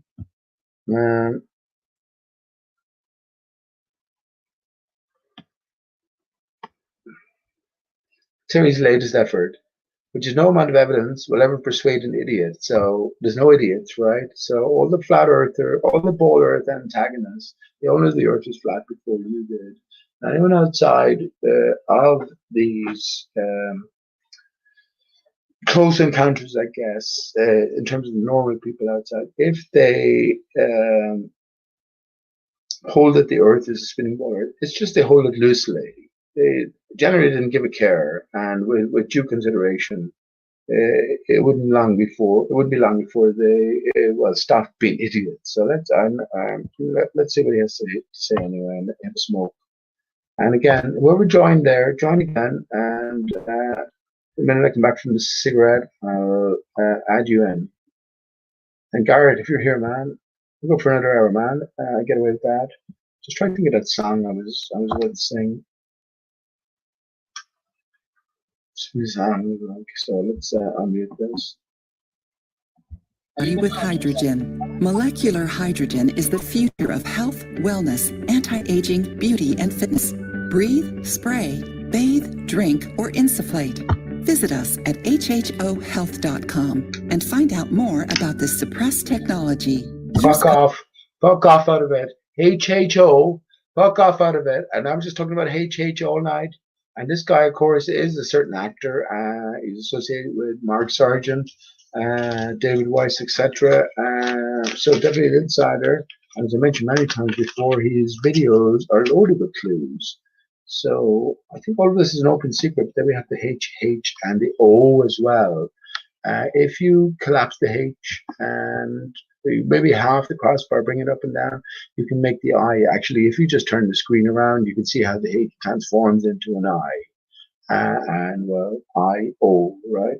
The O is separate. That's why the O is distinguished with the red here. But interesting. So let me go back to the start. I thought we were dealing with an ad there, so I was just ready to fast forward it.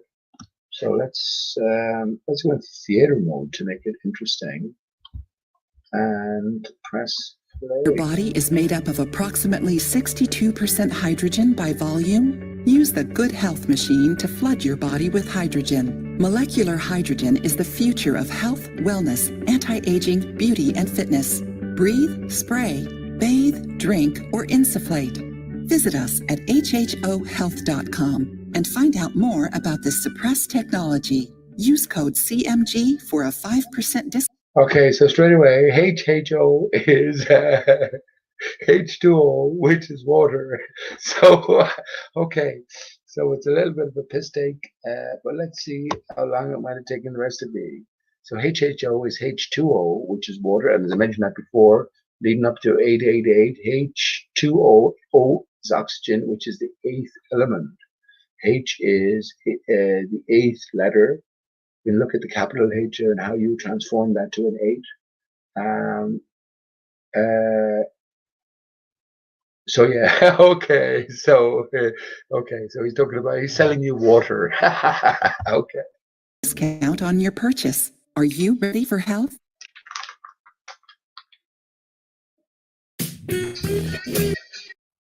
I mean, listen, I'm not saying, you see ads like that, it would definitely get a lot of people interested, and you know, or a certain amount of people interested anyway.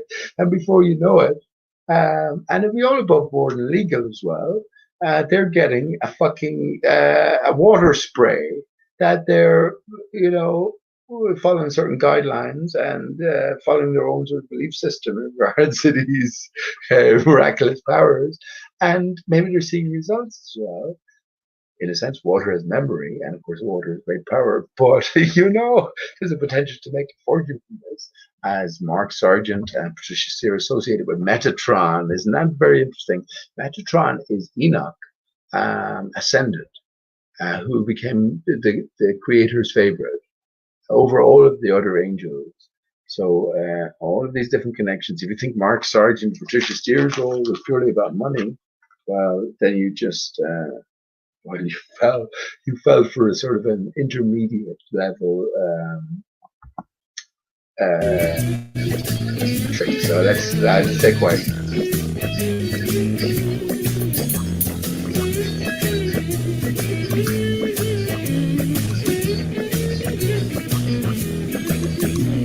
I tried to have a conversation with a man about radiation, the hazardous. Here's how the fucking Irish accent. You little bollocks. You fat, flat-haired bollocks. Logical effects. Very harmful. As I tried to show him all the proofs, his ignorance was through the roof. The most deluded man I'd ever met. Totally programmed. I showed him how the frequencies disorient and kill the bees. I showed him how the birds drop out the sky.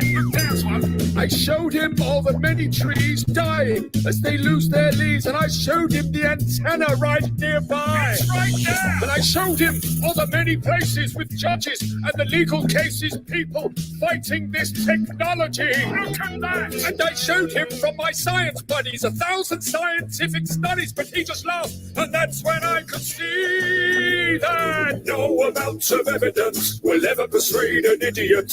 No amount of evidence, it seems. No amount of showing you 100 or 1,000 proofs will ever get your blinded eyes to see. Oh, no amount of evidence will ever persuade an idiot.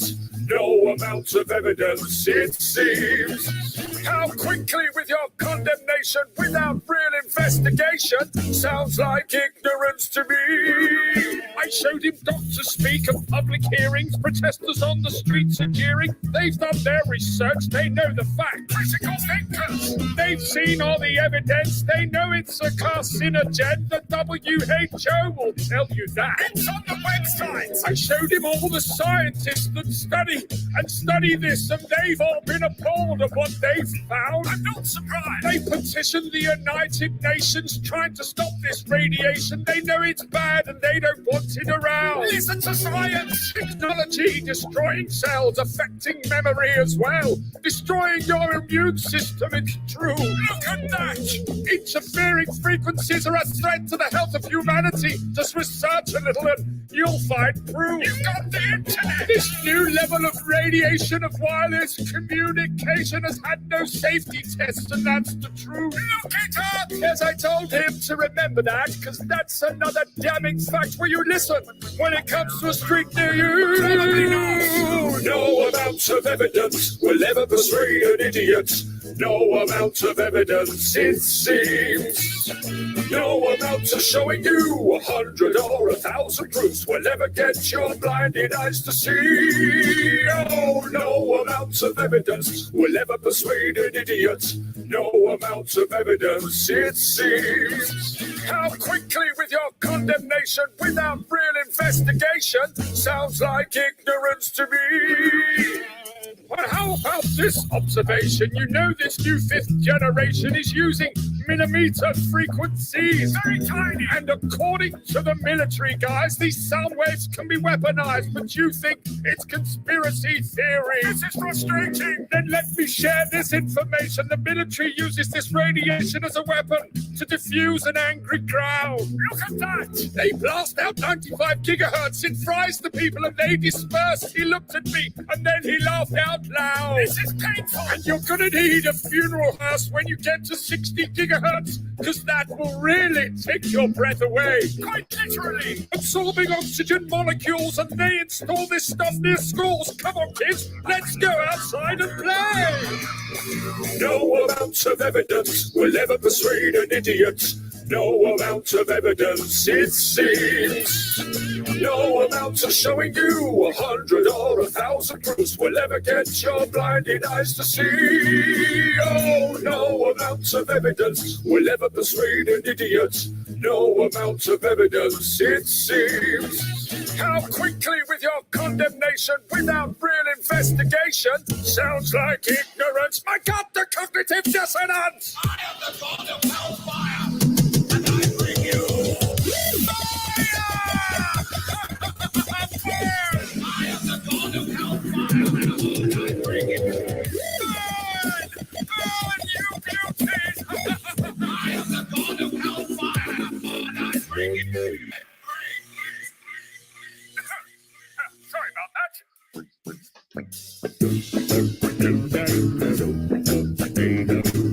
Fifth generation. radiation technology promises faster download speeds and conveniences that most of us have never dreamed of, but will also be blanketed with a new type of radiation called millimetre waves.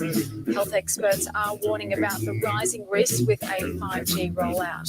Scientists from 42 countries are now warning their governments about the emerging health problems associated with wireless radiation. The most prevalent symptoms include headache, fatigue, decreased ability to concentrate, tinnitus, irritability, and insomnia.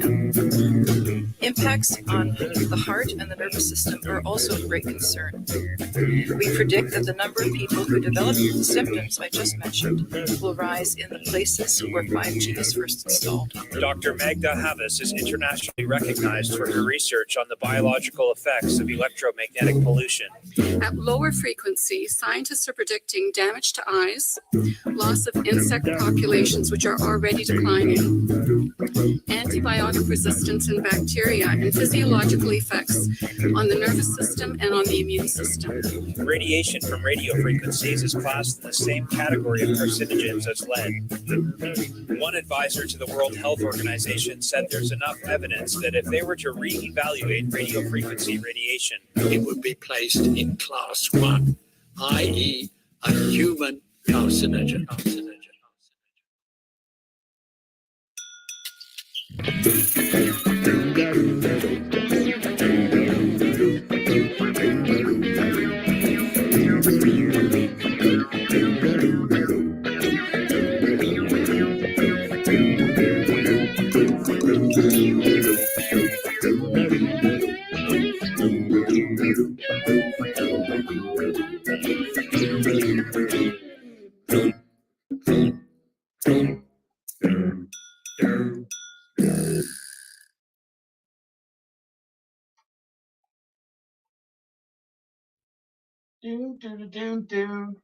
Do.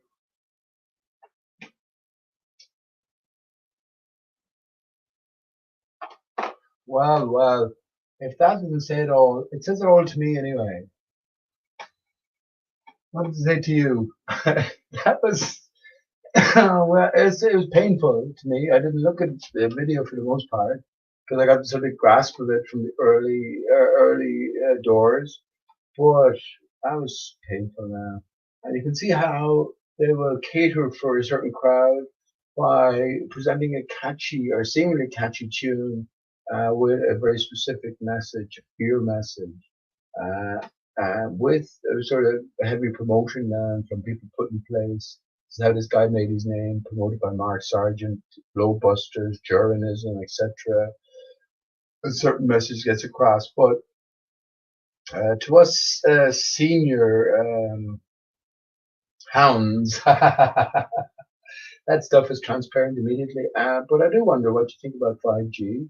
It's a topic that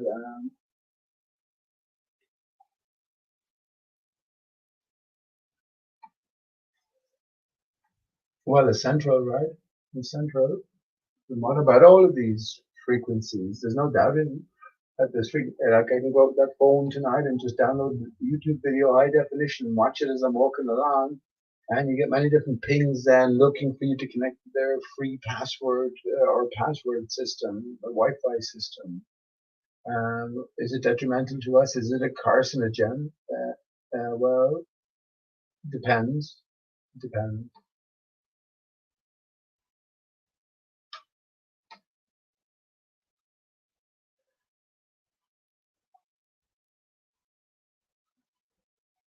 We live in an energized environment, and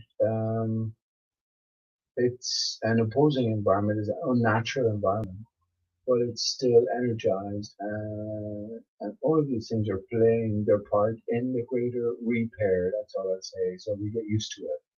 I mean, when I talk about core owner and or owner being the light of heaven, why have they been? I've been trying to think about everything is true and not true at the same time.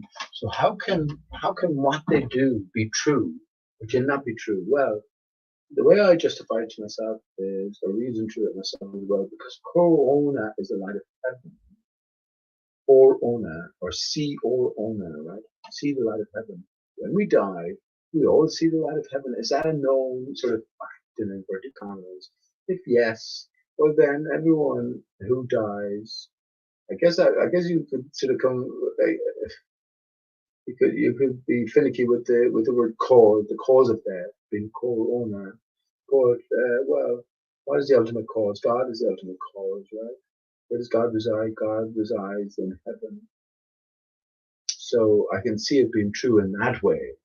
Now, just because we take it in a different light, we, in general, and didn't know what fucking Corona was 12 months ago.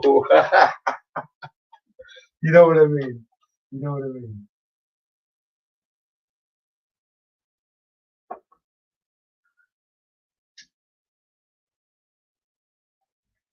Dude, don't be so literal, dude.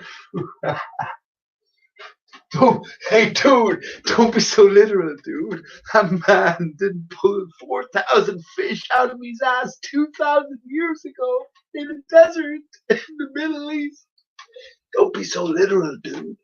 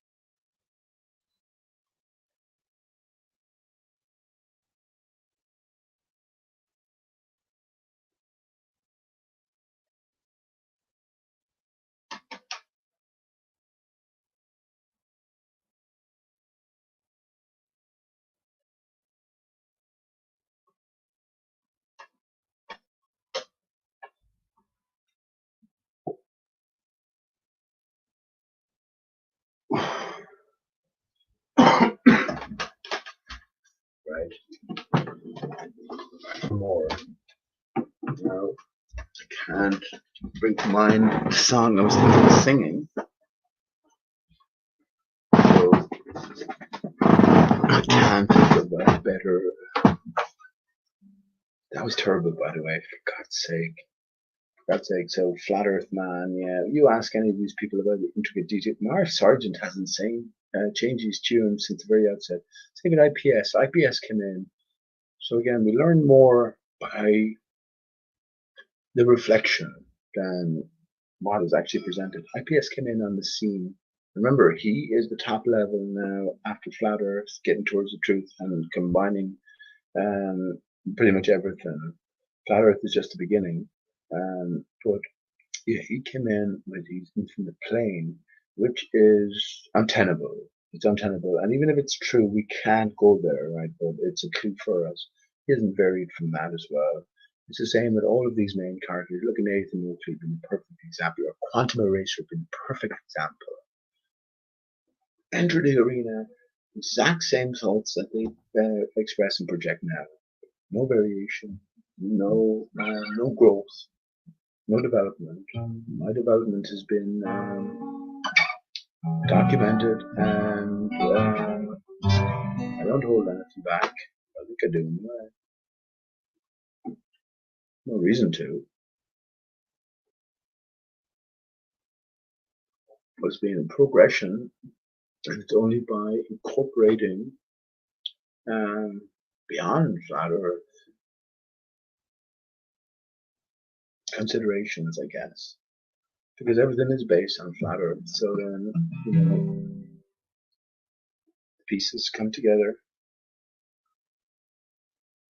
I'm just tune my guitar for this one.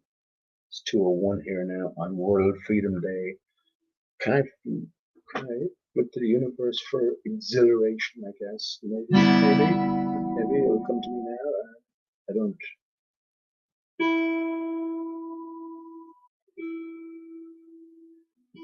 Overjoyed.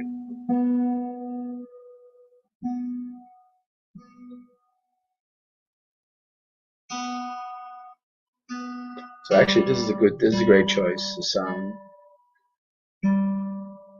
and there's a story attached to this itself. This is my favorite song before any of this, before 9/11, when it came out.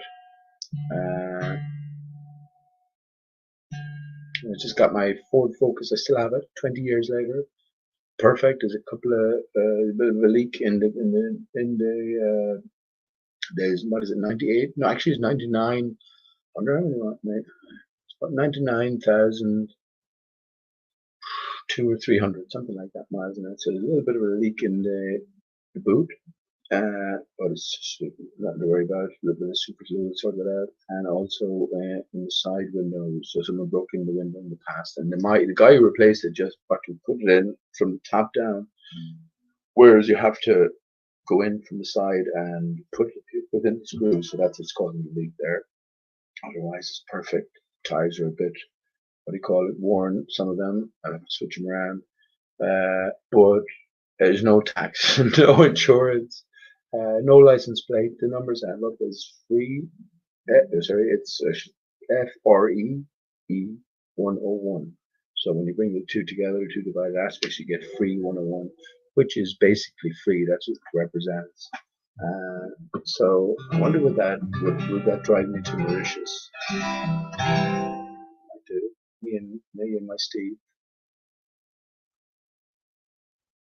Look, a spacecraft or whatever spacecraft, or I think it's common, it's obvious in the sense when you think about how the gyroscope works, or when you rotate something, it seems to defy gravity and becomes easier to sort of maneuver around. If you have the ability to rotate something at a sufficient speed in a horizontal plane, it doesn't take, especially when you're dealing with magnetics and you understand that you're in an etherized, electrified environment to manipulate it. And that's the real truth. Technology is out there. So I don't imagine that I need to drive to Mauritius. I just need to take my spacecraft to Mauritius. But once again, if everything doesn't pan out, it's just a new layer of perception. Maybe I'll have to drive, but I'll drive as a free man. That would have to be the way. I don't think you get to the North Centre without knowing that you're the distinction between you and the name itself. When you think about the birth certificate, ship birth, therefore they need permission to dock at a foreign land. So in a sense, we are asking permission to come on board our own land. This is our inheritance. We are of the land. It's the waters, the saline waters of the oceans they're invading. So the legal name is name of which it's the appellation upon a vessel that is considered lost at sea, and you unwillingly choose to be the pilot. So you ask permission to come, on terra firma.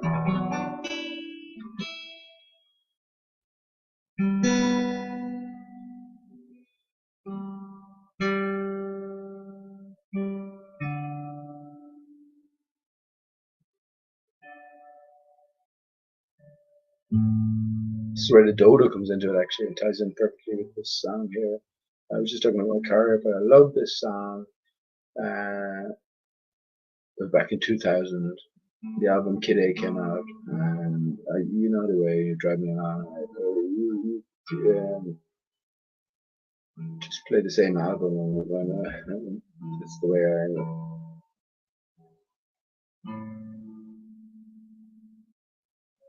that's what I've always been.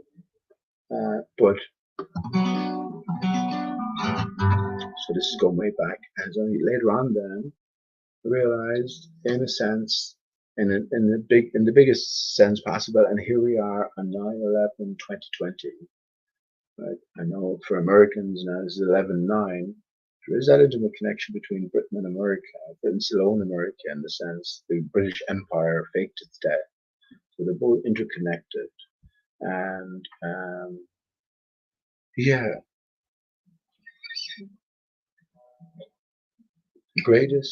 I think it could be considered the greatest song in history, the most significant song in history. to date. So now that we've come full circle, pay attention specifically to the third verse, which was always omitted. It was omitted from the album. So as I love the song, I never knew there was a third verse until relatively recently, years ago. Then the greater significance kicked in, because not only is it the greatest song of significance in our times, right? Because it's connected with the soundtrack to 9/11, the greatest event symbolically of our times, right? But there's also an omitted verse. So just like the Wasp and the Wig, the discarded chapter of Alice Through the Looking Glass, which is book for book in the top 2 most significant books in history, the way I look at it. Well, here we have this omitted verse from the most significant album that's in history, which is Kid A, right? The most significant band, taking the reins from what? The Beatles. Tom York is nicknamed the Dodo, Paul/Fall of the Beatles is also the Dodo. Michael Jackson faked his death and came back as the 5 Alive Dodo, so there was a connection built between the three, Michael Jackson to Paul McCartney. That connection is obvious. They fought, they feuded in a real feud. They actually collaborated in Say What You Want, But Don't Leave Me. That's another back in the 80s, I think. But yeah, the direct connection between the two, and the connection between Michael Jackson, who faked his death and returned as the 5 Alive Dodo, and Tom York, who's the current Dodo, Paul/Fall is the current Dodo, because he's alive as well. I haven't looked into that too much. Terrible researcher, I really am. But these are 3 prominent characters. So yeah, getting to the omitted verse, pay attention to it, and yeah, no better time than this, right? So let's go.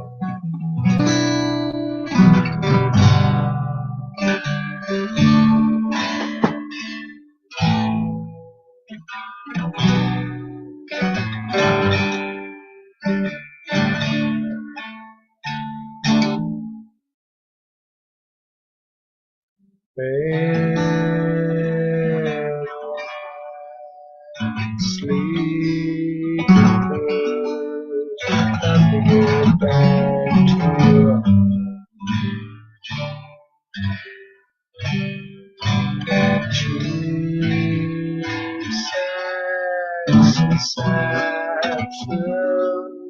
Let me get where I belong.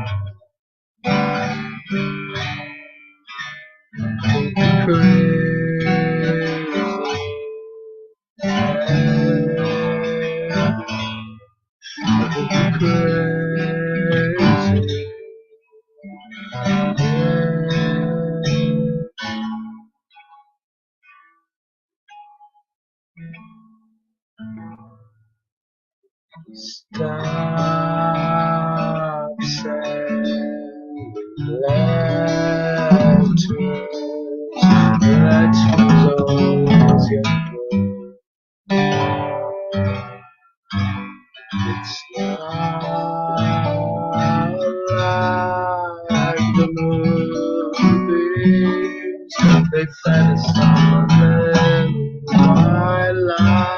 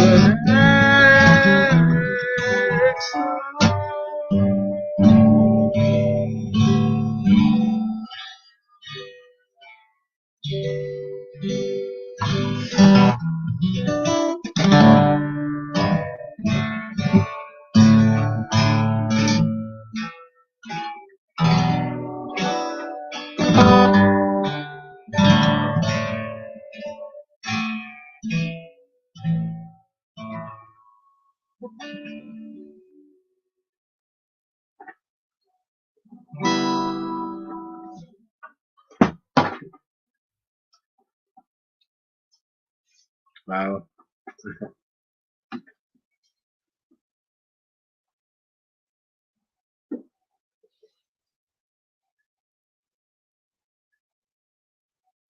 Wow.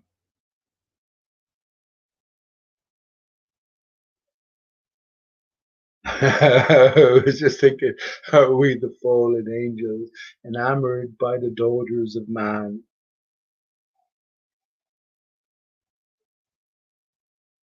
Oh, I have to read that poem. I have to read that poem.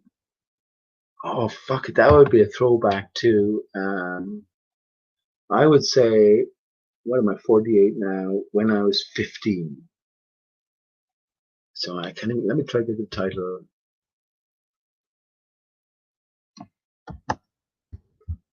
What is it that ails the united arms alone and palely loitering? I'll have to read that now. Can't think of the Keats, that alone and palely. Yeah, so Morrissey had it as well. Oh, fucking hell. Can you see my screen here? Alone palely loitering. So Morrissey had it as well, who's an insider in the Princess Diana hoax there, which is all about ISIS as well. So ISIS is about the reconnection. Remember Bill Clinton talked about it, it depends on what the meaning of the word is. Then we have the ISS, we have David, ISS, a prominent flatter. They're friends of a Rothschild nonetheless. But Morrissey has ISIS as well.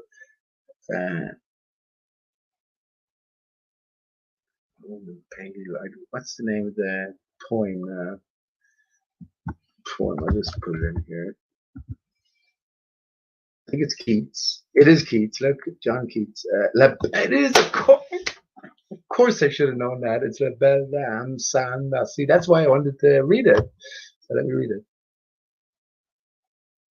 Fuck it, lads. I'm eating into my next month's allowance here by StreamYard, which is 20. I came in tonight with 19 hours. I'm sure of it, honestly. 19 hours gone.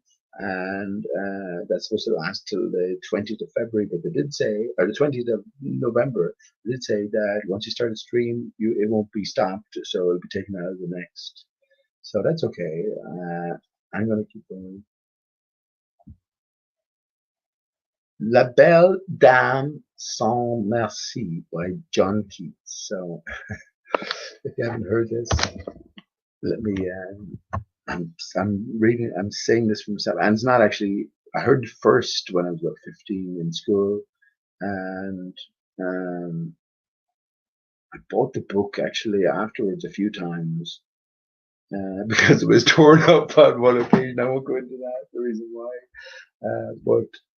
Yeah, there were some beautiful poems in that, and I definitely spent some time going over this beyond that.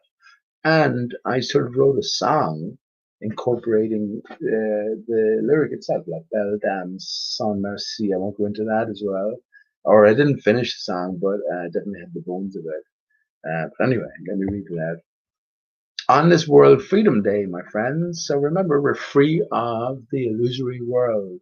Now, the allegory reveals, the metaphor reveals the truth, right? The reality. So, La Belle Dame Sans Merci by John Keats. What can ail the united arms alone and palely loitering? The edge has withered from the lake, and no birds sing. Oh, what can ail the united arms so haggard and so woe begone? The squirrel's granary is full. I'm gonna just put on these because it's easier to see that really quick. Okay. The squirrel's granary is full, and the harvest's done. I see a lily on thy brow, with anguish moist and fever dew, and on thy cheek the fading rose fast withereth too. I met a lady in the meads, full beautiful, fairy's child. Her hair was long, her foot was light, and her eyes were wild. I made a garland for her head, and bracelets too, and fragrance on. She looked at me as she did love, and made sweet moan. I sat her on my pacing steed, and nothing else saw all day long, for sidelong would she bend and sing a fairy's song. She found me roots of relish sweet, and honey wild, and manna dew, and sure in language strange she said, along me through. True. She took me to her elfin grot, and there she wept and sighed full sore, and there I shut her wild, wild eyes with kisses for. And there she lulled me asleep, and there I dreamed, ah, woe betide, the latest dream I ever dreamed, on the cold hillside. I saw pale kings and princes too, pale warriors, death pale were they. They cried, La belle dame sans merci, the in thrall. I saw their starved lips in the gloom, with horrid warning gaping wide, and I awoke and found me here on the cold hillside. And this is why I sojourn here alone and pale loitering, through the sedge is withered from the lake, and no bird sings. Shit, I fucking. See, I didn't. That shows you I made some arses there, but because I didn't practice it. So that's though, not through. Though the sedge is withered from the lake, and no birds sing. The reason I brought this up actually is because that's what I'm talking about. Her enamor with the female of the kind, mother. Anyway, sorry if I made an arse of that. Nah, shit. But that's grand. It brings back memories of a different time to me.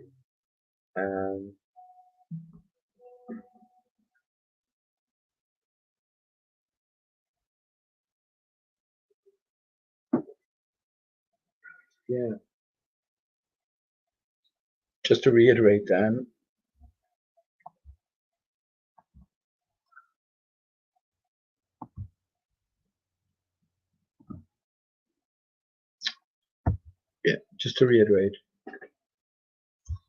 final verse, beautiful angels torn apart at birth.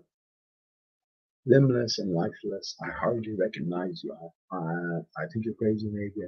Crazy, maybe. I'll see you in the next one. So all tying into this greater awareness, anyway, of who we really are. Maybe there's a couple of different layers. I'm sure there is, but that's certainly the next layer up, the next level upgrade. And who knows what the true nature of our reality is. Remember, everything you're basing, everything you're hearing from me, or everything you hear from anyone, is against what you've gathered to date and sort of stored within you and deemed to be acceptable as a standard, I guess. And you do that on every single topic you express an opinion about, you cast a thought towards.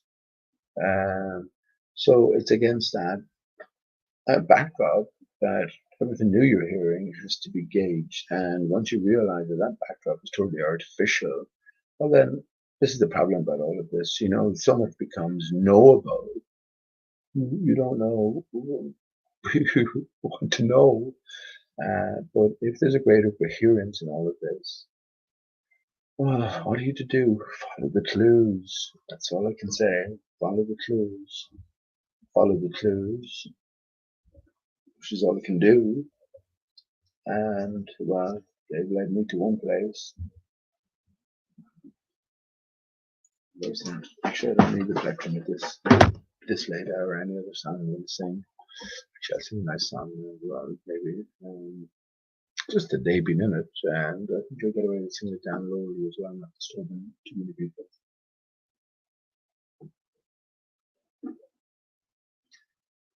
But yeah, just to reiterate, the most significant song in history, and the omitted verse. That's what it says. Beautiful angels torn apart at birth, limbless and lifeless, hardly recognized you. We're told. Book of Enoch. Marx argued was a big pusher of the Book of Enoch and the Book of Jasher when he first arrived on the scene. Again, all of these next level layers of the pyramid, towards truth, greater truth. And ultimately, the truth is maintained all along. The truth comes from inside out. So everything is there to sort of help you along that pathway. But if you don't realize that core application, direction, entropy, I guess, well, you have a different context for everything. So that's why flat Earth is a psyop in that sense. If you're just happy enough, fighting that battle against, you don't even know your enemies. Who are you fighting against? Officialdom. Sure, all of officialdom know that the Earth is flat. They know there's a greater story in play, and they know that everything you think you know is just a tiny fragment in relation to what there is to know. And if you knew what they knew, you might do exactly what they are doing, which is what? Lying to you to try and help you to wake up. What's he going to tell us? I mean, if I tell you the truth, will you wake up? That's good. That's true, isn't it? That's true, isn't it? And the more obnoxious the lie, then the more chance there is of getting you to sort of waken up and reject such an affront, I guess, on your intelligence, right? That I would say something and expect you to believe it, even though it flies against all the face of all reason and all experience. So yeah, isn't that interesting?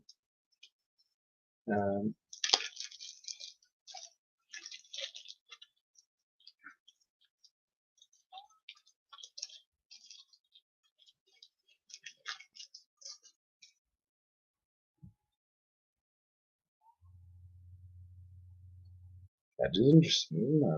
I've equated it to sort of a sergeant major and new recruits, and you hate the man or woman at this stage, or tranny, whatever, at this stage, the early stages, where you're just coming away from your relatively comfortable sort of background and setting, and you're being prepared for something. You hate the instructor to begin with because they're putting you through such hardships, but at the end of it, grateful to them, you love them even, because you're exposed to greater necessities, greater realities. You should come outside of your box, I guess. But ultimately, how big do you want your box to be? To what levels do you set the limits of your thinking? And there's nothing stopping you but thinking, but the universe, from comforts of your bedroom, the confines of your armchair, wherever you feel comfortable. That's why the mind is infinite. But the material is infinite. The immaterial is infinite. And in a big sense, Pandora's box is opening up the world of possibilities. And it's everything contained within the mind that is entertaining these thoughts, these possibilities, which sort of creates a reality in a sense, And when you think about all of these things like Pizzagate, now Joe Biden, if you're into, he's a creep, like he's portrayed as a creep. He's playing the role as a creep, I'm certain now. IPS talks about what's your man's name? I don't pay too much attention now. Christian Bale playing the role of it's either Mike Pence or Joe Biden.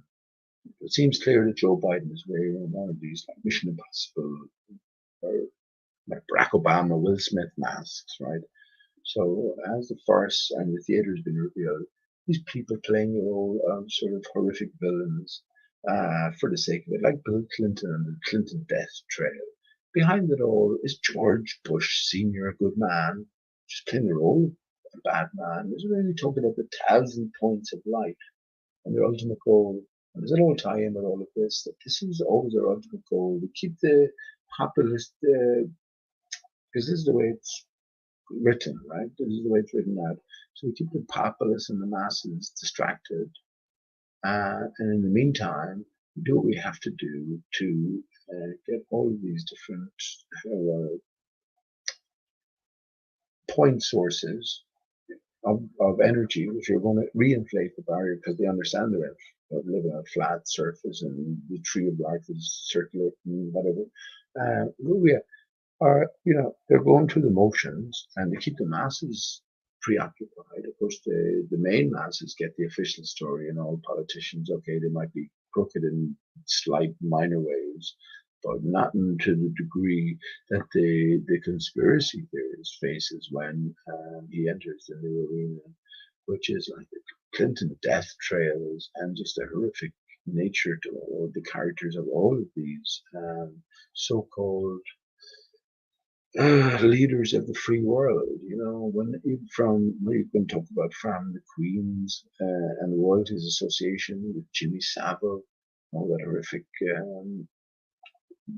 sexual abuse and murder, you can be sure, to Edward Heath, to Dunblane cover up, etc. All of these horrific associations made. Is it more theater? Is it dark aspects to this greater Pandora's box opening in terms of the world of possibilities? Isn't it better that it's like 9/11 in a sense? Isn't it better that no one died? And we thought that people died in a horrific sense, but ultimately no one died, than the thing actually happening. So your thought, your emotion being real, and the thing being real as well. Well, you decide. You decide when you realize that, well, the latter is the case, that your emotions were real, but no one was really dying. Well, then I think ultimately you'll be glad. Be pissed off in the meantime, but you'll be glad ultimately. And then when you realize there's maybe a greater significance to all the theater, you'll be happy, you'll be overjoyed, because certain things are outside your hands, but certain things are inside your hands as well. Remember this, and I said it to, yes, I did say it, I said it to at least one girl today, which was Patrice. You're the highest authority on this land. Here I said to her, she's Queen of Era, Queen of Ireland. We are all the highest authority. Use the terms lightly as well, but that is the nature of our being, and that is known as well. So Lazarus is waiting for you to wake up to that, and whatever comes from here on in, at least we can say we came to know ourselves and our positioning within. Well, what are you going to call it, this realm? And if it's not so, well, we'll find out at some point. Maybe the hard way, with a wet blanket and a night in a cold, dank prison cell.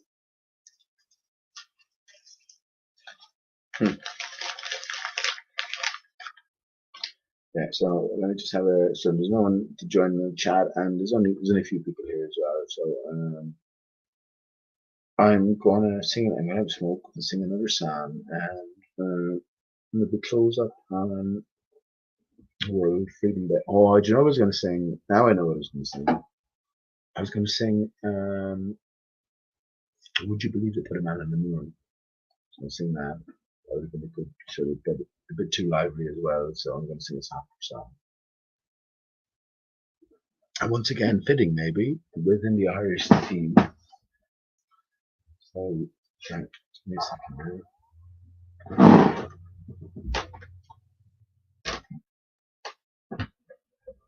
World Freedom Day.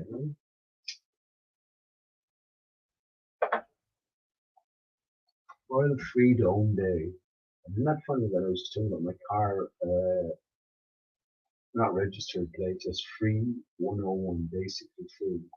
Not funny.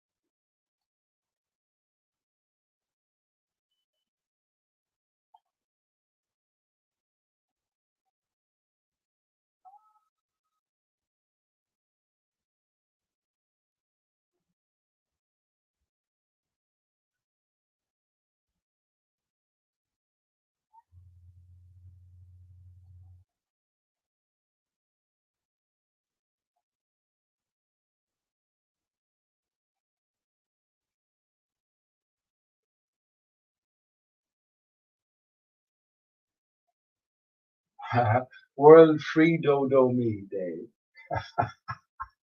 World Free Dodo-Me Day. Free me from the dodo. Free me from the divided state.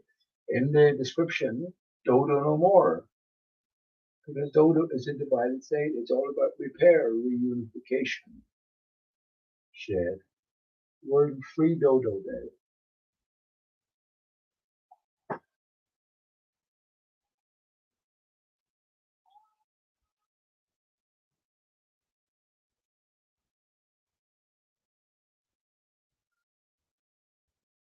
It's all these basic words that hold the greatest significance as well. I think the other day in Irish, tá, which is T-A, means, say, tome, I am. Tá tú, you are. Tá sé, tá she. He is, she is. So it's all these basic, as easy as A, B, C, 1, 2, 3, all the basic terms, which contain the greatest clues. To be or not to be. It shows in the word, well, is, I am, he is, you are, sorry, what am I talking about? I am, you are, he is, she is, they are, you are, and we are. You know, it's all of the basic things. Aristarchus, R-I-S-T, R-C-H-U-S.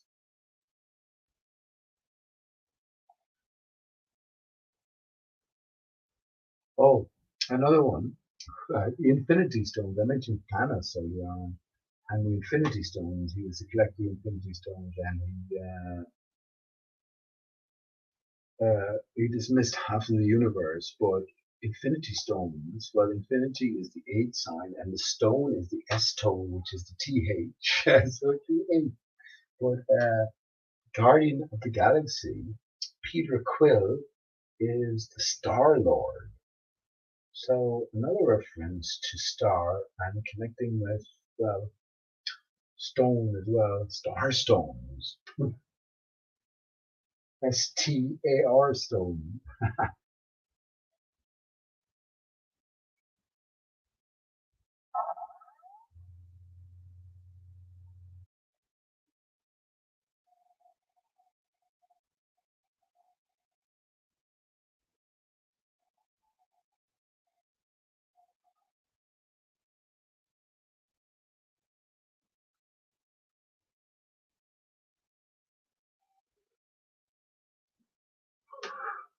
See, we're not just torn Hulk-like, back to the Avengers, in a Hulk-like, in a straight down fashion. No, we're unraveled in a spiraling fashion, made of free metal. And this is our quest to re-ravel that was unraveled. And remember, with a relatively recent origin, 422 years, that unraveling is yesterday. That's a note. That's a song I had to see. There's so many songs that I should play for tonight.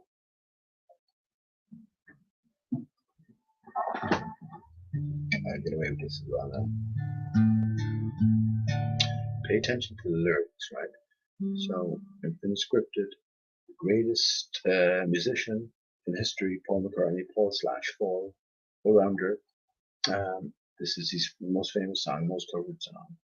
So that was given to him. Forget about all the other conspiracies in Italian writing out. Forget about all of that. Paul is the dodo, representing a divided state. And listen to the words of his most famous song. Yesterday,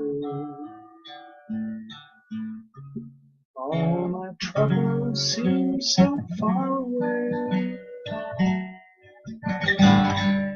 And I need a place to hide away.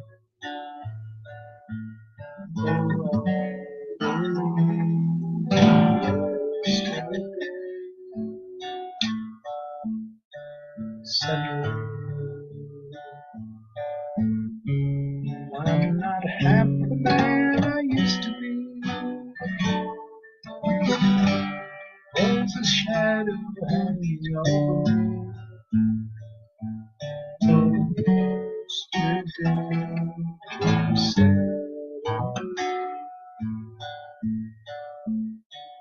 Why she had to go, I don't know.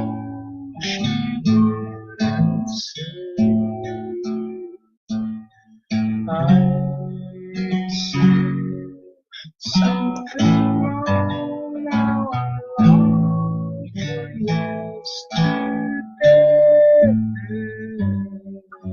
yesterday.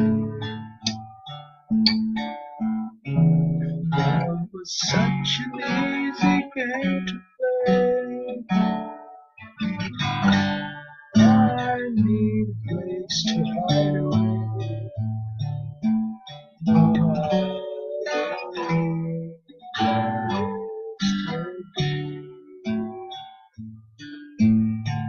Why she had to go, I don't know. She wouldn't say. I said something wrong. Now I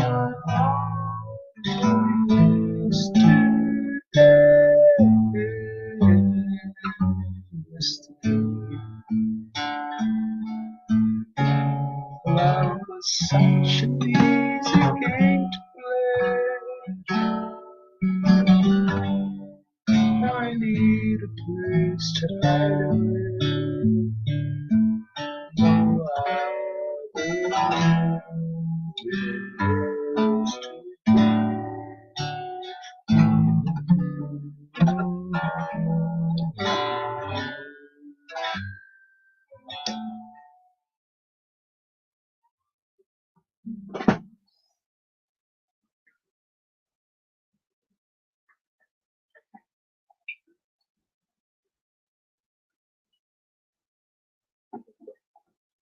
Feels like I've been saying the same things for ages.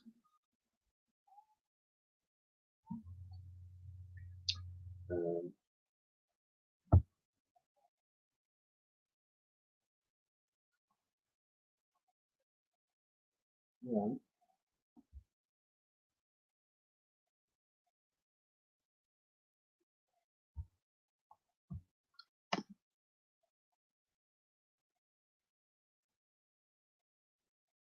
Okay, you still there, Adrian? Am I still live? Let me just make sure I'm still live.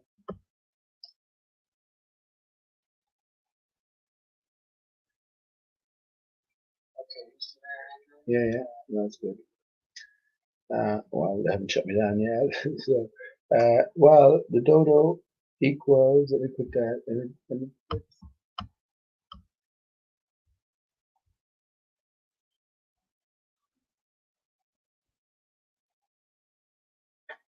The dodo equals 35. Paul McCartney equals 53. Well, wouldn't that be interesting? What do you call it? Are you using there? What system are you using to, what do you call that? Evaluate that.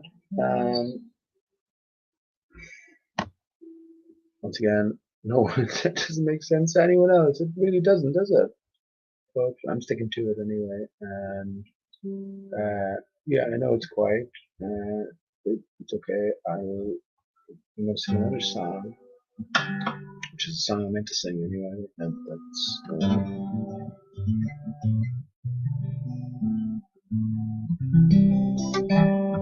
So the music is coming through relatively okay, better anyway when it's quieter towards the end of the night as well. Although it's only the beginning of World Freedom Day, it hasn't hit America yet. So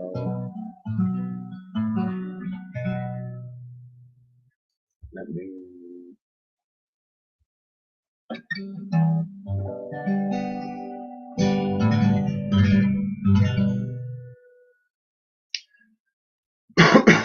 Another Irish song, but a soft song as well. So entitled "Come to the Water."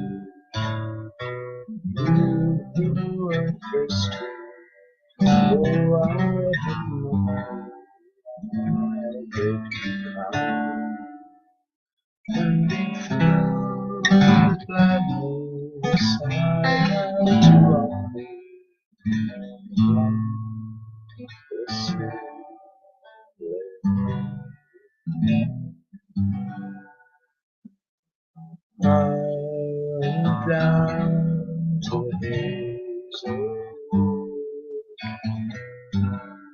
because the fire burns in my head.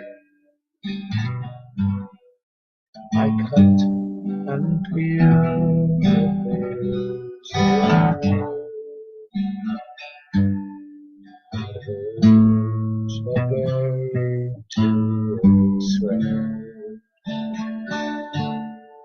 And when white moths were flickering out and mouth like stars were red, I threw a berry in the stream. The little silver trout.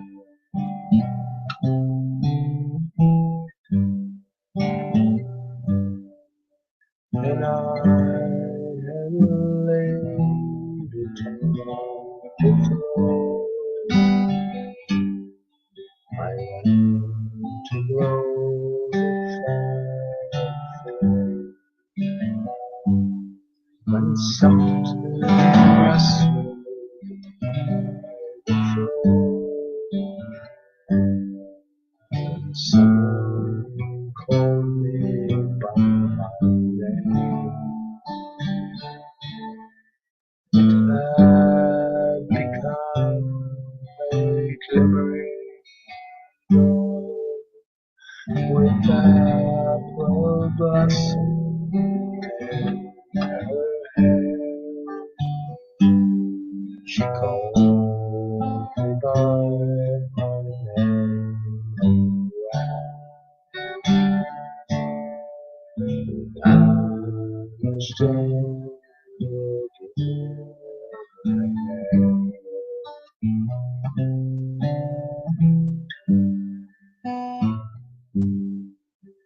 Now I am old with wondering through all around and around. I will find out where she has gone. Kiss her lips and hold her hand, and walk around the apple groves, and look till time is done. So the apples on the road, the golden apples on the sun.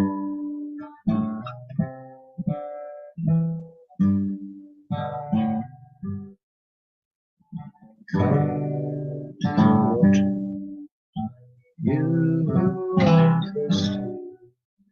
Oh, I have to be filled with flowers I have to offer. Come, listen.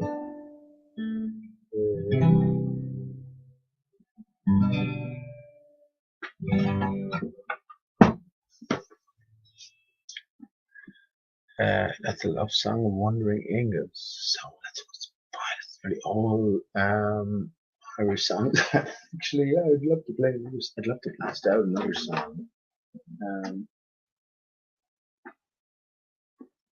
As I'm finishing up, but it would definitely require a bit more volume. But it also turns out to be an Irish song, but a more international hit in the sense, or internationally heard. Anyway.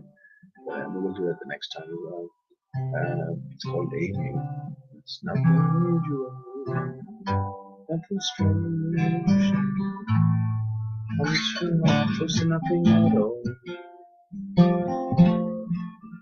Same old scenario. insane. There's no explosions here. So usual. Something strange comes from nothing at all. I saw a spaceship outside your window. Did you see it disappear? And you can sound my wall and read me the story. Tell me so deep. Sanctuary is a place for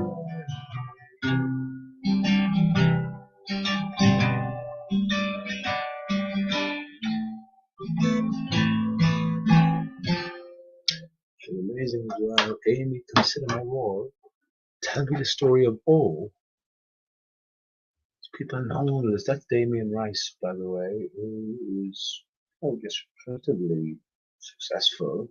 Not that any singer or actor or performer is successful these days. No one's performing anywhere. Everything's closed. Everyone is such an equalized. So, you know, there is no distinction between all of us anyway. Superstardom. We all want to be big stars. I definitely listen to that now. Okay, closing my own folks.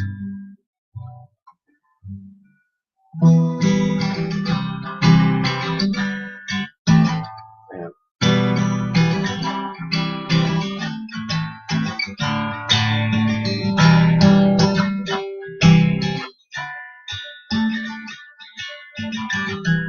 Down to New Amsterdam.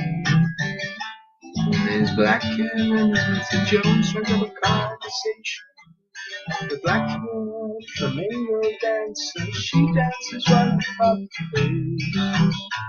Said we beautiful, we all want something beautiful. Now shall we sing and dance the silence down all day. Sha-la-la-la-la.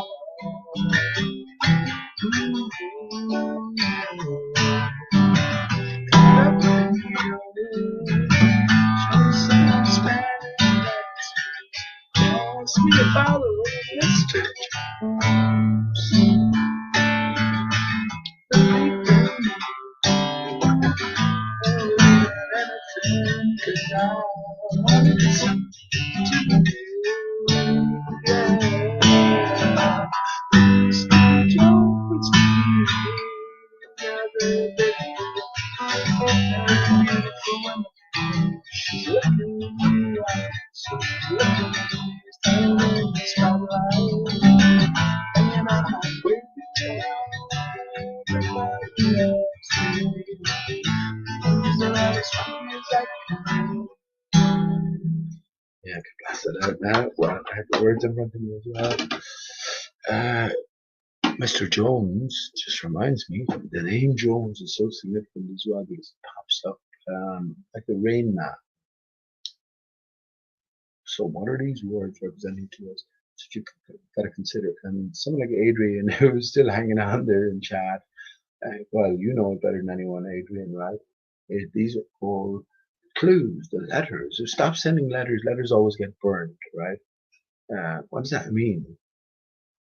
What does that mean? It has significance because of where it appears. And, well, when we think of, well, how we think, there's a greater idea behind this. And, well, if there is it being transmitted or communicated in some way? And if it is, and then how is it? So, well, it's via the letters and the numbers. Once we understand our constituent parts, we understand, once we come away from the one, and again, the one is just, well, the one can't be without the zero. So when we come away from that, and we start considering life, the universe, and everything in a new light, and the answer still remains 42. We just got to figure out why Well, tell me the story of old. Amy, come sit on my wall and tell me the story of old. I actually got that album. If you haven't heard that, you haven't heard any of those songs. Let me just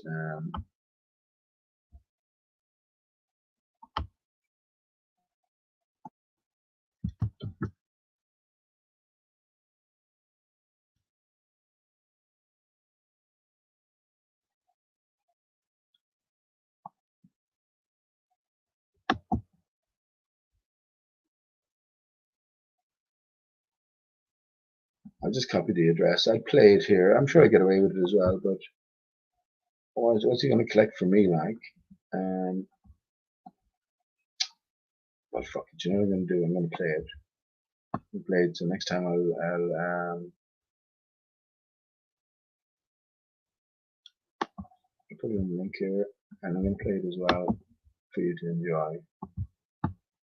I wanted to be made of this. Educational purposes. Remember, Amy, come sit on my wall. Tell me the story of old. So this is why I'm playing this for all the listeners here. Out of the enjoyment of the arrangement, to garner greater truth, which is applicable to exactly what I'm talking about and exactly what my whole channel is about. Coming towards greater truth by following clues. It's about copyright. Anything I have or found is anyone's, you know. And well, in a sense, that's the way it has to be. So let me share this. Enjoy. And if the screen goes blank, I'll know that it's been copyrighted. So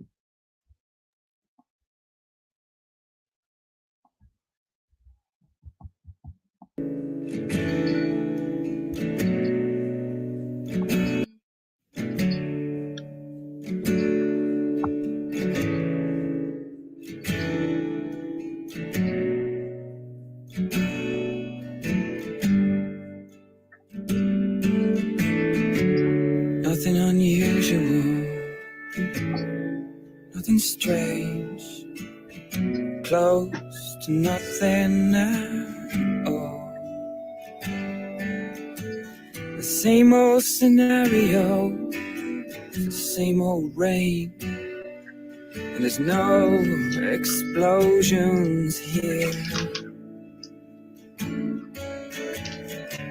And something unusual, something strange, come from nothing at all. I saw a spaceship fly by your window. Did you see it disappear? Amy, come sit on my wall and read me the story of old. Tell it like you still believe at the end of the century there's a change in you and me. Nothing unusual, nothing's changed, just a little older, that's all. You know when you found it, there's something I've learned, 'cause you feel it when they take it away. Hey, hey, hey, something unusual, something strange, come from nothing at all. But I'm not a miracle, you're not a saint, just another soldier on a road to nowhere. Amy, come sit on my wall, read me the story of old, and tell it like you still believe the end of the century brings a change for you and me. And Amy, come sit on my arm and read me the story of one. Tell it like you still believe at the end of the century brings a change for you and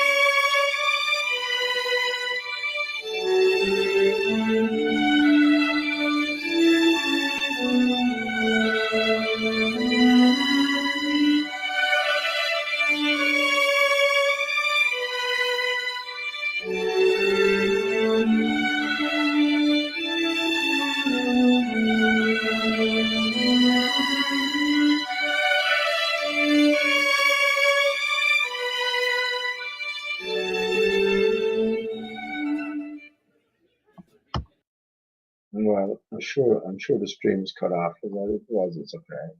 A nice one. A nice one. Well, you know, hope you enjoyed that. And as you see by the album cover, Damien Rice. Oh, so people are in the know, is what I reckon. In every country, in every walk of life, and everything is playing out well, according to some greater script. To what level all of these different actors at the different levels and different layers are made aware of greater truth. I'm not sure. I don't think they're made aware of the whole truth, and nothing but the truth. It's been a mystery in everyone's life, and I've certainly met lots of people on the other opposing side. The best that they have to offer, I would say, you know, and they haven't heard about some of the things that I've come to find out.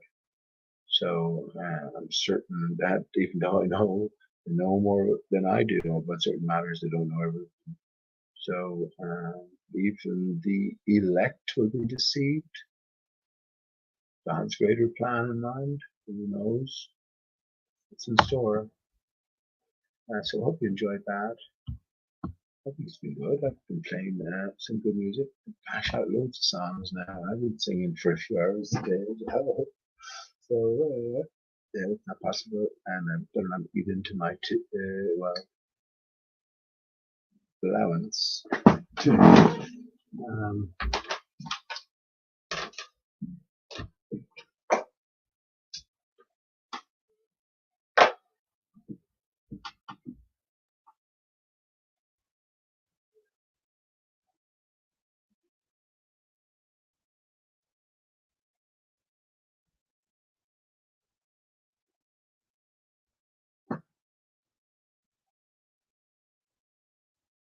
You think about the word birth, B-I-R-T-H.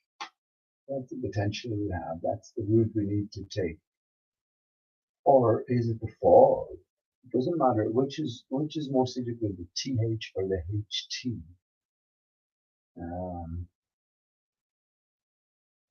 When we have a thought or thought, right? THOTH or THOUGHT. There's a reversal in play there. So does the T at the end signify a greater significance and ending, or is it all about the beginning letter which has predominance? And I think I'm still struggling somewhat with this, with certain words anyway. Sin is a good one to analyze, the word sin, because we're all born into sin. But birth is a good one as well. The fountain of youth, the philosopher's stone is a good one as well. Again, it's something that applies to all of us. And what is the philosopher's stone? The philosopher's stone. When I say the philosopher's stone, is the TH.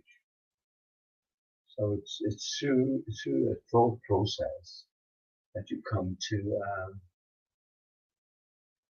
the realization, the fountain of youth, right? Fountain of you, TH. So within terms themselves, the answer is contained. And I think there's a certain symmetry and balance to that. But, yeah, once again, who are you speaking to? I mentioned mouth earlier on, M-O-U-T-H. So many more. Arthur, King Arthur, JFK, and associated with Camelot, and King Arthur, R-T-H-U-R, right? Camelot, if you look at the JFK Eternal Flame Memorial, it's Crater Aristarchus. That's what it is. And JFK, funnily enough, on the day that's in it, JFK, J is, if you just go,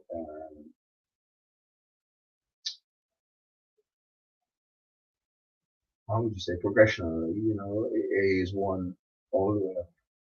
Where J becomes the 10th letter, F is the 6th letter, and K is the 11th letter. As the law of reverse is in place, you mirror it and you invert it and you get 11, 9, 0, 1. And that is to an Irishman, September 11, 2001. And JFK was Irish. So that connection is either coincidence or, well, it's established from the outset. Kennedy in Irish is Ceann Éada, which is head wound. Now, if it's going back to Aristarchus, again, Crater Aristarchus, has there been a head wound? Is decapitation a felling? Well, yes, I think there have been points to that. And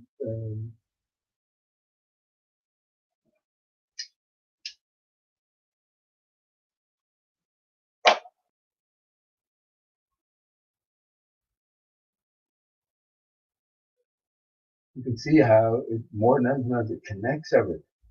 It connects it, and you can see also how I could write a few books on all of this, right? But you can see how on the face of it, prima facie, there's sort of connections being made. And, I won't get to it tonight, but I was just going to just put up my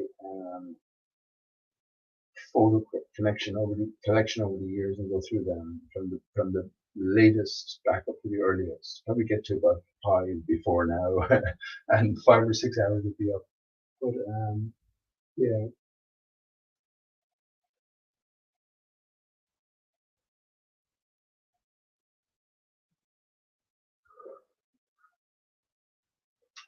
I guess I'll sum up by saying,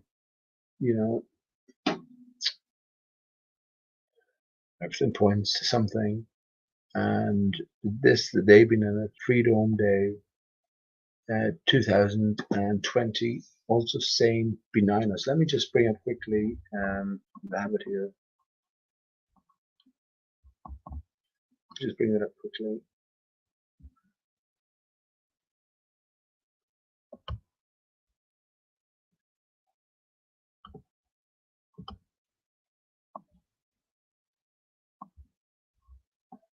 Okay, one second now.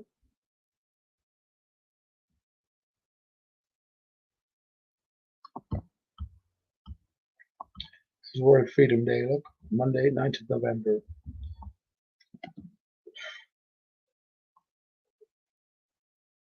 I haven't clicked into any of these actually, so there'd be a more detailed, what do you call it? An exploration there into the idea. But let me bring up, I just wanted to show you.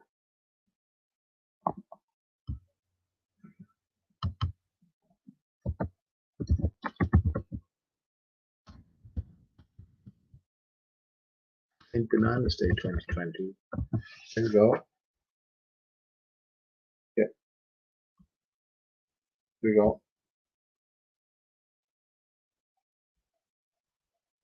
Saint Benignus, right? So he's the Bishop of Ireland, of all places. Right? So the Bishop of Ireland, the son of Sechna, the psalm or the palm singer of St. Patrick. Sechnan was a chief in Meath, and Meath is known as the Royal County in Ireland. And this is also where the hill of Tara is found, T-A-R-A. And I've been through that before in previous hangouts, where you have this distinctive circular layout to it. All, as I say, everything reflects the same thing. It's all, yeah.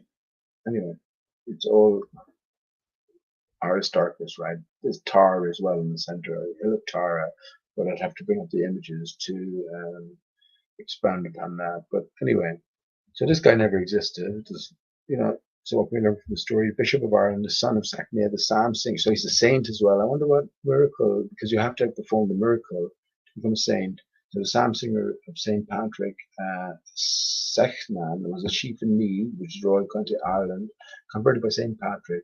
Benignus became a disciple of St. Patrick and succeeded him as, okay, let's have a look at, you probably have to pay to go further, maybe you don't. And succeeded him as Chief Bishop of Ireland. He converted the Irish in Clare. It's a long, long way from Benignus to Clare, Kerry, and Connacht. Benignus served as the superior of an abbey at Drumleash, erected by St. Patrick. Okay, very interesting.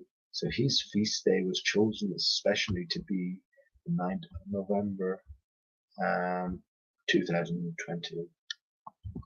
Not maybe 2019 as well. So it's now interesting. B9, that's how you read that. B9, as opposed to malignant. B9 plus B9 as well. B9. So be of a certain orientation as opposed to an opposing orientation. You want to go from 1 to 12 as opposed to 12 to 1. Backwards. You want to go forwards instead of backwards. When you go, yeah, you see when I go backwards and I do this orientation, it always never see an orientation towards the upper aspect gives you an impression of a 9, or the other way will give you a 6. That's what makes these hangouts worthwhile. I talk to myself for hours, but so yeah, none of these characters actually didn't exist. You know, we're all, yeah, I wonder what these miracle was. That's what I'm looking for.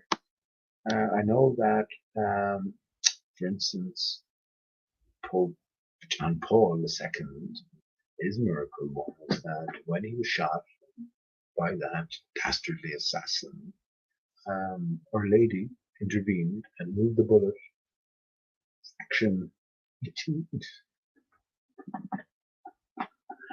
into tiny bit.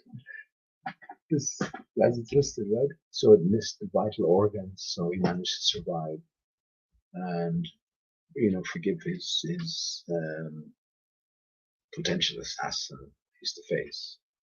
Now, when you come to realize that was more theater, and you come to read that Pope John Paul II himself, before he became pontiff, was a Polish actor. Well, everything needs must be viewed in a different light.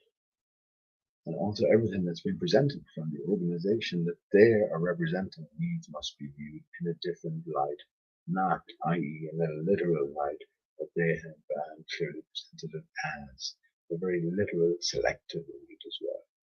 So, yeah, if you haven't considered these things, it's not my fault, is it? Not my fault. So that's what gave them his canonization. So that was the miracle. So, I mean, why can the lady or lady move the bullet maybe 2 feet to the left? Well, again, it's all theater. Once you look into it, I should go to a place like Let Roll Forums. I'm sure that's still going. And look up that. There's a thread on that, and it's excellent, you know, and it shows that it's just theatre. And there was no blood, but there was no blood when there should have been blood. So just an acting open air theatre. But that is the reason for his canonization, which is Our Lady intervened and with the boy ever so slightly. So I'm just looking to that. I'll keep that link up and look into it later.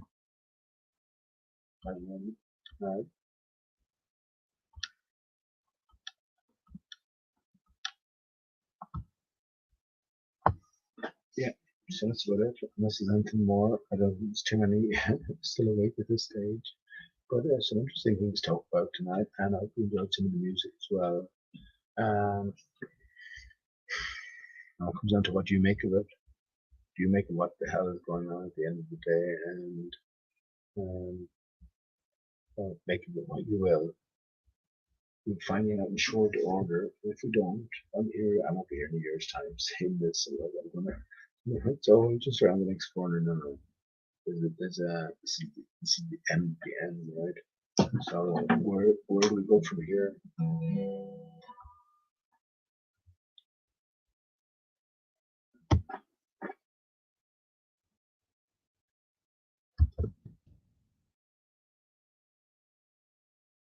Very gentle parting to the sun.